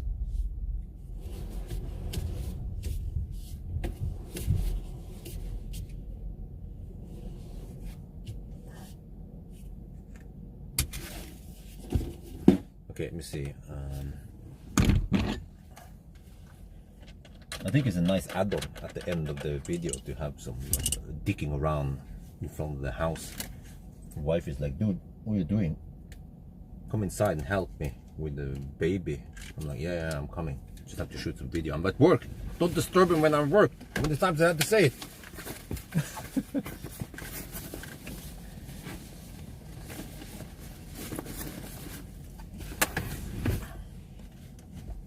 Okay, let me see. I have to get the tripod, and then I have to get the camera. Well, I can put some of this stuff inside. By the way, I'll be back.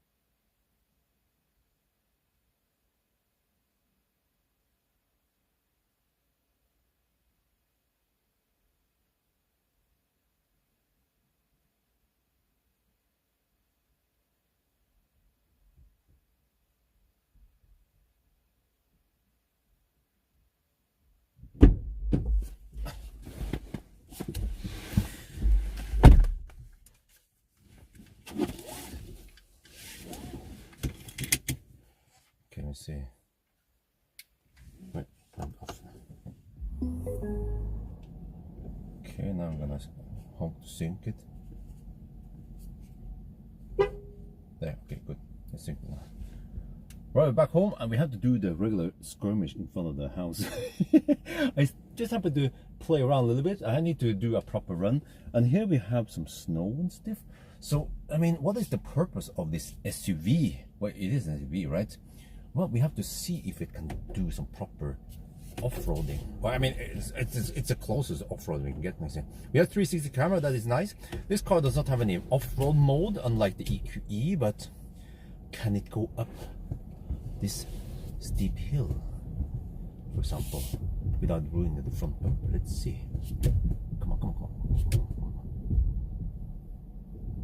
Oh yeah. Well, okay, it's not that slippery.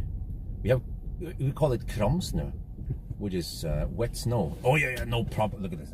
You know, next time I buy a new property and a new house, I have to get a big enough property so I can. I need to make my own off-road track. Okay, so that was no problem. But what about driving in the snow? Let's try. See if I just align. Okay, let me see. How about if I just go here? There is some snow and some ice and some snow over here. We need to test how it can handle it. Can it go? You can see on the 3D camera or the 360 camera. Oh, wait, what if I get stuck? Oh shit. What if I get stuck in my own front yard? Do I call the Viking lady? Or do I wait until spring comes? Oh. No problem. This is no problem, man. No problem at all. Yeah, it is a proper fjellgeit. Yeah, okay. All right. The problem is that it is too wet, so it's too easy. We have to wait until it gets cold. Yeah.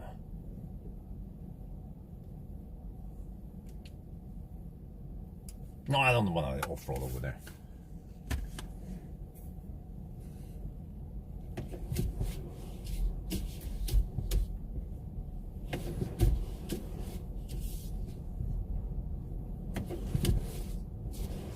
Okay, let me just here, and then let's go.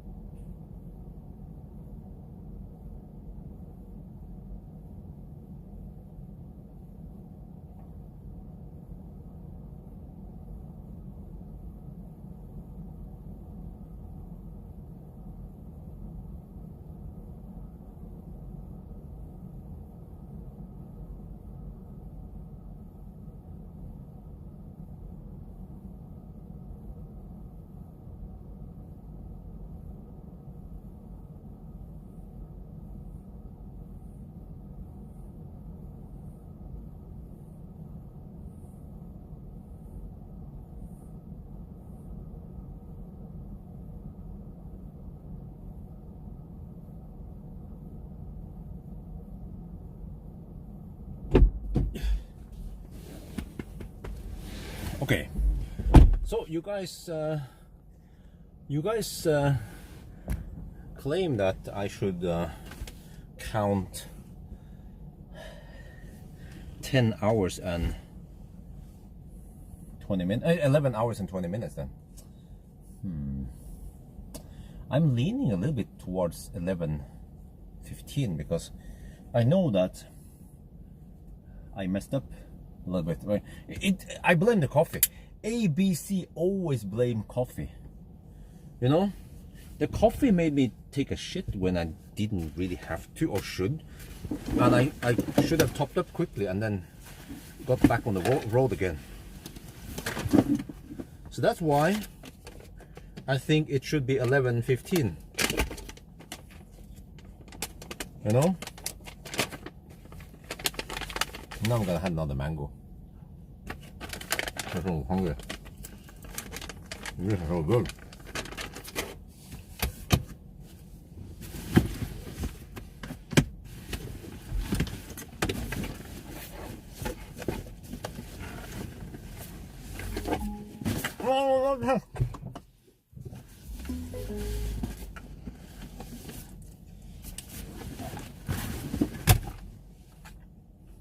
Because I saw,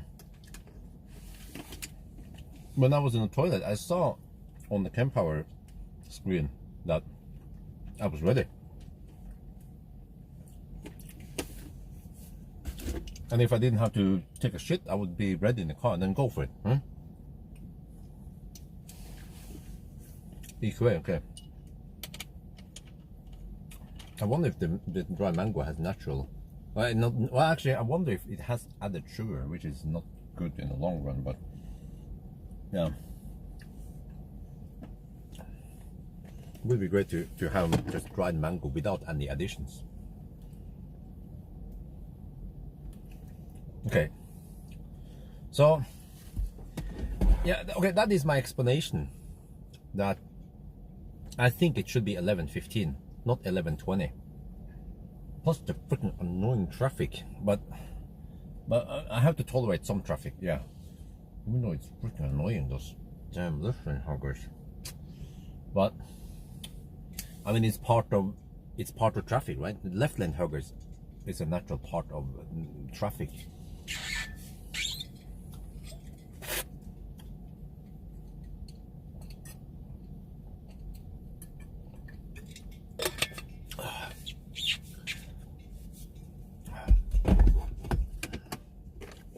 I can see here.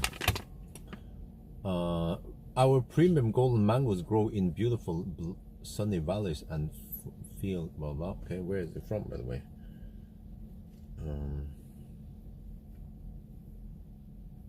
Cambodia, right? I thought it was from Thailand. Shit, I've been supporting Cambodia all this time.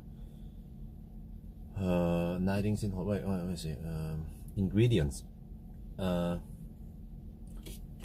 Mango, sugar, 3.4% sugar. Acidity regulator, preservative, E223. Allergy advice, contains. Okay, they have added sugar. Because I think if it didn't have any added sugar, it would taste too sour. And this means that they can actually take slightly unripe, or it doesn't have to have the perfect sweetness. They will just add sugar to get the same consistent sweetness. I don't know. That is enough dried mangoes for today.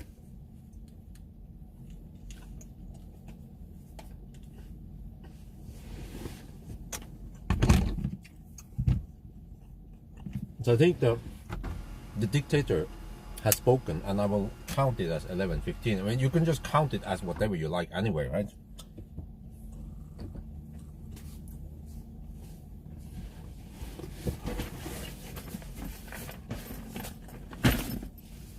But at least in my book, I would count it as 11:15 because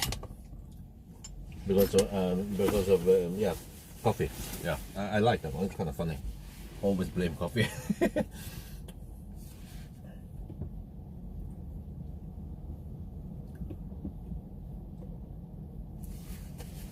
Let me just check my own numbers again here with the other car. Yeah, the consumption was almost spot on. Temperature was similar. Route is quite similar also. Okay, let me see. F28. Yeah, all right. There. Okay, all right.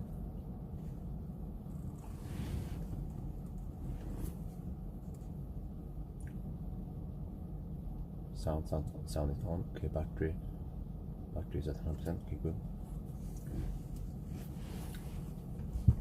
Well, anyway, we are done digging around in front of the house now. But you see that compared to the other EQB we tested, the consumption was almost spot on, and the time was almost identical, except for, I've talked about this before, that the Jessheim time is roughly 5 to 10 minutes slower than the Oslo time. But then remember that I talked about this at Vestby, that I had bad stomach from the coffee and I had to go to the toilet. It was a type 2 discharge, fortunately not type 3C. But while I was in the toilet, sitting there, like, oh, come on, I saw on my phone via the Kempower back end or front end that the car was ready. I calculated I would have enough, and you saw that I 999 with around 20% battery left, and I calculated that 10% of the battery is roughly 6.6 kilowatt hour, and at 100 kilowatt it takes 4 minutes to charge. So, you know, if I didn't have the coffee, I wouldn't have to go and poop, and then I would be ready like a ninja and then go for it, and I will arrive with 10%, right? So actually the dictator has spoken. We're gonna well, I think it was a bit off. I need to, okay, let me redo that one. I'm slightly overexposed. There, that's better. Well, actually maybe 2.5 even. Okay, that's better, okay. But anyway, like, look at, okay. Now you guys see behind the scenes.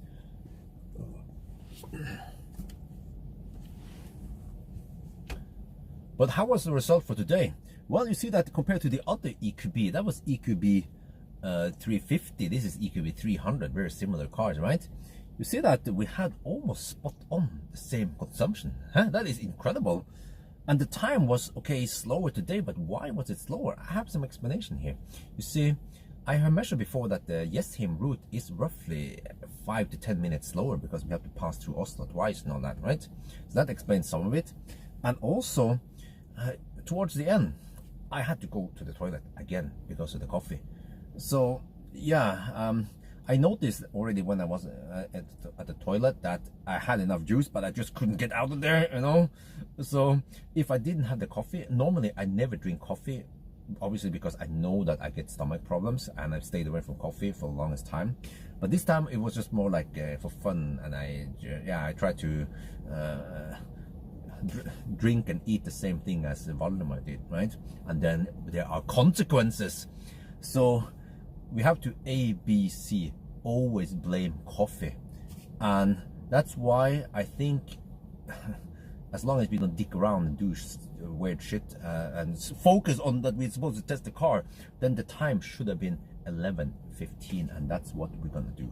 We're gonna say it's 11:15. If you guys disagree, then you can count 11:20. It doesn't matter too much, but it actually means that, you see, I test so consistent, and as long as the driving conditions are similar and the car is more or less the same, then we get the same results. So this is also a consistency check to see if my tests are good or not. So yeah, at least what we concluded so far on this long test is that Mercedes, they have not improved the efficiency, or they have not improved the car.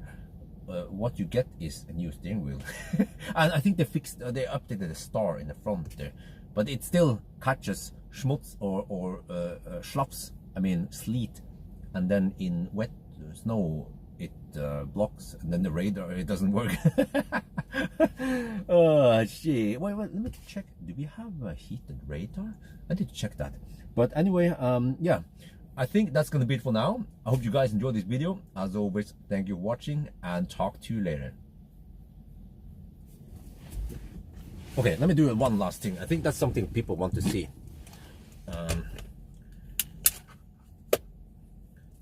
To make things a bit interesting, the car has been on now for a while, so if there's heated radar, it should show in the thermal camera. That's actually something I should have checked during the challenge, man. Why didn't I do that?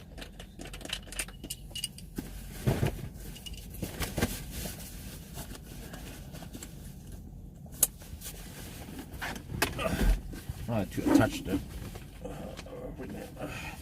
DJI again.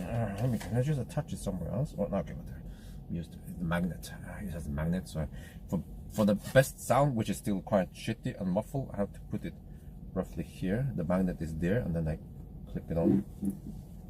Okay, it's a bit setup time, but let's see. Can you increase Valdemar's video sound? Oh, huh? It doesn't require rendering. Oh, you can do that pause. Oh, okay, yeah. I'll try to remember to do it. Yeah.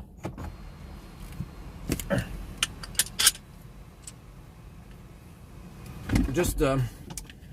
Sometimes I have too much stuff in my head, so like wifey, man, like is this in the woman's nature? Because wifey be like something like, "Hey Björn, can you go to the kitchen and chop some mango for me?" I'm like, "Okay, I'm gonna do that. You're pregnant. I'm gonna do that." While I'm starting to chop to peel the mango, she'd be like, "Hey Björn, can you go to the mailbox and get the parcel? There's some baby stuff that came." Yeah. "But do you want me to chop the mango or go pick up the mail?" No, okay. I drop everything. I go pick up the mail stuff. Then I come back. My wife will be like, "Hey, can you vacuum clean the entrance? It's full of sand." But I haven't finished the mango yet. Yeah. And then I'm about to grab the vacuum cleaner. She'd be like, "Oh, and also we need to clean the shower. It looks nasty in the video." Do you want me to vacuum clean, or do you want me to clean the toilet, the shower? That's how it is to live with a woman. So I keep telling her, one thing at a time, okay? Just gonna finish this shit first, and then we can do something else. Yeah. But women, they expect you to just drop what you do. Like you have something, you're carrying something, right? A flat TV. You're gonna move it, and then she'd be like, "Hey, can you do this?" "Okay, drop it on the floor." Bam. "Okay, what do you want me to do?" No, I already have a robot. It's called Roborock. Yeah, it's from China. Okay, let me check something. This should add some interesting aspect to the video, and people want to know, what is Valdimir YouTube channel? Huh? What is that a question? When are people gonna use correct grammar? Okay, I don't think he has any. Yeah, it is quite decent. It's called Roborock V6 something, VMAX or something. I don't know what that is called. 6 VMAX something. It's decent. Yeah, it's pretty good. It has the camera and shit like that. Well, I already answer you, Carl. Okay, sorry, I have to do this now. Oh, is it? Okay. You need to check this quickly. Just like we want to find out about the external sound, and now we want to see.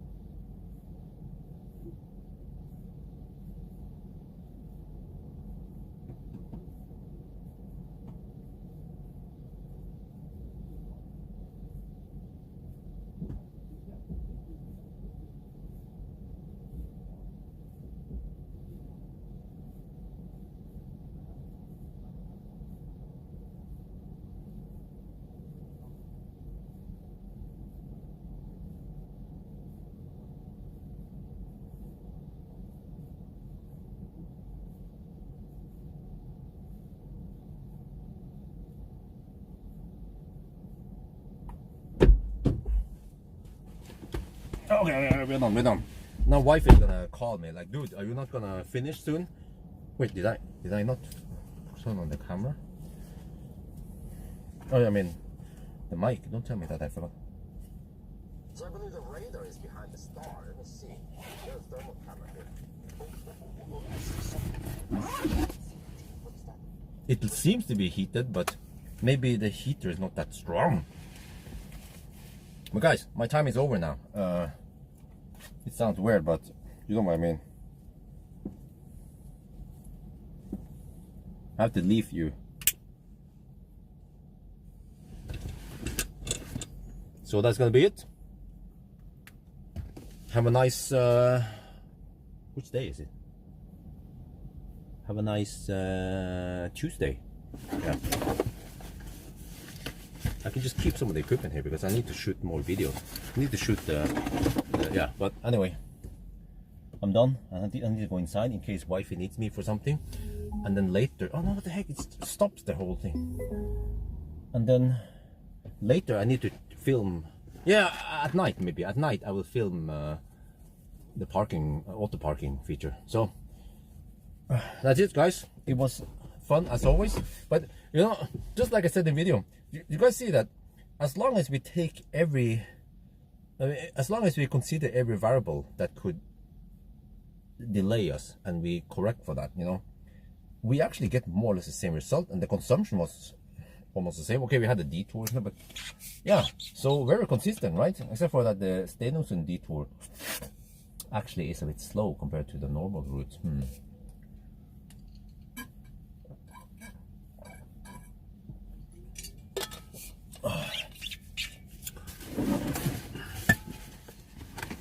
But yeah, so that's it.